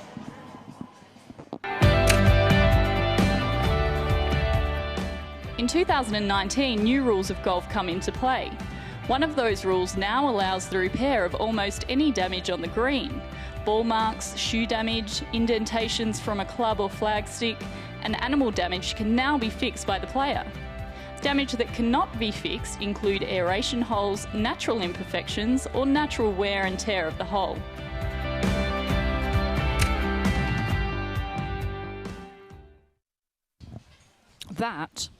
Sorry, I was just having lunch. Brie finished early on that one. Oh, that is, I definitely like that rule. And that was the most popular rule last week on the European and Asian Tours Hong Kong Open. Was it? I did a series of Vox Pops where you ask a lot of players the same question, and by far the most popular answer is the ability to tap down spike marks, because a lot of players, Patrick Reed, one of them, the Masters champion, was saying, in the morning, you've got a massive advantage over those playing in the afternoon with the scuff marks and the spike marks that are produced. To be able to tap those down will be a game changer. When you slow down play, though, Kim. Would have been a good rule change about 15, 20 years ago when everybody was wearing spikes too, wouldn't it? Yeah. But there he is, look. He's gone running down there, Jack. He's in the back corner of the Oakley Gold Coast.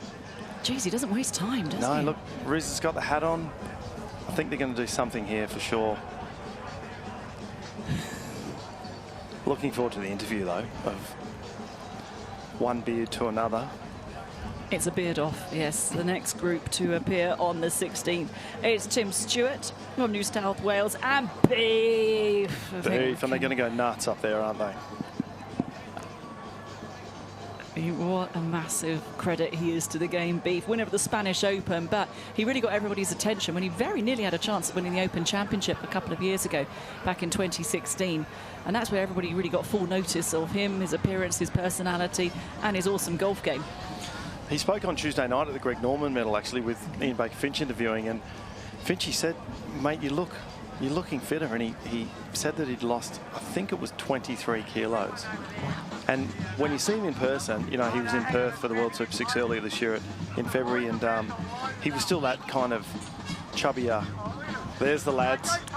Oh, they're working out what they're doing here. They're either going horse or they're just going someone's got to do the belly flop for sure. I don't know. I mean, there are days when I love my job, and right now I am really loving my job. Gee, I thought Riz was going a bit more then. He was almost about to just pull it all down. Crikey. There they go. Go, Jack.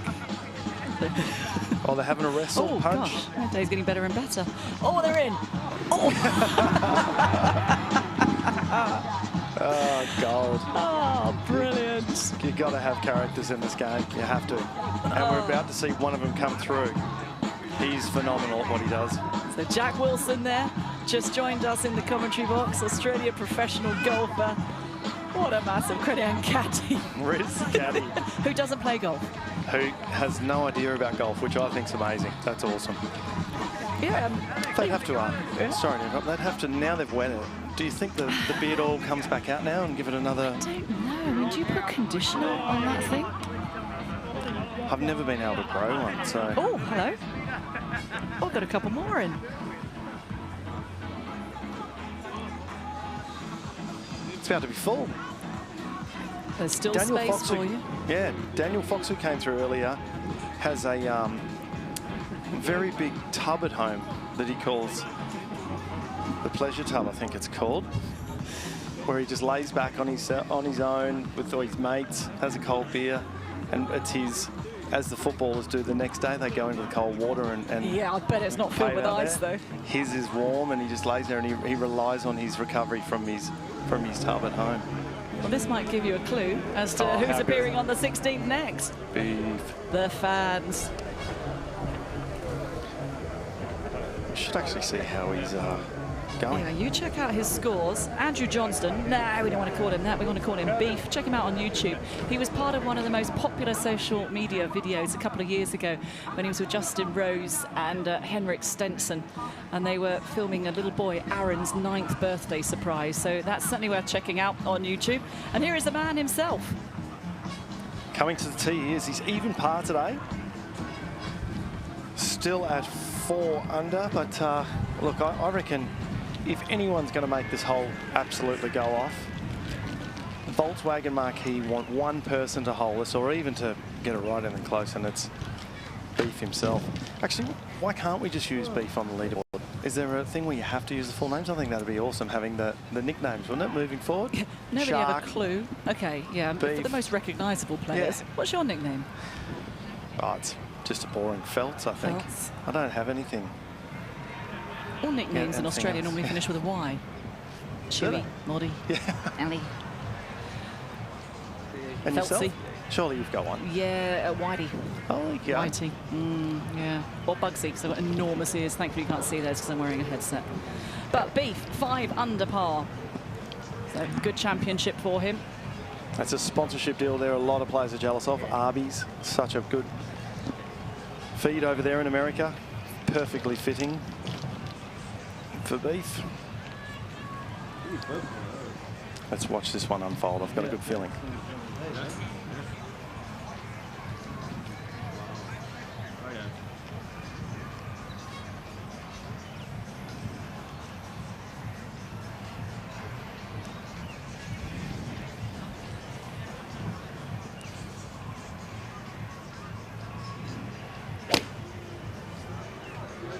There goes the Beef chance. Safely on the green. Not what the crowd was hoping for. No. They were hoping for that one shot right in there. Now we've got Timmy Stewart on the tee. Great solid play here.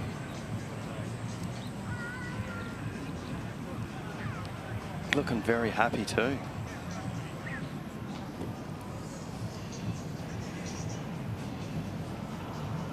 Oh. Change of club.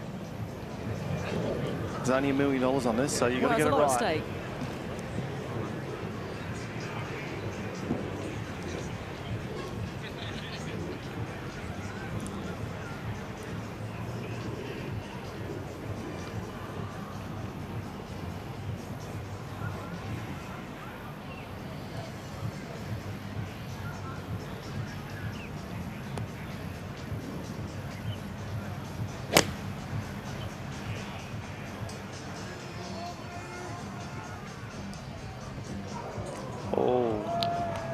That's down in Pampling zone. Yeah, and that par 3 has just got a lot harder all of a sudden. That's going to be a tricky up and down.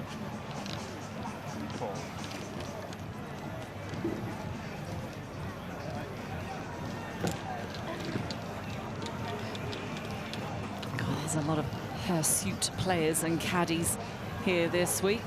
And I'm liking the caddy baseball caps as well, just in case you weren't totally sure of their role. Beef fans, well, they're not jumping up and down just yet. They've got a chance to go for the birdie and give Beef a big cheer if he is going to drain a putt from across the green.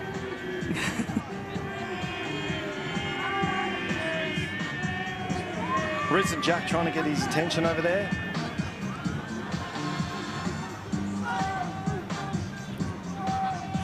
Is he tempted? There he goes.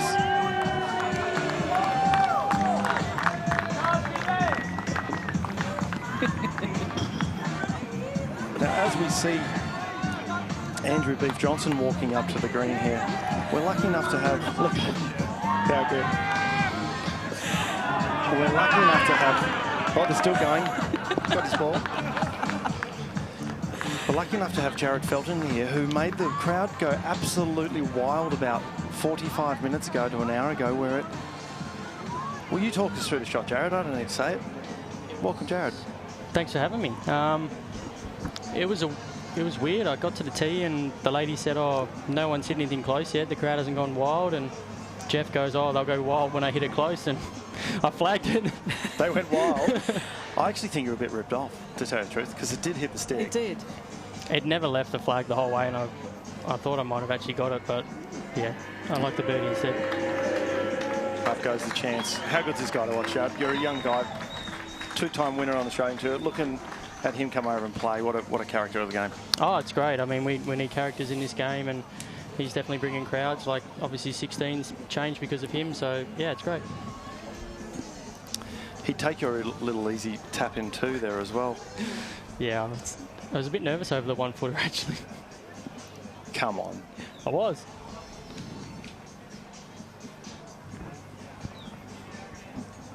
Jared, Timmy's missing a pretty average spot over here, hasn't he? You've played the 4 rounds. Fill us in on what he's got ahead of that over there before Beef rolls his up. Yeah, it's not a great spot. He's not got much green to work with here. It's actually down grain from there, and then it's all down grain to the slope that takes it even further away. So it's a bit into the grain, the chip shot too. So he's got to play a pretty good shot here. I've seen a couple of players go with putter from this position. They've actually knocked it close. Yeah, putter's not a bad play actually. It's just hard because the flag's on that mound there. So he's not having a great day today, Tim. 3 over. He just missed that spot. What a pretty good shot though. It's pretty good. He just missed it though. He knows it too. Jared, you've had a good week, and this tournament, what would you like to see at a golf tournament in the future? I mean, paddling pools aren't obviously something we see every day on a par 3. I think this is great for golf. I mean, for us golfers now, we've got to look at other options to, grow the game and get people interested that aren't golfers. Got to get people to come around a hole, and I think this is great. This is definitely what we need to do. Yeah, it's a fantastic addition. Okay, well, here's Beef's putt. So, Jared, this is going to come up the slope. It's going to be quite hard to read as well. Yeah, he's got a couple of grain changes coming up the slope there, and obviously it's a decent length putt there. Volkswagen marquee. The patrons will be willing him on for this putt. Should it go in for a 2, they would love to see that. That would certainly give them something to cheer on. So from long range, here's Beef.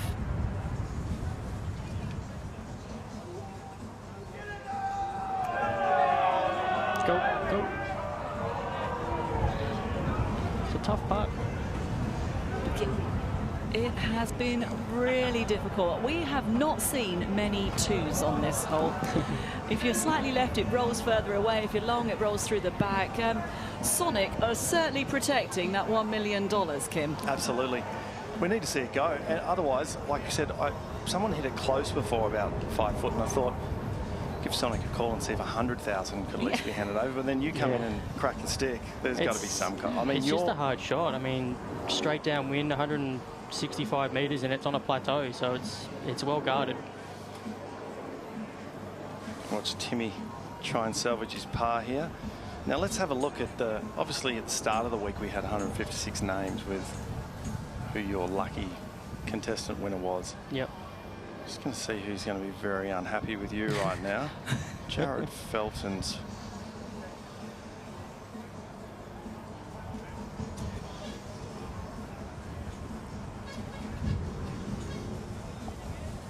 Oh, hard luck for Tim Stewart. So that will be a dropped shot for Stewart. Couldn't get up and down from the back of the green, so a 4. Now Beef has this, well, it looks like about an 8-footer for a par on 16. And before we cross there, Jared, your lucky contestant winner was Greg Jager. How do you think he's feeling right now, mate? Sorry, Greg. Hey, you're a rich touring pro. Why don't you send him something? Send him something in the mail. Apologise. Greg will get your address or something, and Jared will have a nice little present sent through. I think it's the least he could do, really, raising his sign hopes. the ball. He hit the flag and gave him a scare. He nearly thought he had $500,000.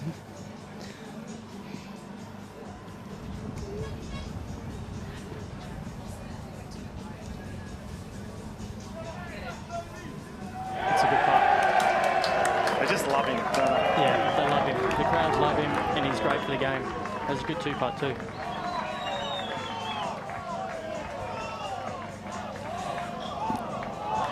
And Jack Wilson's going to have a word with Beef as well.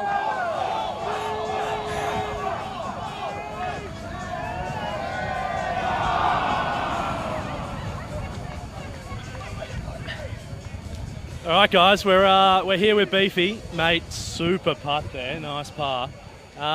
More importantly, what do you reckon of the Oakley Beach Club here? Oh, it's brilliant. You know, it's such a good idea to come have that at a tournament there. And the buzz is great around the hole, and that I love the music that's playing, and everyone's just in a great mood, having a good time.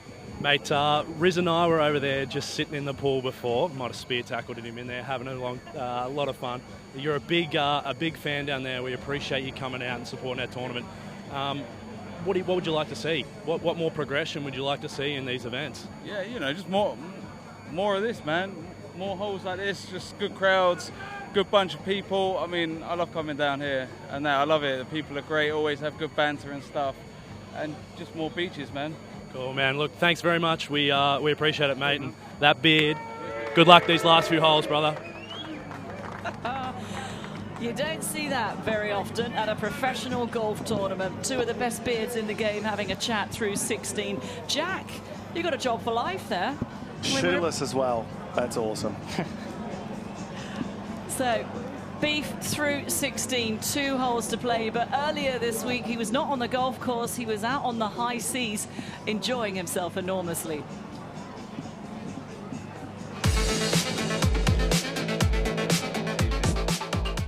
I've grown up with jet skis.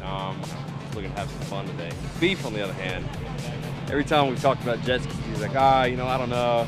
He's prone to flipping jet skis. I'm going to be driving because I've heard about his track record. Flipped one last year, not doing anything either. I wasn't trying to be clever, weren't trying to be cool on it. I just turned and I fell off the side of it. And then as I come out of the water, it was upside down, and then I had all the guys on the jet ski shouting at me saying, stop messing around.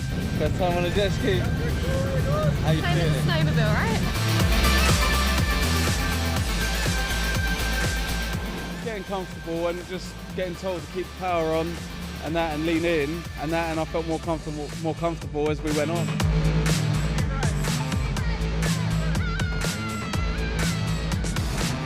So nice to come and get an afternoon like this, a morning like that, and experience different things and do fun things, you know, because you only live once, and we're travelling a lot, we're playing a lot of golf, and to get an afternoon to come chill out and try something new and see Australia, see something different, I think it's important. You still got to live your life and experience it, and we're so lucky to travel the world.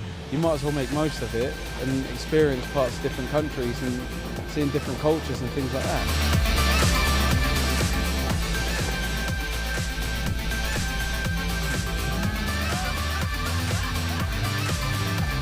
Was it fun?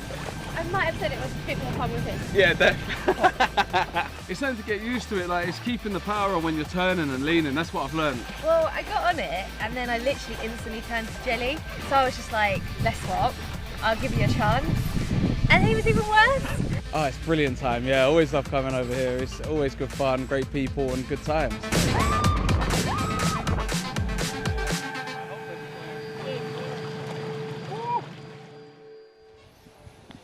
Jared, just saw Beef on the jet skis there. You were lucky enough to do that earlier in the year at quite a smaller event, but I've never been on a, mate. Is it that much fun? Because he made them look awesome. Yeah, they are that much fun. They're it's good to just be able to go out there and go nuts on the water, because you can't do it on the road these days, so you've got to do it on the water.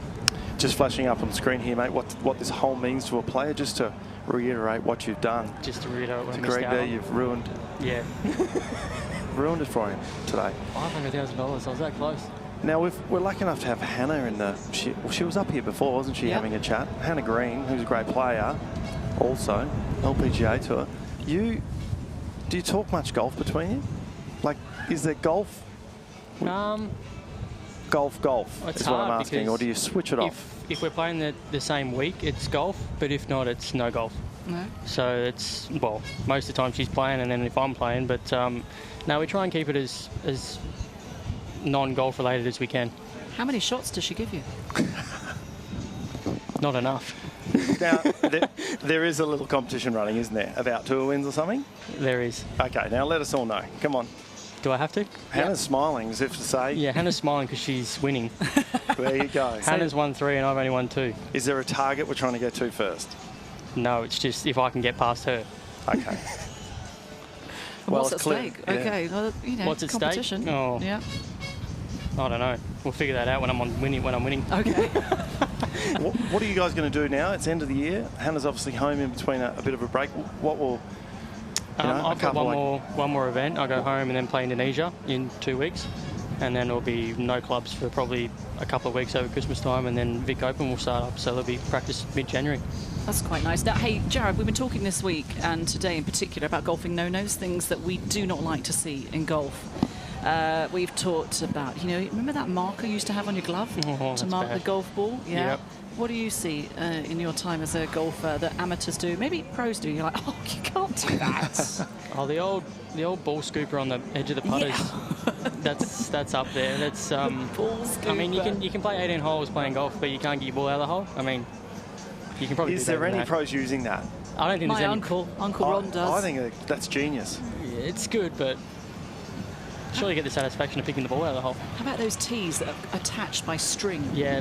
The pyramid which tees. you can't lose. That is number one. You've nailed it there. Yeah. That's pretty Absolutely good. nailed it. That's pretty good. Yeah. Hey, also, I copped a bit of ribbing before talking about the most handsome fellas on tour and who I thought were good-looking cats. I didn't name you. That's good for a reason. But I did mention Mr. Jager. Mate, you're a good-looking rooster. Clearly one of the beautiful Well, Hannahs he's back one of the top standing next players to on you, the mate. LPGA Tour, so I should say so. I did mention Scriv. I did mention Mr. Jager. Scriv's probably number one, I think. And Dimmy. Dimmy, yeah, Jager, Scriv. Scriv's probably number one. So men can tell if other men are handsome. I think so, yeah. You've got Credit where your credit's radar due. on. Yeah? Yeah. Okay. There's a lot of love for Dimmy, though. Yeah. There was a lot of love out here for Dimmy too. There was a lot of fans for Was the there? first 2 rounds, so it's good to see a lot of people out here, even in the first 2 rounds, Thursday, Friday. It's hard, people are at work and stuff, but the crowds were good and they're even better this weekend. As we move back to, we've got our group on the 16th here, 2 Canadians in the one group, Aaron Cockerell and Nick Taylor. Jared, quickly before he hits it off, talk us through how you hit the pin.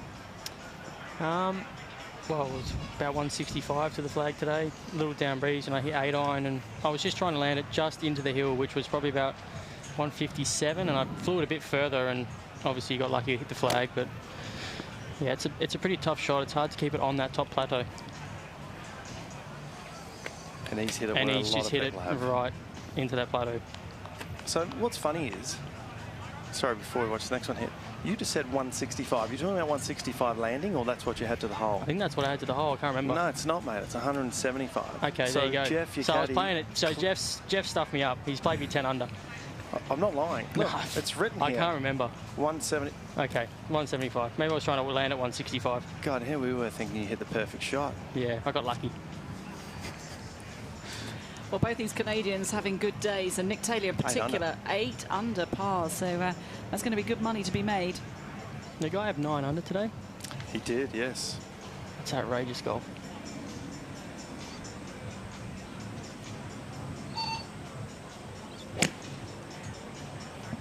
Ross McGowan, 9 under, sitting there beautifully outright third at the moment still. He certainly is.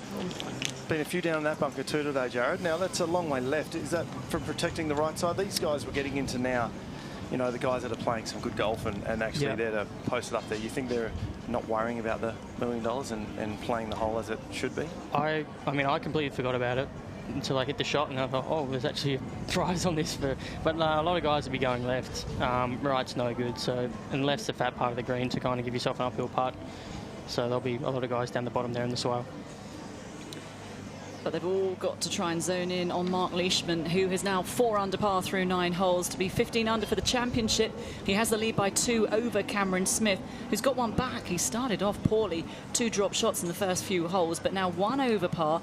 So he's 2 back. So it's game on this back 9. There we go. Definitely. Back 9's tough too, so there'll be a lot of swings around.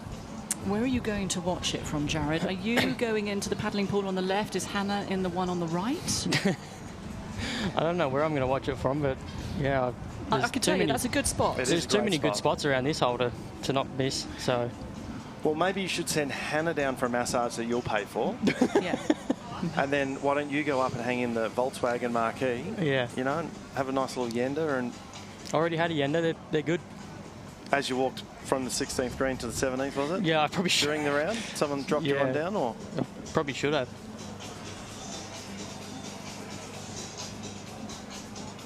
Love hearing that music. Love It's weird because you can't hear the music on 15 green. You can't really hear it on 11, so it's actually really well like on this hole, so it's good. A couple of golf tournaments I've been to on the men's tour and the women's tour, HSBC Women's World Championship, and they do it as well. The HSBC in Abu Dhabi, they have a DJ on the range. On the range. Yeah. Vic Open do it as well on 15. They have kind of 15. Yeah, 15. They have kind of like a little party hole. A lot of spectators around there, so it's definitely the way golf is going. That tournament has just got a whole lot more interesting next year. Definitely. Now, between the men's European Tour and the LPGA. So, you're going to be playing? I'll be playing. Hannah, you'll be playing? Hannah's going to be playing, so... So, the season opener on the LPGA Tour. First time you've got a co-sanctioned event between the LPGA and the European Tour. About time too, I say. Yeah, definitely. It's a great spot down there, though, isn't it? The tournament's so good. It's probably one of the best run events on this calendar.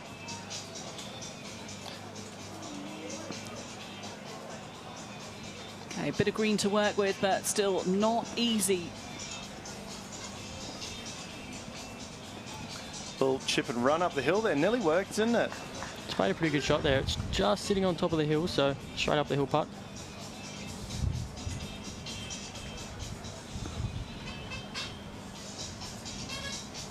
Pretty good now, Aaron Cockrell.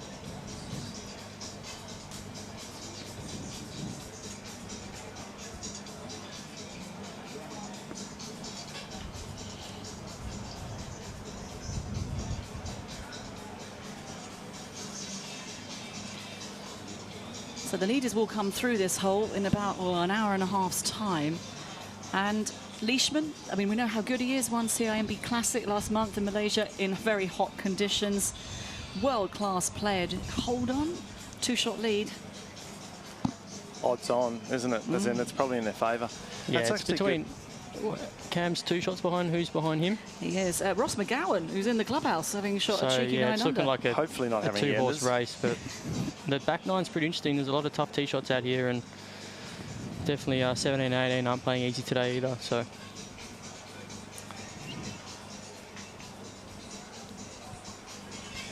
Okay, up the rise. Everyone's left this short, haven't they? Yeah, into the grain, uphill. So you've got a couple of easy, not easy holes, but you know, for the leaders when they do come through, once they get to 15, downwind, shortish par 5 with this wind, then this one, and then, mate, just explain how hard 18 is into this wind. Everybody said it's probably one of the toughest, or if not the toughest, on the course, and it's not just because of its length, is it? No, definitely. 15 is still not an easy hole. I mean, there's water down the left, and you've got to kind of cut the tee shot around the corner, so it's not a guaranteed birdie, but 18's brutal. How long is it? I don't even know how long it is. It's a long way. And the green 400 and something. The green meters. sits 20 foot up in the air, and you're into the wind. So you're coming in. I came in with a 6 iron today from 180 metres. I mean, guys will be coming in with that most of the time.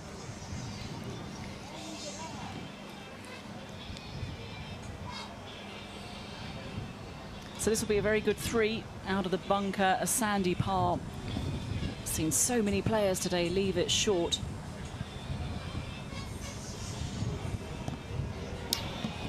Or race it through the break. So drop shot at the crucial stage of the tournament. Just 2 holes remaining. What's next for Jared Felton? Obviously, you know, you're a great player on the Australian tour here. What are we doing over, you know, the break? You going to Kooskul somewhere? So I got the week off, then I'll play Indonesia, which is the last event on the Asian tour. Need to make a bit of money there to try and keep a card. If not, it'll probably be maybe try and go back to Kooskul. If not, I'm happy with, you know, keeping my low status on the Asian tour and playing Perth and New Zealand as co-sanctions, just to try and build some momentum and, you know, see where the year takes us and see if I can do what I did this year and re-rank and play the back half of the Asian tour season. Beautiful.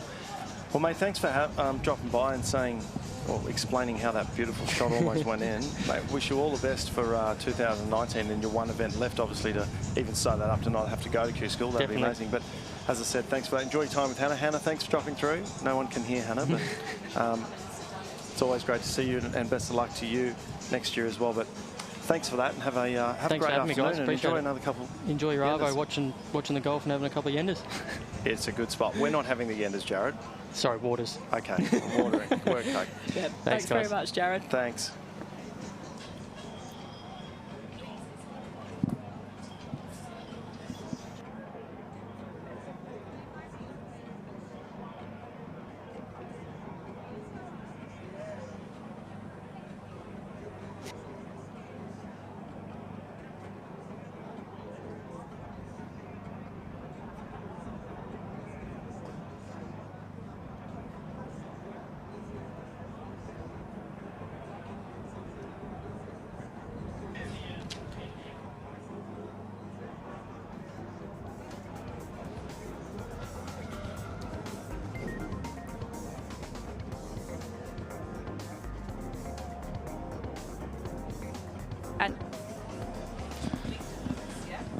Well, we are getting down to the meaty end of the Sunday final round of the 2018 Australian PGA Championships. From this spot here, you can see us in that picture, just that top or middle left there, just to the left of the Volkswagen marquee. We have got the best view in the house. So those that aren't down here on this hole, please come on down. You've got two great spots with both the Volkswagen marquee and the Oakley Gold Coast Beach Club, which is seemed to be the favourite stop for everybody, including all the players. There's many players down there. You can get down there and mingle with them.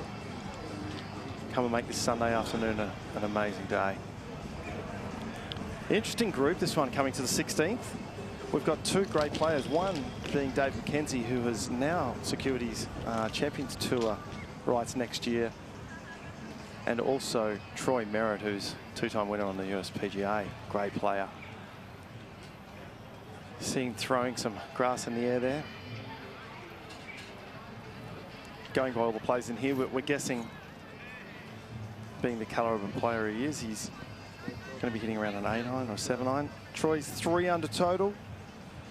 Not going so well, 1 over today, and obviously Dave McKenzie, there's 2 under total for the day and struggling a little bit too, but let's hope they can put one together on this hole and get it running in the front of that cup and make that $1 million disappear to themselves and a lucky contestant.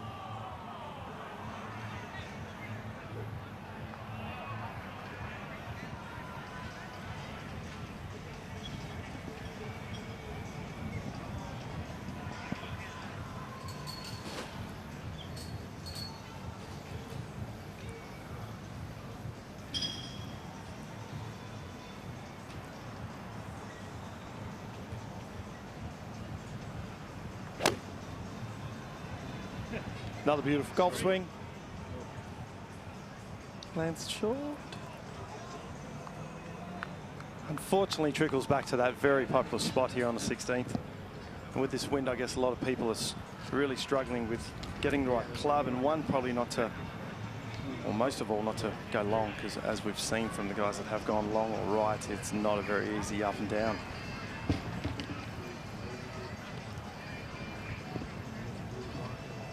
Rehydrating there. Beautiful Powerade. Here he is, Dave McKenzie. What a phenomenal year he's had this year. Going all the way back over, he's just turned 50, going back to the States. He's been there a lot of his life trying to stay on the PGA Tour.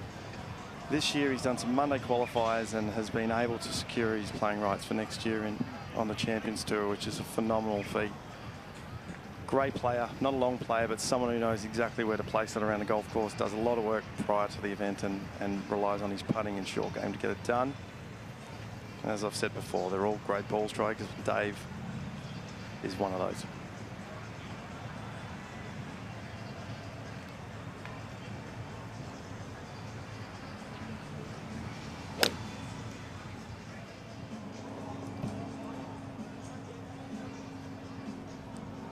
Hang on there. Oh. VW marquee are about to be close up to another chip shot from that right spot there, which is not great, as we've seen before. Yeah, as I said, phenomenal effort from Dave McKenzie to secure his playing rights. It's basically a tour that prints money. So hopefully Dave can continue his good form over there and have a big year in 2019.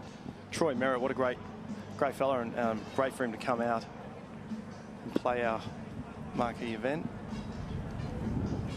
As I said, two-time winner, PGA Tour. Everybody would love to be a two-time winner on the PGA Tour.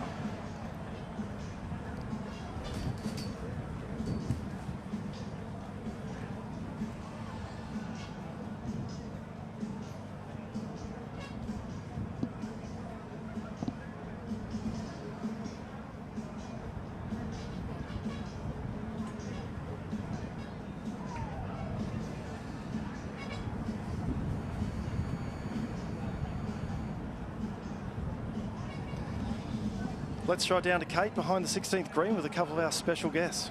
I certainly have indeed. I'm delighted to have Megan Scanlon, the Assistant Minister for Tourism and Industry Development, and Lincoln Lewis. You might recognise him, an actor from Home and Away. More importantly, his dad is Wally Lewis, so certainly many people in Australia will have heard of him.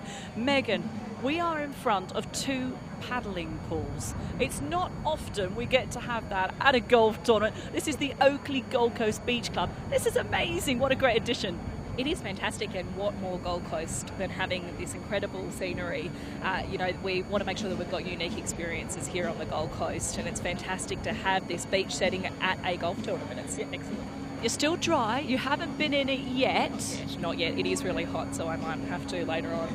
Lincoln, you seem like a good sort. I'm sure you're going to go in there at some point soon. Oh, 100%. Well, one of the boys, just before we walked over here, one of the boys was like, all right, are we going in or not? And I was like, as soon as we're done, I'm going, you're going, we're going, it's on. Funnily enough, like it's really hot here today, and I was thinking about going to the beach. I was thinking about, like, I don't know whether I was going to go to, like, Coromandel. No, sorry, not Coromandel. That's Soniq. So I was going to say Karawa, sorry. Freudian slip there. But I was thinking about going to, either surface or there at Broady. But we've got a beach here, so we're sorted. Hello. Exactly. This is brilliant. Well, this tournament, you must be very proud of this championship and embracing all these novel ideas. It's fantastic. As I said, we want to make sure we've got more unique experiences in Queensland, and it's just great to have this here on the Gold Coast following the Commonwealth Games. We pride ourselves on being an event destination. I think that Queensland's the best place to come, so it's great to continue to have this event here on the Gold Coast. Now, Lincoln, who's looking good in the golf tournament? Are you a golfer yourself? Actually, I was just looking at Beefy. Beefy was the main man right there. I thought that luscious beard he had going on. Almost. But, no, honestly, that's who I got my eye on. A few of the boys, what are their names? They were the two lads.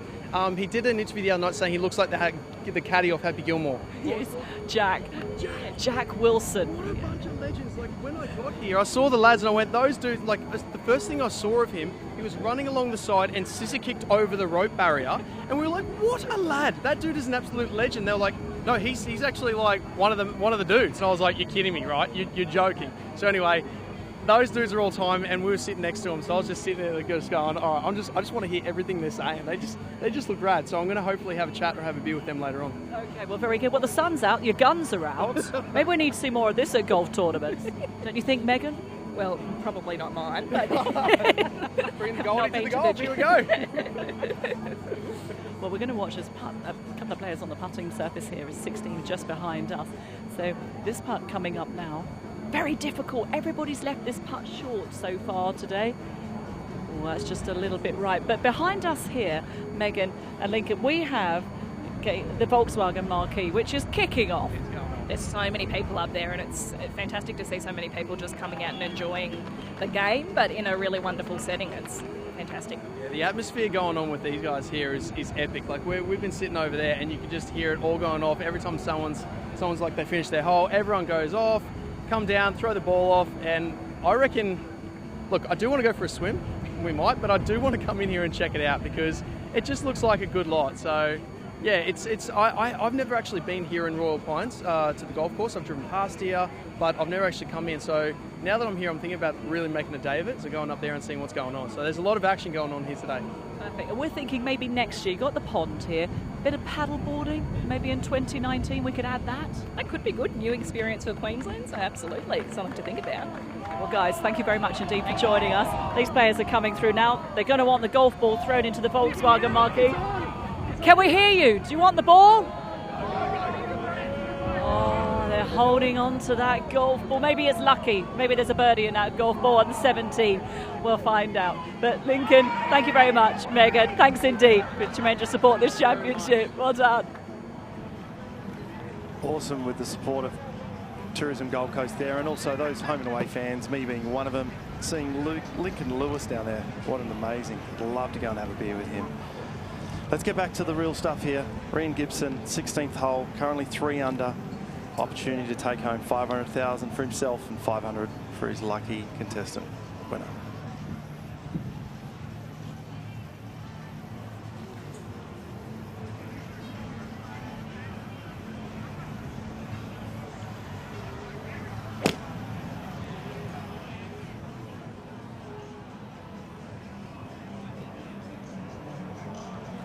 Once again, that popular spot.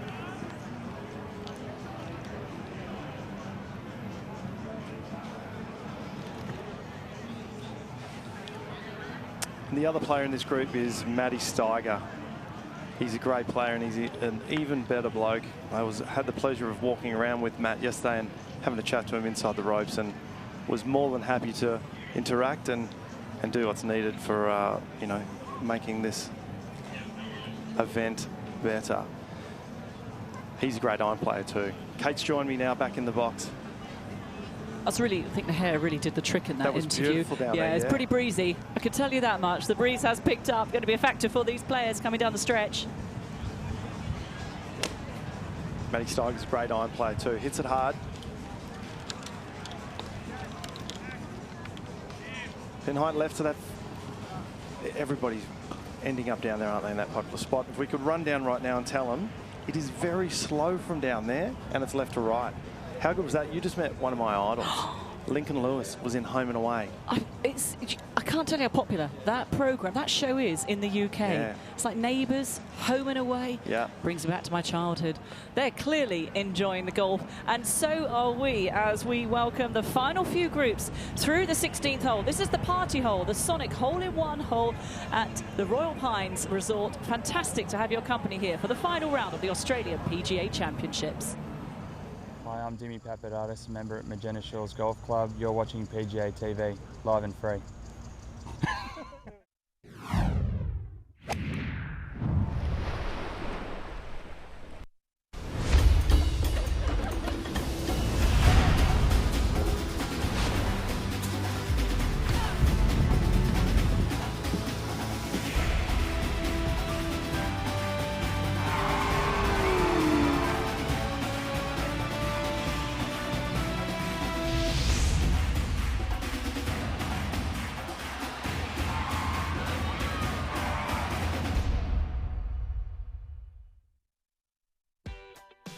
I'm Nev Austin. Hi, I'm Bobby Wallier. Hi, I'm Axel Jung. I'm proud to be a PGA Pro. I'm proud to be a PGA Pro. I'm proud to be a PGA Pro. And I'm Ian Baker Finch, and I'm proud to be a PGA Pro. Every day, PGA professionals around Australia dedicate themselves to the game of golf through more than just their passion for coaching. From ensuring your golf clubs are perfect for your game, to making sure you tee off on time, and managing clubs and facilities for your enjoyment. Their passion is at the heart of Australian golf.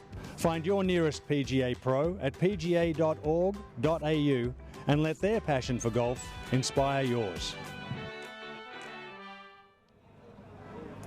It's a golf-hungry nation, Australia. Plenty of wonderful golf courses, lots of amateur golfers, lots of professionals, and those are the ones we are witnessing this afternoon, all vying to win the Australian PGA Championship here at the RACV Royal Pines Resort.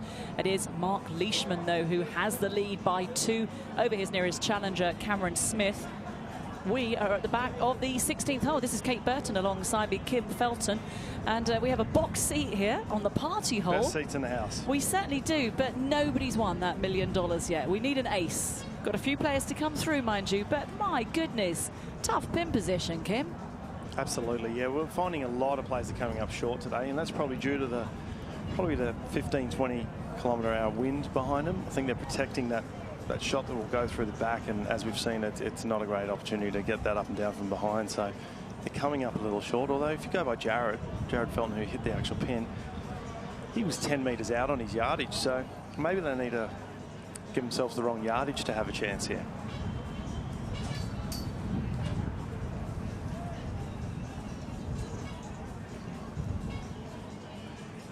Caddy was in the way. I think that's short again, though, isn't it, from down below with Mr. Gibson? Yep.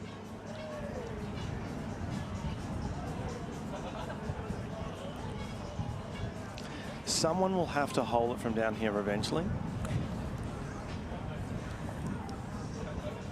But it's really not easy. I mean, it's a great setting to hold a putt, though. With it is busting in the Volkswagen. Yeah, Marky. They are dying for something awesome. Oh dear. Now, our paddling pools aren't looking very busy at the moment, Kim. No, there's a bit of cloud cover now, isn't it? The temperature's dropped. It's getting later in the day, but surely risen. Dropped to just sweltering. Dropped to 33. Yeah. Matty Steiger here. Let's hope he rolls it in.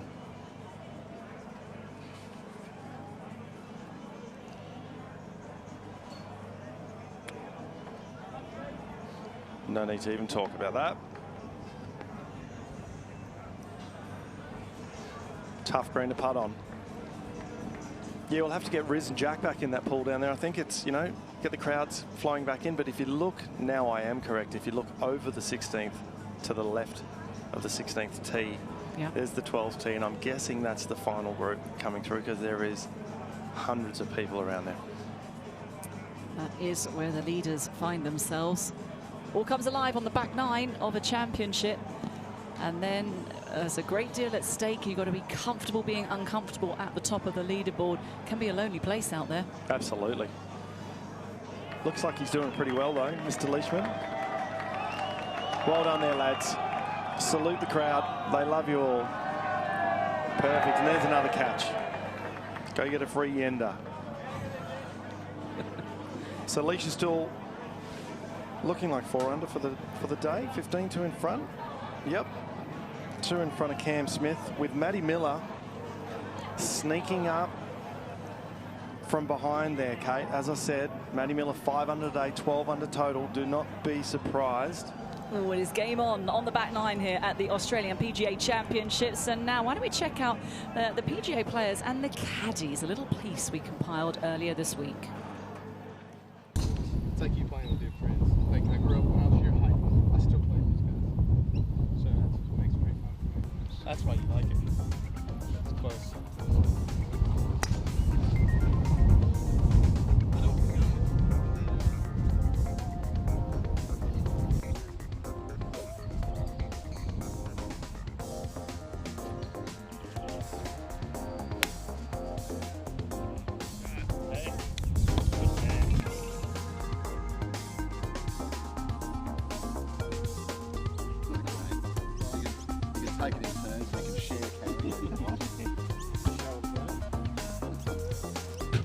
Yeah, Sean. Yeah, come on, him.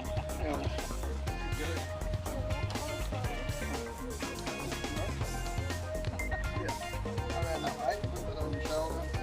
That's the wrong way, buddy. In there. Get around there, bud. Get around here. You're the wrong way. Press the handle on the end. Yeah. Oh, buddy. Up you go. There you go. Come on. Oh, don't chip me out.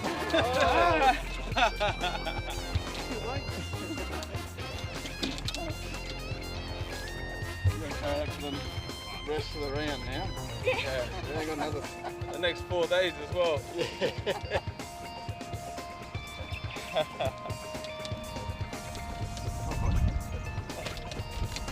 That'll do. Good job, well done there. Good work. Yeah, good work. Good job. Who's going to carry it? I'll carry it from here.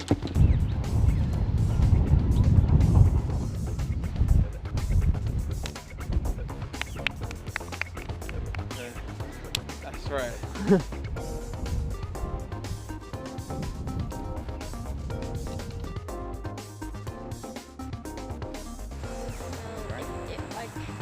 Carry that longer.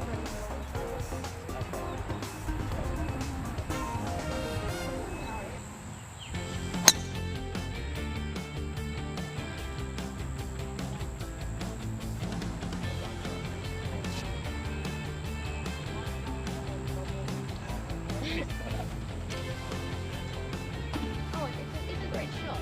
Like, it goes up and down.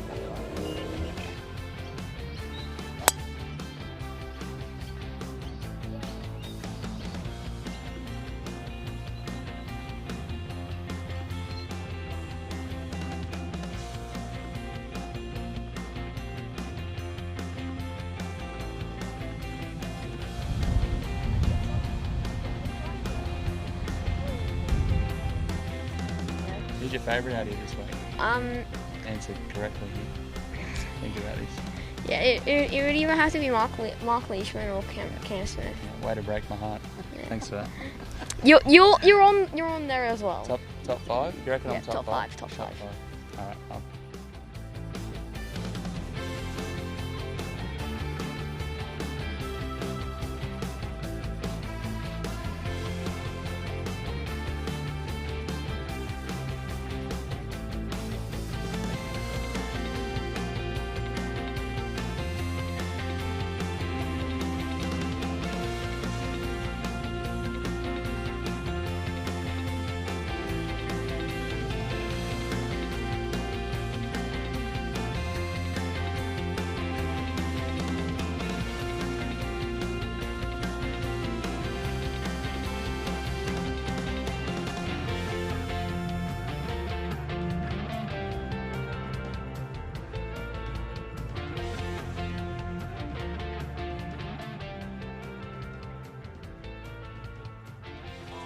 What a great initiative that is. I could watch that all day.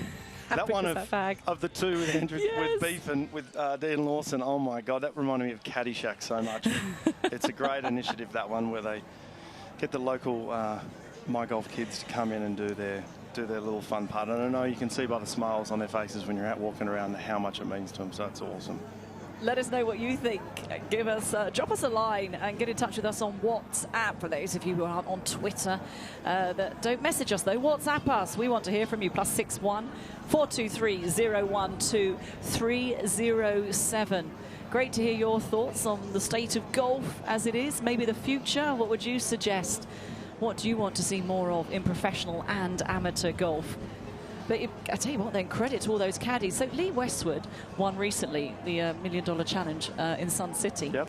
And he's had Billy Foster on the bag the whole time. And he changed his partner, Helen, who really knows very little about golf. They won. On the bag, his first there you win go, yeah. in 5 years. So, you know, it's not always all about having somebody with a huge amount of in-depth knowledge. If you can stay happy on the golf course, yes, I think you play some good golf. Look how full that marquee is. It is heaving. I'm only disappointed, Kim, that you're looking very demure today in a blue polo shirt. I mean, come on. I thought Where's the Hawaiian shirt? Exactly. I thought we had some cool, you know, colourful stuff coming, but no, look, I love my shirt. Don't worry, you're not wearing it for long. You're going in that paddling pool soon. Looking forward to that. With the farmer's tan. Yeah, exactly. Crowd's getting bigger around this hole. It's the 16th. Next group to come through will feature Matthew Steger from New South Wales. Oh, actually, they've just gone through, I should say. They just ran through. They leaped on through as we were talking to the Minister for Tourism. Now we've got Jake McLeod, #1 on the order of merit with Dimi Papadatos.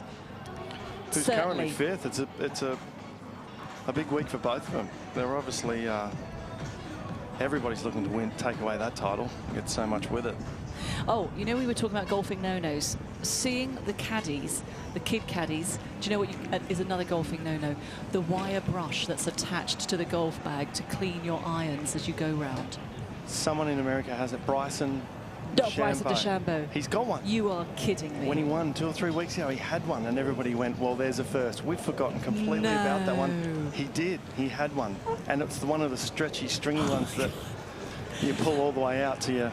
Well, He's different. He wants to use a protractor to measure hole positions. Now, what do you think about the man bun look?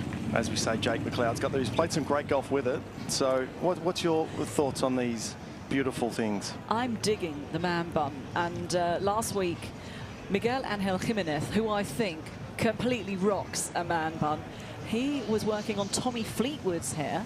Tommy Fleetwood, Ryder Cup star, won the race to Dubai last year. And if you go on social media, go to the European Tour Twitter feed, you'll see Miguel Angel Jimenez doing hair, actually, you know, putting Tommy Fleetwood's hair up into a man bun. And I thought he looked good. So I'm a bit of a fan of the man bun. How about you? Have you thought about growing it? You've got a bit of work to do if you're going to put yours in a man bun. Yeah, absolutely. I've got a lot to go. I don't think it'll be happening for me, but yeah, no, I respect that they're doing it. And you know what, he's backing up some great golf with it too, so maybe I do need to grow one. We've got Timmy here who's going to lead off this group, who I know we've said about they're all great players, but he is a good iron player too. So I'm hoping Timmy, and we've already been, you know, we've put out the poll and everybody's already come back saying that Timmy's probably the most handsome bloke, not just in the golf fraternity, but on earth as well. So should this one go in, everybody will go crazy as well. Okay.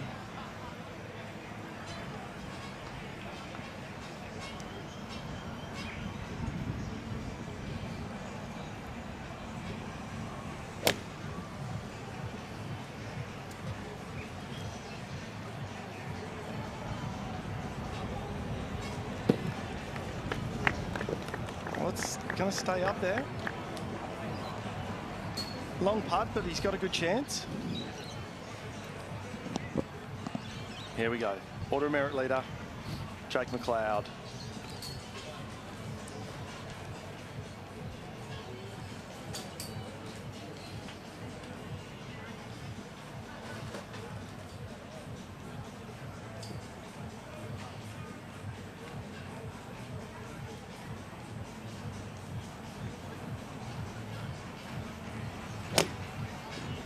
Struggling a little bit today.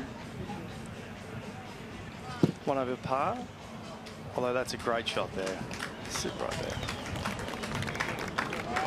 A lot at stake though. Should he win the Order of Merit, would win a position at the Open Championship next year, which is going to Portrush in Northern Ireland. What a golf course that is. Yeah. My goodness. He'll also get a full European Tour card, and he will play in the WGC event. So it's an Order of Merit that is certainly worth digging deep and trying to win.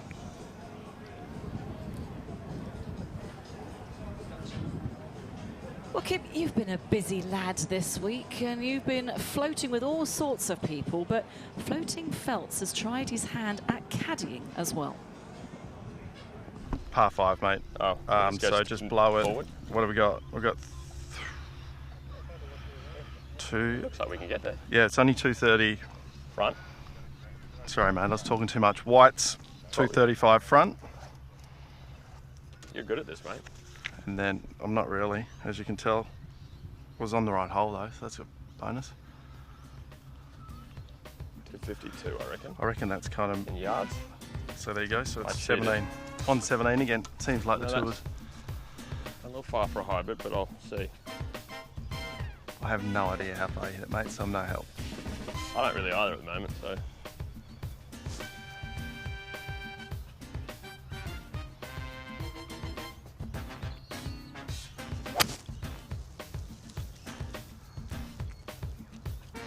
That was a golf shot. That's real impressive. Very nice. All right, we're hanging in there, Zach. Good club, mate. That was all you, mate. I was talking to myself. Proper numbers and everything. Look how easy it is. I'm going to give you the putter, mate. There's nothing better than walking to a green with a putter. With a putter, yeah. And practice round, you don't drop balls and chip and do all that stuff, do you? Or you do? Not in the match, you can't. I might flick a couple of chips around. I just like playing golf on Tuesdays.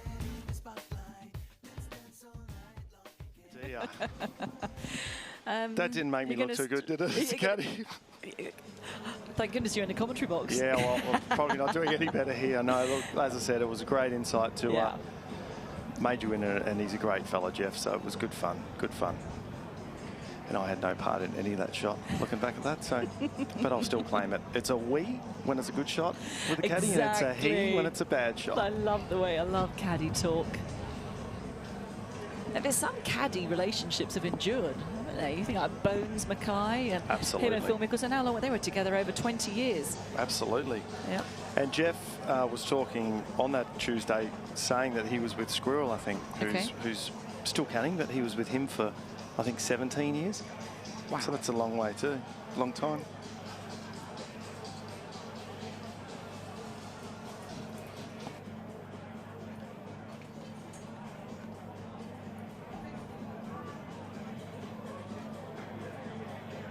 So here we go. Dimi Papadatos, 5th on the order of merit.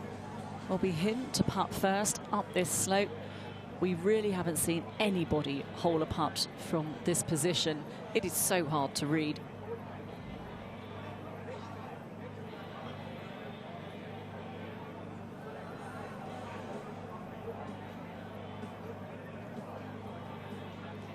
Currently in the tie for 9th, Dimi Papadatos, 6 under for the championship. So looking for a top 10 finish, that would help.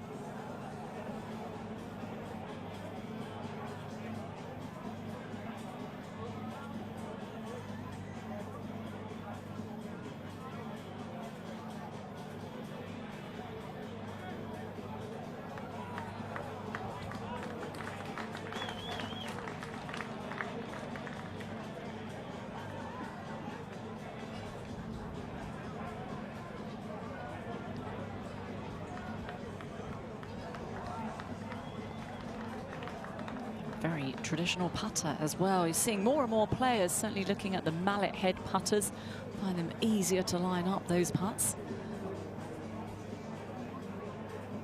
Playing alongside Jake McLeod from Queensland.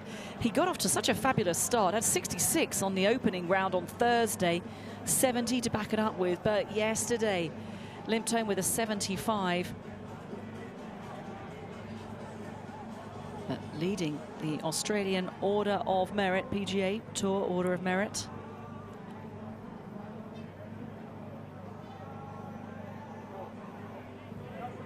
Oh, and a 2. Moves to 5 under for the championship.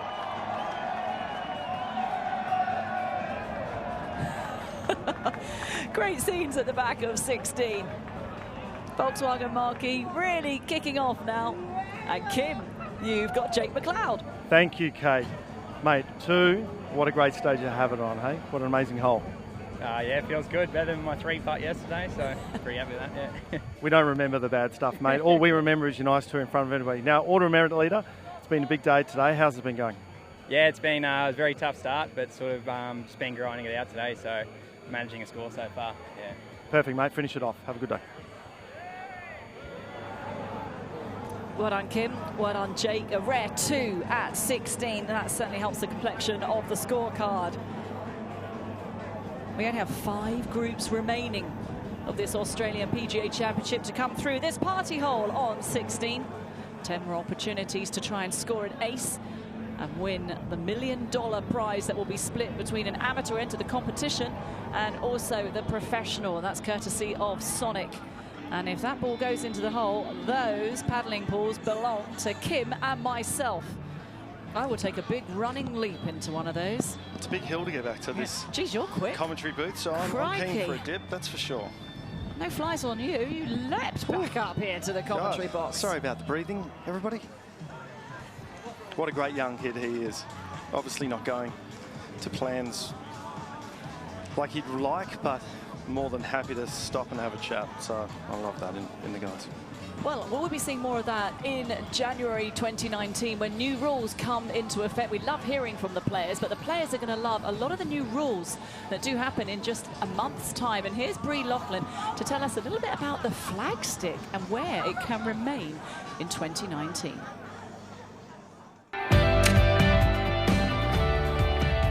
As of 2019, there is no more waiting for your playing partner or caddy to get to that flag stick. No longer will you be penalised if the ball played from the putting green hits the flag stick left in the hole. To speed up play, you will now have the choice of whether you would like the flag stick removed or not. Oh, it will be handy for those downhill sliders, that's for sure.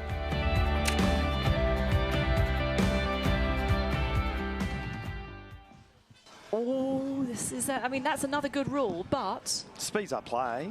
Would you do it? Well, you see, we were just talking about this as Bree was explaining that rule so well. What a great job she's done this week. Is that Bryson DeChambeau, who known as the mad scientist, he believes that by leaving the flagstick in the hole, you will hold more putts. If it's a fiberglass flagstick, if it's a metal one that they used at US Opens, then he thinks it'll just bounce off and go nowhere near. But do you think so? Are you going to be that golfer that over a 5-foot putt is going to leave the flagstick in? Well, about 5 minutes ago, we discussed he had a steel brush on his bag that he did his clubs with too. So, yes, I think he is going to be that golfer, that's for sure. Look, we've only got... not many. 2, 4, 6, 8, 10, 12 more players for an opportunity to take this beautiful $1 million prize for themselves and a lucky contestant. And I've got all my toes, fingers, everything crossed because it needs to go off. This venue is packed now, and I want to hear how loud it can get. I've got your playlist going as well. I was going to say, that's a good little song there, wasn't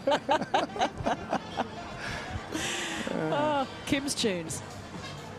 What would you have playing? What would be your anthem? Walking onto you'd have to end the day with a bit of Funky Cold Medina. Oh, a bit of Funky Cold Medina. Yeah, there you go. My Showing God. my age there. Jeez, I like that. Okay, Matthew Goggin. He had a great career too. Well, he's still in it. That's wrong for me to say he had one. Played many years on the US Tour and is obviously back here a lot more now. But yeah, what a great player. He's 4 under. Yeah, 4 under and rocking the goatee, I think, as well. Look at that. There's a lot of hair going on in this tournament. Very hirsute players. Playing with Jae Wong Yeom, who most probably isn't all that hairy.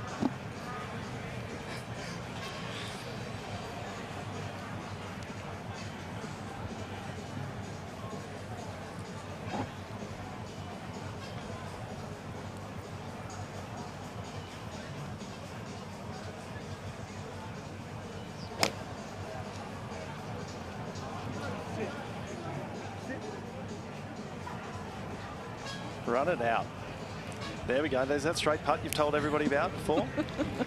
Goggy was a great player for years, and iron play, long ball driver-wise, similar to Mark Leishman. Yeah. Driver not so much, but iron play was always impressive. He's having a good tournament, but not as good as this player from South Korea. 67 to open with, Matt. Finds himself 7 under for the championship. Not going to win it unless there's a complete collapse at the top of the leaderboard, and that lead is still held by Mark Leishman. Don't see that happening at all, no. And now Leishman is 16 under par, so 2 shots over his nearest challenger, Cameron Smith, who's on 14 under, Matthew Miller on 12 under. Those guys will be coming through the 16th hole in about 20 minutes' time.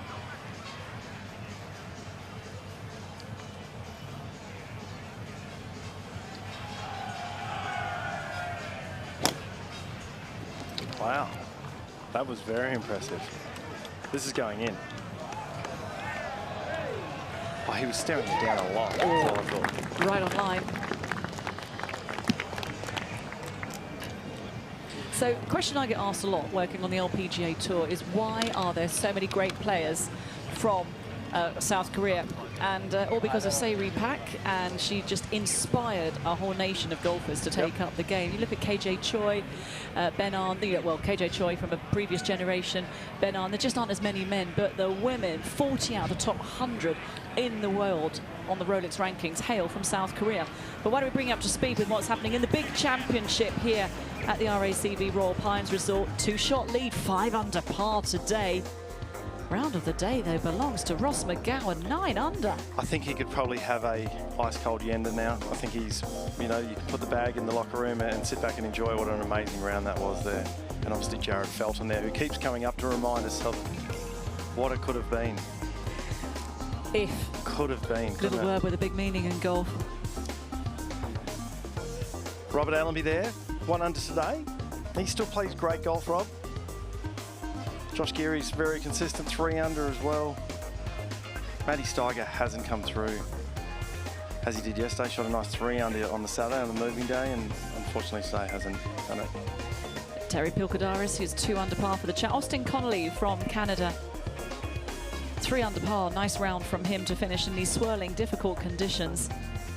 But some players finding it a bit tougher. Brandon Becker 5 over par. Yeah, had a great round yesterday. Little young WA boy who's got his wife, girlfriend Hayley Betancourt caddying for him, who also plays golf on the ALPG Tour. They had an amazing round yesterday. I was hoping, I've got my fingers crossed for him to go. Hopefully he can bring back, you know, in the last couple of holes, get it back to a reasonable score and take home a good check for Christmas. But they're an amazing little couple, those two. Pretty prolific on Instagram. Yeah, Trekking Golf Coaches. Have you Check them out. Yeah, I will. I will start following them. Yes, Trekking Golf Coaches giving lessons as they travel. Brilliant initiative. So do check them out on Instagram. Head to the remote places, yeah. So West Australia, they basically drive up north when we put on our major in circuit up to Broome, and on the way back they go to places that don't get any golf and go and you know, introduce it to kids and all that. So they're doing a great thing for the game. Right, Matthew Goggin. You know this one. You know this one. This one's... I just want to shout it out. Matt, don't leave it short. It's going to break left to right. Please. If you do that, there's a very good chance this could go in.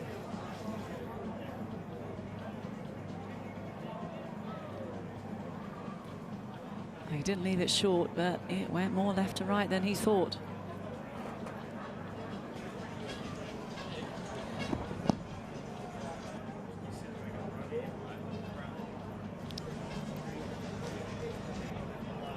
Matt Goggins has a bit of a dude, bit of a rock star look on the golf course. Yeah, look at that.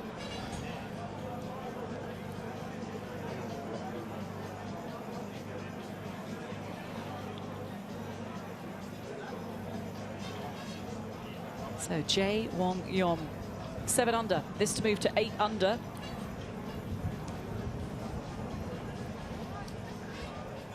It's good playing today. He brings it in a 2 or 3 under par. That's very nice out here in this, what I think's probably been one of the strongest breezes all week.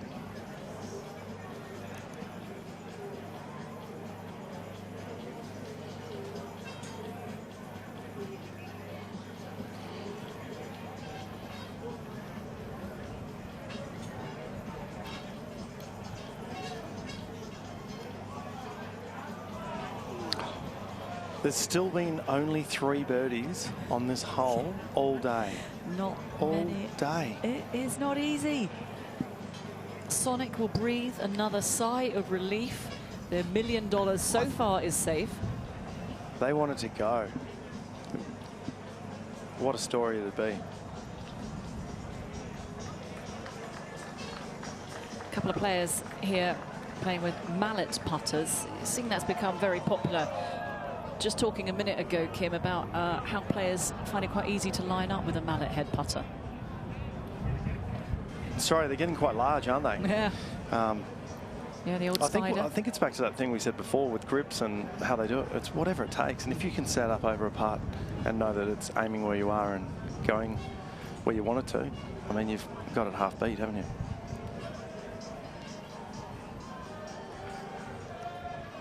As he backs away, probably because of my comments.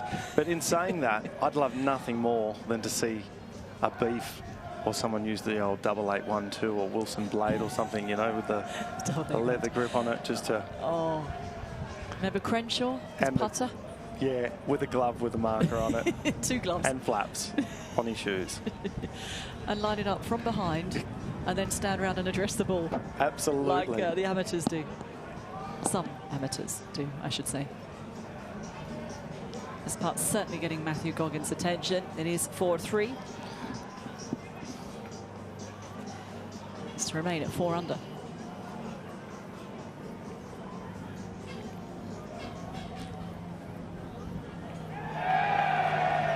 Throw it, Matt. Throw it. Oh, he's going to cop it here. They're just yelling Beef, I think. They're asking for Beef to come back.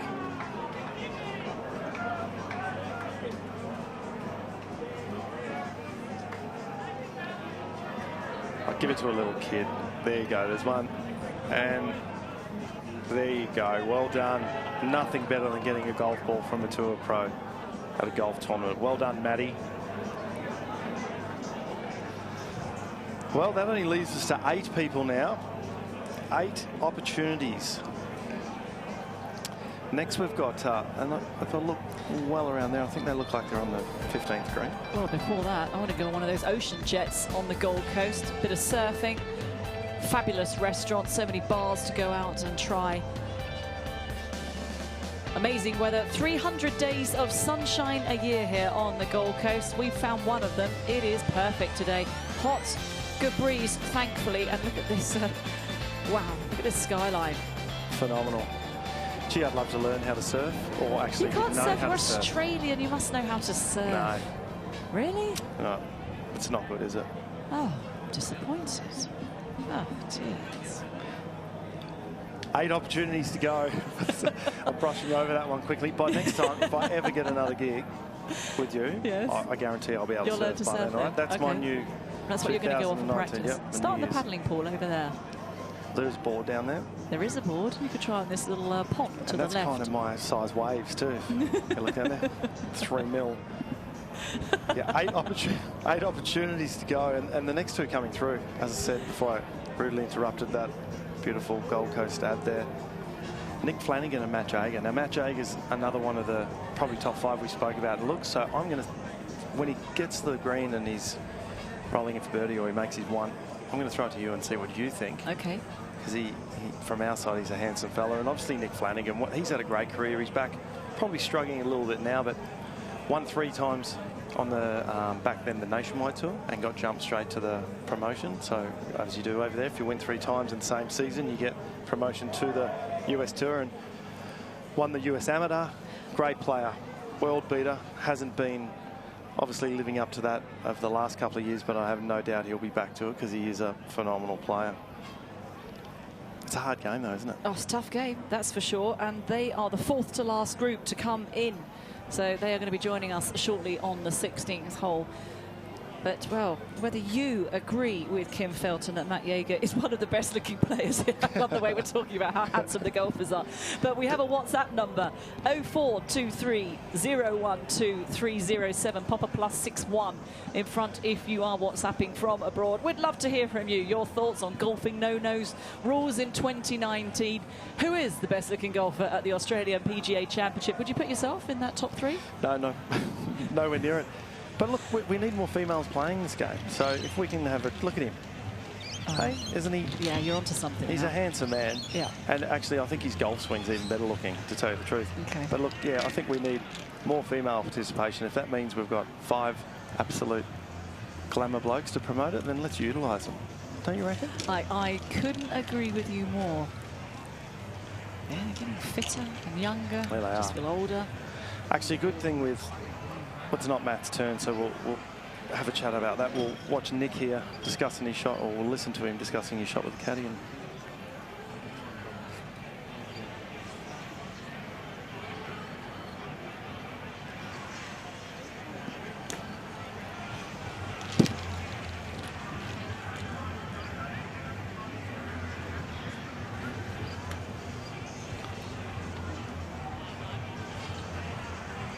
Sporting the yellow shoelaces.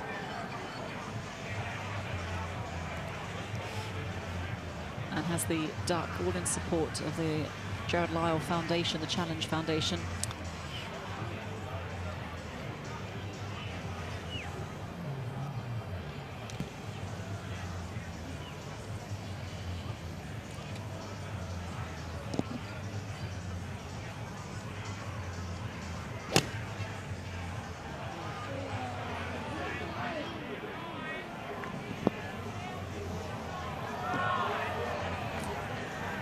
Online, just not going to be enough, and that putt is only 20 feet, but it is very hard to read. We haven't seen anybody hole it from there so far today. I think once the coverage is finished, you should actually get down there with your putter and just give it a go. I think that'd be good viewing too. That really is shaking up the rules of golf. Now, Matt Jager, you commentate on this. I'm just going to sit back and admire. Yeah, I won't say a whole lot. This is, like I said, he was, I think, a world junior champion. He was, you know, an amateur who everybody was putting big labels on, and you just watch this and...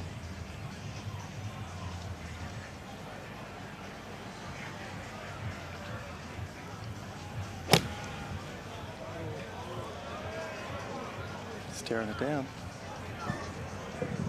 We go, great shot. That's a good shot. Very good shot. Yeah, so the unique thing about Matt Jaeger is he gave it his best, and he still loves playing golf, plays golf, obviously in anything he can, but he's now started his bridging program with the PGA, which means having these years under his belt, he can come back and get his qualifications to coach. So he's now enjoying teaching, doesn't have to rely on playing so well. He's got a young family. His mind's on some other things now, and as I've said before, there's nothing better than having a few weekends off and still getting paid. God, for sure. I mean, it's an interesting one with players who've played at the top level of the game when it comes to coaching others. That a lot of the time it's very hard to impart that knowledge, to understand the mechanics and how the swing actually works. So there's always a lot to learn about this game. Getting better never stops. Now that's what you should be in. And I'm just disappointed. You can't surf and you're not wearing a yellow Hawaiian shirt. That could have been both of us. I would have done it. There's your Paul. I was just following your lead, following your lead. Our pool's still empty, though. I wouldn't look very good. Pasty pole. Look a bit like Jamas, though. Jamas more than comfy. Yeah, it'd be good, wouldn't it? It's a bit hot for a onesie, so that's probably the next option.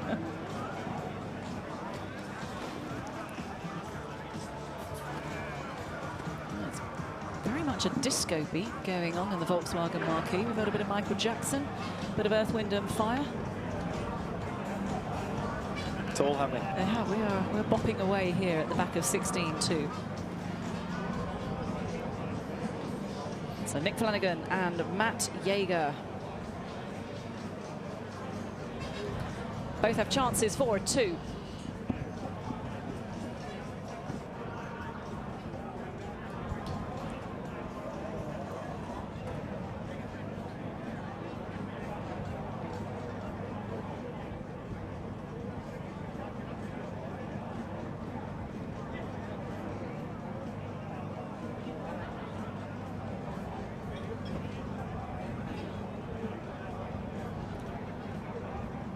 And news from the course, Mark Leishman lead is now just 1 shot. 16 under par through 13 holes. He's 5 under par for the round today. Cameron Smith has got it back on track. Was 2 over for the early part of his final round. Now 1 under to be just a shot behind. He is the defending champion. Would dearly love back-to-back wins in the Oz PGA Championship. And then Matt Miller, who we see on our screen, 12 under par, 5 under par for his round today. So you never know what can happen on these closing stretch of holes. Matt Miller makes a birdie and moves to 13 under. Well, game on. There is a chance.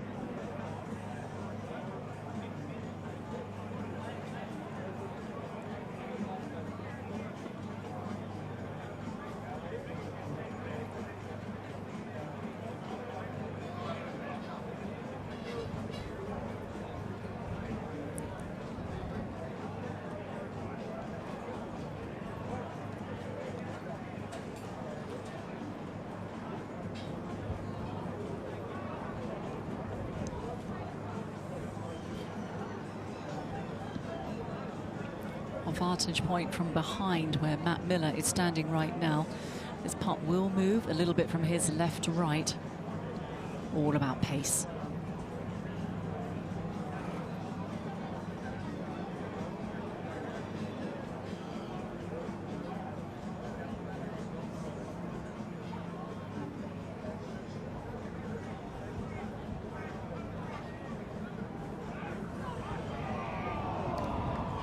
More than he thought. Oh, all these shots are so crucial now. That would have been to get to 13 under and just 3 behind.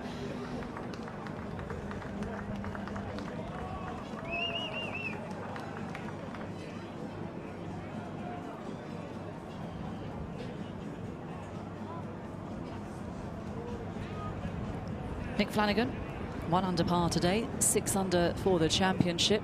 So an opportunity to pick up a birdie here at 16.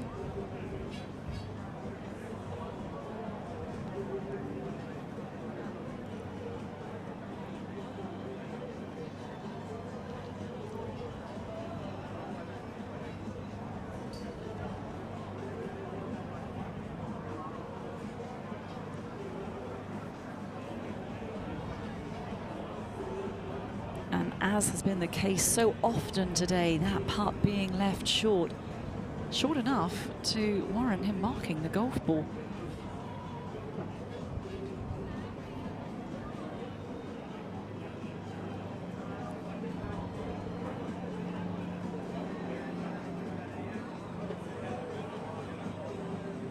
Finds himself in a tie for 6th place right now, on 6 under for the championship. This putt to keep it that way, alongside Jason Scrivener and Ben Eccles. So 6 under par with 2 to play. Is he going to chuck the golf ball? Hold on to it for a couple more holes. Yay!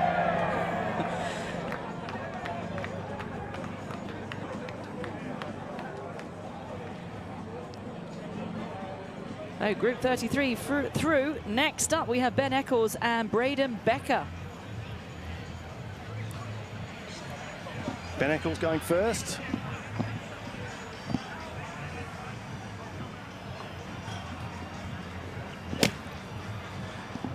The one-hander normally goes straight. I was wrong. You were It's wrong. only with driver, maybe. Yeah, we have a player on the LPGA Tour, Ariel Jatanagan, who does that and absolutely stripes it down the middle. It completely fools us. And here's Braden Becker, the young guy, young kid. He's not a kid, he's 20. WA. From Trekking Golf. Half of the Trekking Golf Yes. coaches, isn't he? Although he's playing some good golf, so he's making some good money from this side to support that.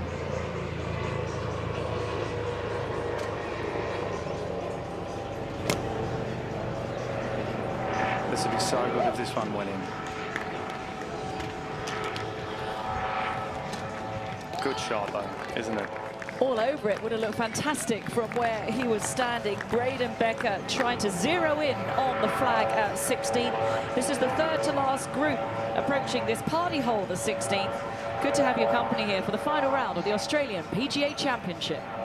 I'm Cam Smith from Monteima Country Club. You're watching PGA TV.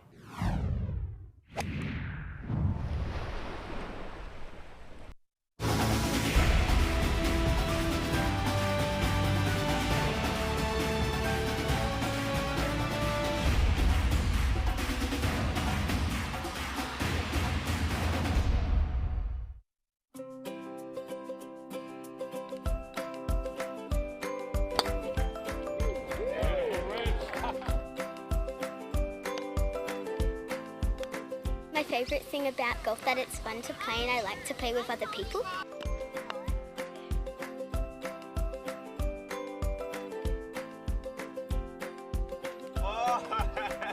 With my golf and what they're doing, you know, it's huge for junior golfers like Isaac. On the tee, one of the stars of our My Golf program, Zoe Manton. She's got a fabulous swing, and at her age, I think we're going to see a star in the making. Yeah, great shot. My advice to the My Golf kids would probably be always have fun. I think that's most important, because if you don't love something, you're not always going to be passionate about doing it. Just play and just have fun.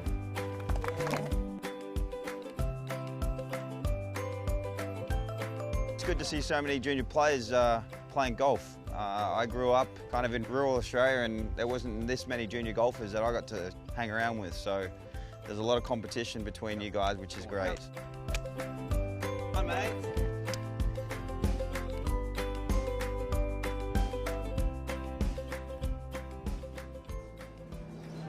Do find out your nearest My Golf Centre. Plenty of them around in Australia. A wonderful initiative from Golf Australia. Well, this is a bit of a tricky shot we've got here, Kim.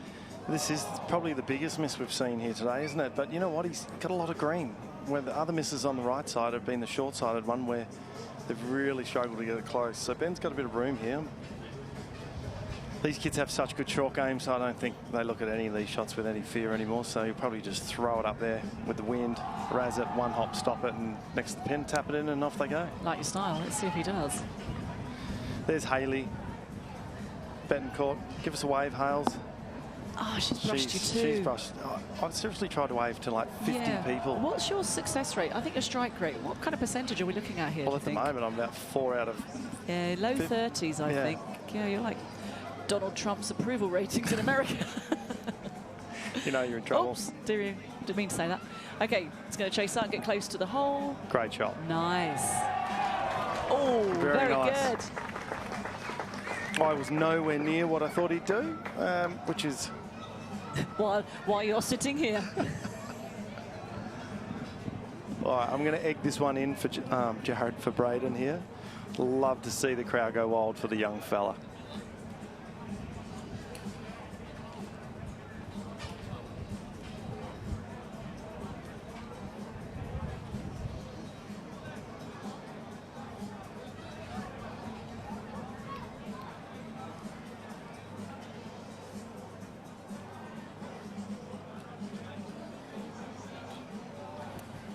What's your take on the, speaking of rules, what's your take on the lining up with the big line?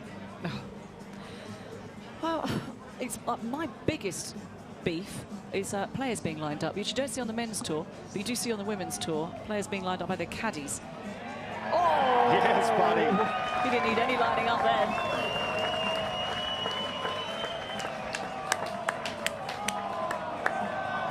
Oh, and he's gone straight over the top. That'll be on the middle of the 17th there. You can pick it up and use it again. Classic. Braden Becker, though, excellent too. Not many of those to be had today. Yeah, lining up the ball with the line on it, I don't mind that so much. Greens books next year, they're going to change. You know, a lot of pros on the professional tour can get hold of a greens book, which is so in-depth, so involved, as we watch Eccles make a very, very good up and down. That was excellent. Braden threw it so badly, he's just launched another one in there to him. Oh, come on. He gave the look to the caddy then, like, is there... We're covered, right? We've got another...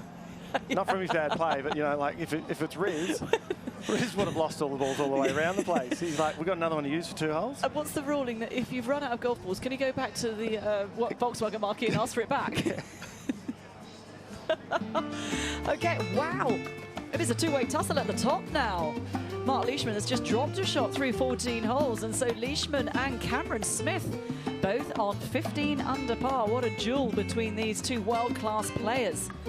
4 holes remaining. Matthew Miller's just gone through 16, missed out on an opportunity to make birdie, so he remains 12 under. So it's all to play for the final round here at the Royal Pines Resort. We've had some very good rounds. It's been some good golf, hasn't there? I mean, it hasn't been easy. Scriv shot a nice little, Jason Scrivener shot a nice little 5 under there, I see. Finished off and 6 under, and there you go. Mr. Consistent has another, I think, top 10 he was. So yeah, that'd be 29 of them in the last couple of years. According to Alison Whitaker, who I'm convinced... Oh, Matt Miller. Oh, Matt Miller. But Jason Scrivener also is very consistent. Yeah, I'm sure Ali goes to bed with just like stats under her pillow. How impressive was that this morning? She's got to get out more. Wow. She's a good sort. She's a good girl, Ali Whitaker. You're all very good at what you do. Very good. Clearly, you have been to the Oakley Gold Coast Beach Club already and had a few drinks. Actually, look at this now. Once we do get back there, my nominated pool is full of people, and it looks to be like that. Geez, isn't that a still down there? Why would you leave? You got the leaders coming through. About 15 minutes time. 71 players made the cut at the weekend. Top 65 and ties. 250,000 Australian dollars to the winner. So all worth playing for. Q1. One of the tallest buildings in the Southern Hemisphere, Q1. Have you been up to the top? I have not. I'm afraid of heights. So you don't surf. You're afraid of heights. Yeah, I'm so un-Australian, aren't I? Look at that. That'll be me next year. It's a great place. I love Gold Coast. Used to love coming, obviously, to play the golf, but also come here outside of it too. Kids love it. All those theme parks, Top Golf. Yeah, if you're thinking getting into golf, or just thinking that you like playing, or can you dance? We might have to see later tonight, won't we? Harold Varner, is there a nicer guy on tour? What a personality. How good to chat to. in all those, you know, Caddy kids and all that stuff, anytime someone's asked something in his media conference, he's just a cracking fella who's a great mate of Michael Jordan, as you can tell by his clothing there. So hasn't shot hoops with him, played golf with him, but very interesting story. Not travelling too well today, is he? 4 under for the championship, but when you think he started at 7 under, so he finds himself 3 over for the day. Got the honour though, so he's obviously maybe got one back in from that last par 5 there, but I think he's going to have a big year next year on the US Tour. You know, he's already had a win, and this one, I think now he's getting better and better, and I reckon he'll have a big one.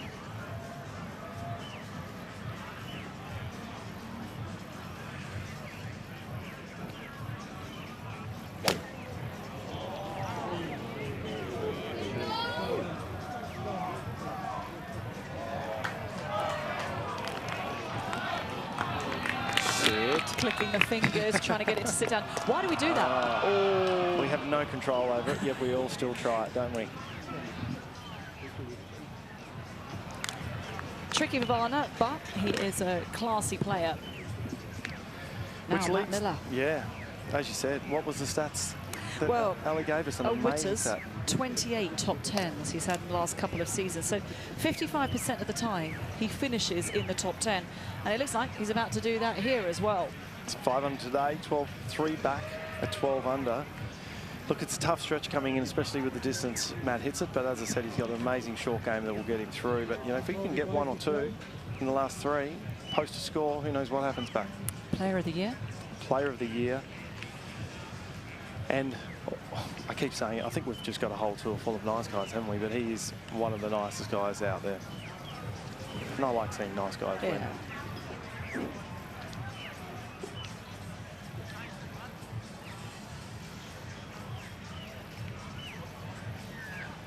Three shots left.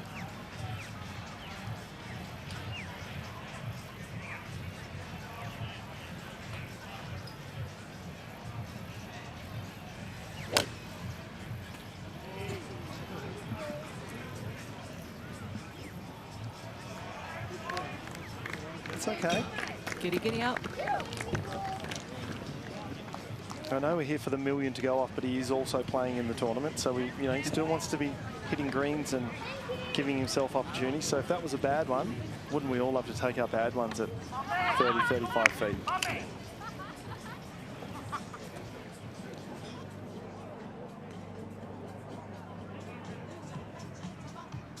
He's got the duck head cover as well. I know we've all got these duck pins.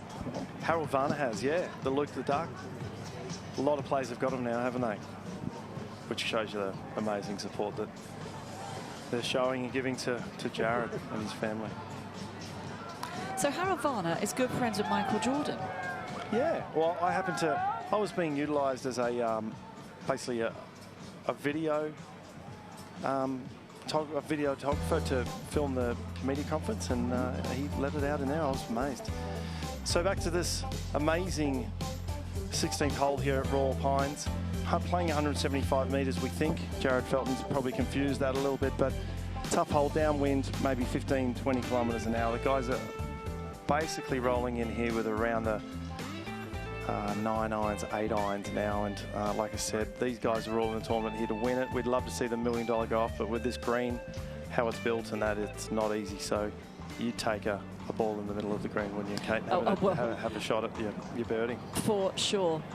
But you could be on the right level, and anything that's not, we haven't seen any long-range putts go in today at all. So back to Harold and Yes. Michael Jordan. Yeah, so the question was asked, have you played golf with him? Because someone said, how did you get your, obviously got the Jordan apparel? And he said, oh, I think it was his manager maybe, who was mates and hooked it up, and he spoke to Michael, and all of a sudden he's wearing it. And they said, have you played golf with him? He said, yes. And then one of the media guys said, have you shot any hoops with him? He said, no, not yet. If you're ever going to be nervous, do you think it would be shooting hoops with Michael Jordan? Well, I mean, how tall is Harold Varner? Allison? Is Allison? Oh, look, I'm going to have to say 5, 6. Yeah, he's not that tall. He's got a long way to travel. Hits it decent way too. So yeah, you're talking about the basketball court would be tough. Against a guy like Michael Jordan. Okay, always going with the wedge. You've seen a couple of people go with putter from off here. Always tricky. If you're a little bit too bold, it will race through, and if you're trying to be too cute, it will get stung on the slope, upslope. Oh, you could try and hole it out. Thought about it, but just a little bit too much pace. Almost did the beef, didn't he? That's where he holed it from. Maybe a little further over, but grabbed some of that hole, that's for sure.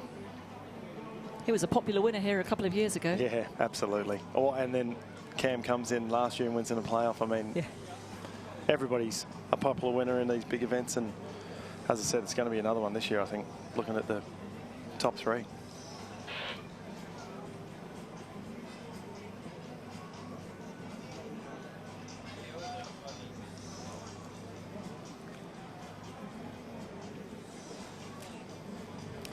So Matty's giving this one a good look. As I said, I think it's probably about 30, 35 feet. You can see, as we've mentioned before, that light and dark patches, there's a lot of them.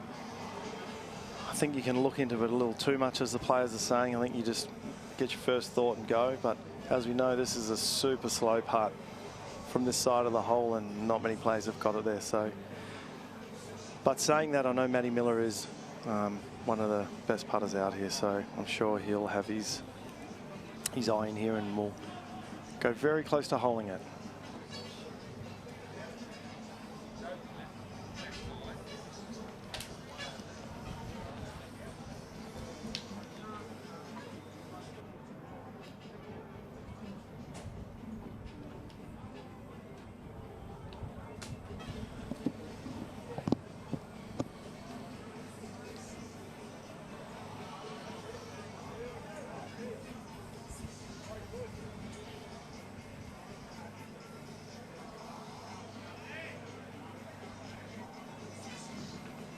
Very good putt. Very nice putt. And I've just been told there's a ruling with Smith back there on the 16th tee, so I'm not sure what's happening there. We'll to that in a second.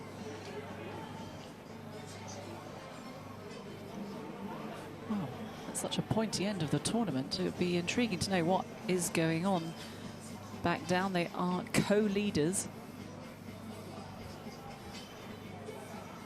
Well, it looks like he just literally hit it from the middle of the tee, taking it over the crowd almost. So let's see what he makes on that hole. Harold Varner for par.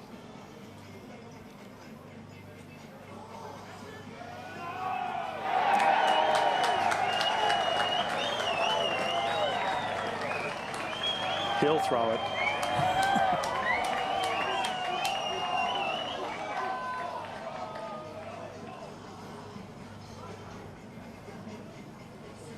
Geez, he looks like a cool cat, doesn't he? He does. I would fancy a drink with him in the Oakley Gold Coast Beach Club in a paddling pool. He'd be good company.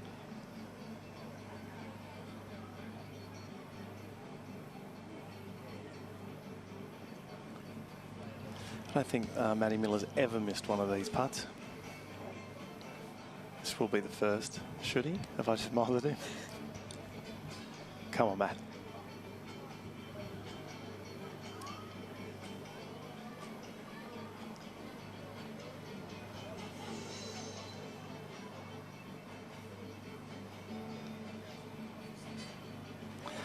Oh, thank God for that. Yeah. Wow. It's a kiss of death from the commentary box, if so. There they go. There goes the balls. Matty's thrown it on the perfect throw, straight to the middle of the crowd. There's been a few that have been out today with throwing the ball. It's a big target as well. I mean, there's 100 people or so to collect the golf ball. Straight over the top. Yes. Yeah, where's the adrenaline flowing? That's all. Matthew Miller walks on to the 17th hole. It's been another good championship for the Player of the Year. We're coming to the final group that will join us very shortly on the 16th hole. But what a week we've had, Kim. Oh, is that you? Couldn't do that. Or that. There's so much to do here. You're destroying the image of an Australian pretty quickly. No, absolutely. I'd get the courage up. What a place. So much to do. Daytime, nighttime, plenty to enjoy here on the Gold Coast.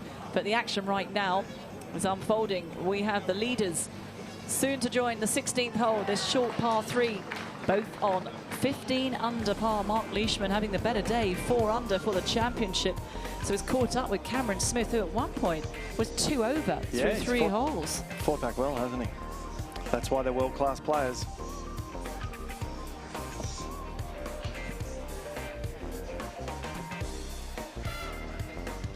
Here they come, working their way through the crowds.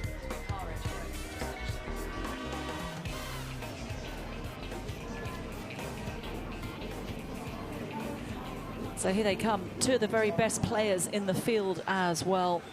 They've had very good years. There's Mark Leishman. He's the world number 21. Won in Malaysia last month at the CIMB Classic, and there was second on the PGA Tour at the AT&T Byron Nelson Championship. So that is a tournament to score well in. That would have been a tough field. Good bloke as well. They're both cracking blokes, absolute.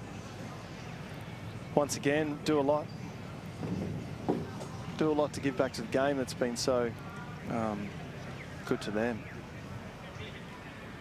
A lot of people around here now, isn't there? They've all made their way to this one amphitheatre, basically. It's like Cam has got the honour here. He's already played a shot from near to this, hasn't he? From that tee to the previous green.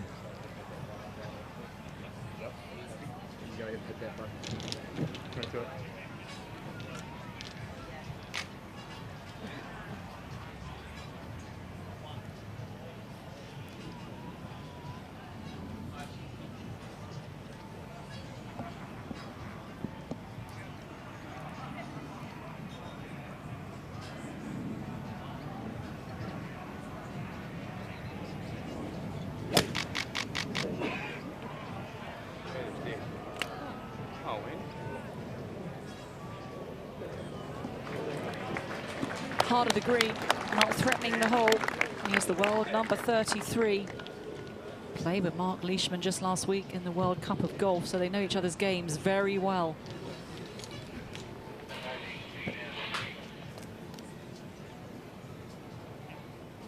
But news from the course is that Cameron Smith has just made a birdie on 15, so he now has a 1-shot advantage over Mark Leishman. So Leishman has to get close here. 3 holes remaining.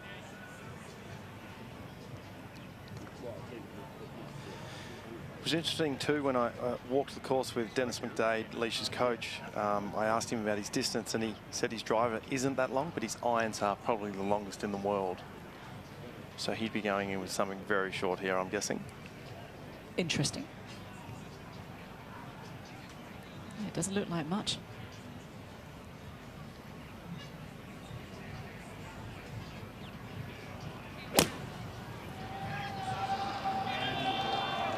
Go. Sit. Sit. Sit.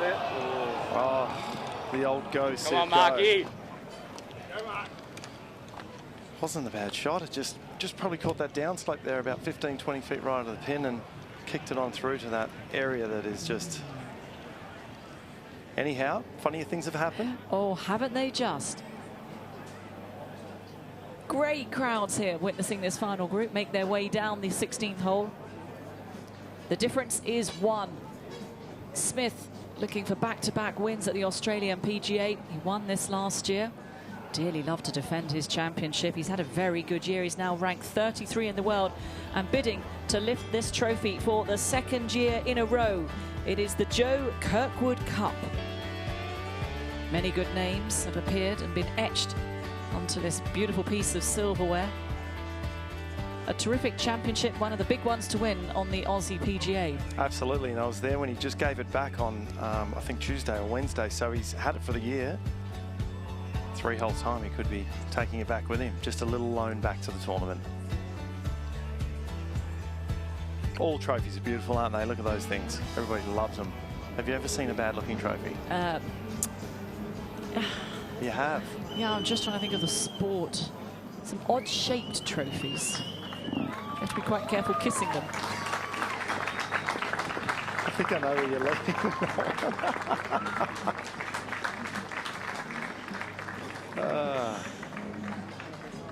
Well, the Kirkwood Cup's a beautiful, beautiful piece.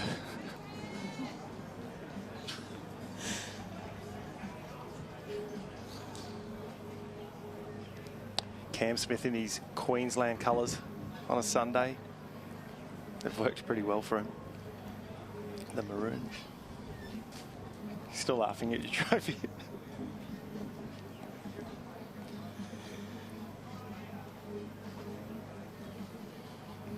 So what we've seen putter, we've seen flop shot, we've seen chip and run. Come on, tell me what he's going to do. Well, the putter was the best result from the shots that we saw from that predicament. No, I don't think he's going to go for putter. I think he's got the putter.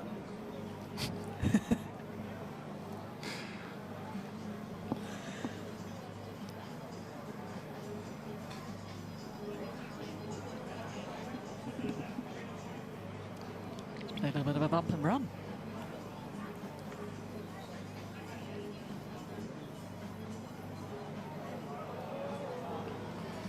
See that camera angle there looking down on that from above doesn't give it justice to how actually steep that hill is there. It's probably a, what'd you say, 4.5, 5 foot rise there from where Leash was? Most definitely, and I think he thought that was the best option. It wasn't bad, but it just needed a bit more oomph.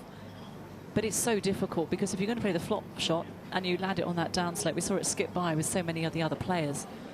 But, you know, they always say bad putt's better than a bad chip. And that grass is so grainy too that once you're hitting into the grain, the lob shot comes a little tough. So many professionals looked bad trying to play the flop shot with a grainy lie.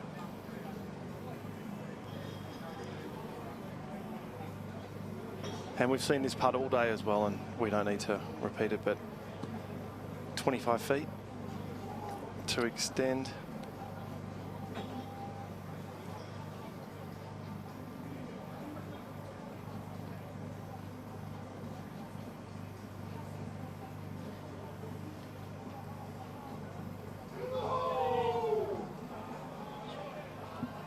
It's another $1 for yourself. That tap in for a 3 to maintain his lead. Remember, he has a one-shot advantage, and Leishman, no easy par putt coming up for the Australian. Absolutely not. I'm guessing it'll go a little right to left over there. Downhill, could slide away, but I think late in the afternoon these greens aren't really at a fast pace, so he could at least give it a little wrap to take some of that grain and break out of it. Cam's is a pretty simple one up the hill there, so Leash really needs this, otherwise it's 2 shot, 2 to play.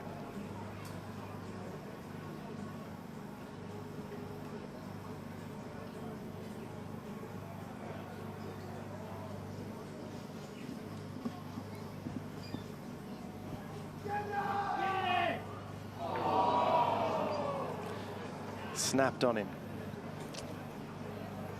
What a time to drop a shot.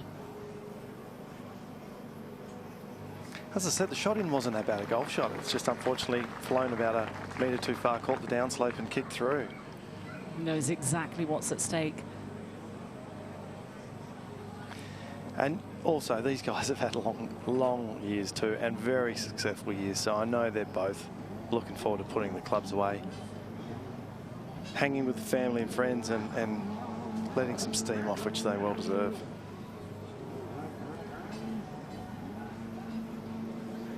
Smith, short par putt to maintain a 2-shot lead now, with 2 holes remaining over his nearest challenger, Mark Leishman.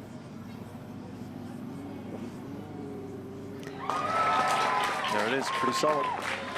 Not a problem. So Smith looking to defend the trophy he won 12 months ago, the Joe Kirkwood Cup. Queenslanders are giving him great support here. You can see all of them high-fiving him and egging him on. Well, those guys march off to the 17th. You've been marching all around the golf course this week and floating with Feltz. Caught up with a very good caddy at the beginning of the tournament.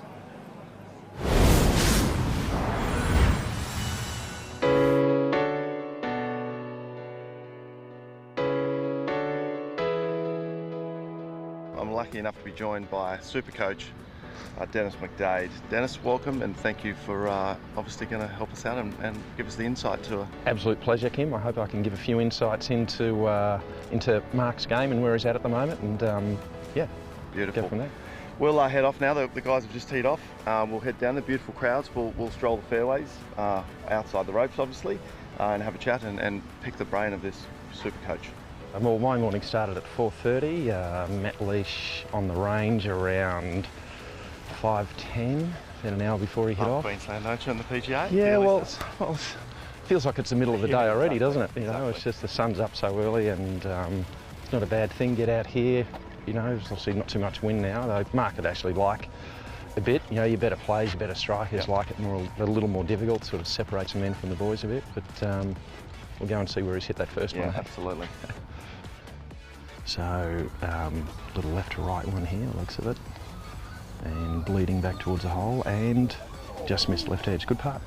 Is Leash a big practicer or a warm-up kind of guy before he tees off? You know, all these guys have different... Yeah, he's very much a warm-up guy, so he'll normally start on the putting green and just try to get his feel for the speed of the green and how it's running, then head to the range, and like most guys, starts with short clubs, move to longer clubs, and then walk to the tee. We discussed this the other night at the Greg Norman Medal, and I said, is Leash a big hitter? And you said something really interesting, that driver-wise, not so much, but iron-wise, yes. Well, driver-wise, he averages around or just under 300 yards, which in this day and age is above average, but it's not in the top 10 or anything like that. But his irons, he hits his irons further than almost anyone. Yeah, wow. So for him, it's about how far can I hit it and still be playable. And certainly, you know, this over the last 18 months, he's always hit the ball left to right with the driver, but he can now turn it over a little bit as well. He's given me the quiet sign this way. I better be quiet. The marshals told him to be quiet, and his coach is here. Yeah, I'm just going to look I think at about 145, I'm going to guess. Yeah. Is it yards, obviously? Works in metres. Still works in metres. Still works in metres? Yeah. So in he the can... States as well? In the States as well, yeah. So it's funny, he kind of gets that, like a 300-yard carry. He knows what that is because he kind of like hits it 300. Yeah. But he still works off metres. He just... I tried it. Yeah. So for him, it still works in metres. What is Leash's team? Who is in Leash's team? Well, I'm the team captain. You are the captain? And I direct traffic. No. Neil Smith is a sports psych. So Neil came on in 2012. Dr. Stuart Love is his physical guy. Matty's a brilliant caddy. They're good mates too, though, aren't they? Well, they're basically brought up together in Warrnambool.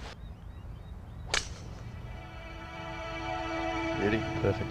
So one of the things Mark's got better at, and Neil Smith's really helped him with this over the period of time, is that, you know, the shot that he hit on the first, where he's left it right, left it on top of the ridge, 3 putts it. It's like any golfer, it can get to you, but he's become really, really good at just letting that just dissipate, go away, and he's kind of into the rhythm of his round already. So we just nailed that. Yeah.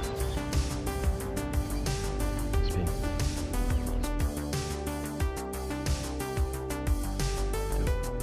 Yeah, well done, mate. This is his toughest shot so far because everything is against him here. He might have a little fly or lie. He's coming in from the wrong side. He's got to bring it in over that trap. It's downhill to the flag. So even though he's coming out of the rough, it'll be interesting to see whether he tries to shape a little left-right to get it up and landing a little softer. So if it goes left here, it could bounce off the edge of the bunker, go past, or you don't want to go past it. Well, long here's no good. So they're both giving it quite a good look down at the ball, mate. So they're obviously pretty crucial shot. You know, some shots are more important than others. You know, it doesn't sort of come out in when you're analysing stats, but this is a pretty important shot. So he's tried to hit it left to right and soft. Carry. This could be awesome. Looking pretty good. Wow, that's world class. Great shot. So there you go. So I'll call the shot. Mate, great insight from what I don't think a lot of people hear. Yeah. Thank you so much, and let's hope he continues around and brings in a great score this afternoon, mate. And thank you for everything.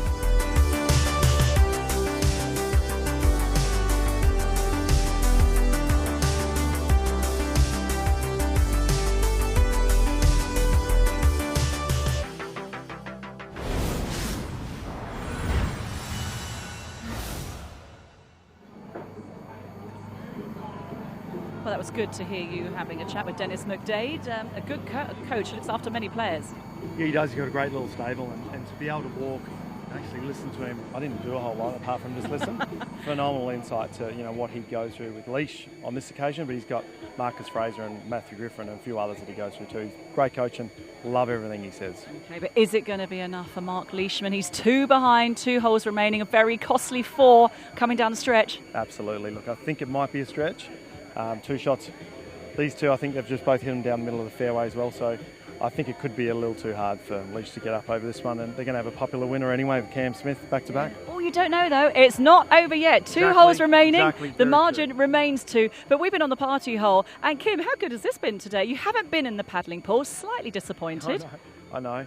There's still time. Look, everybody's cleared out now. They're packing it up, but the pool's still there, so I could run down there and jump in it. No, this is amazing, and this is what golf needs to be and needs more of, is this interaction with the crowds. Guys throwing balls into there and interacting with them all and having a bit of fun. I love it. Jared went really close to making the $1 million go off, but we didn't get that done today, so hopefully next year we can do the same thing. Okay, so Soniq can breathe a sigh of relief. The Volkswagen Marquee is kicking off. The Oakley Gold Coast Beach Club, that is still kind of going strong. We might nip in there, but if you do want to watch the last 2 holes, we certainly would.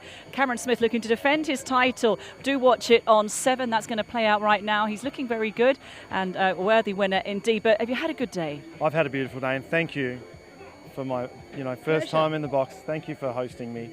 It's been so much fun, honestly. I was very nervous about today, and you've got me through. You were fantastic. You're the first Australian I know who's scared of heights and can't surf, but we're going to work on that for the next time we get to work together. Okay, but from Kim Felton and myself, Kate Burton, it's goodbye from the Gold Coast.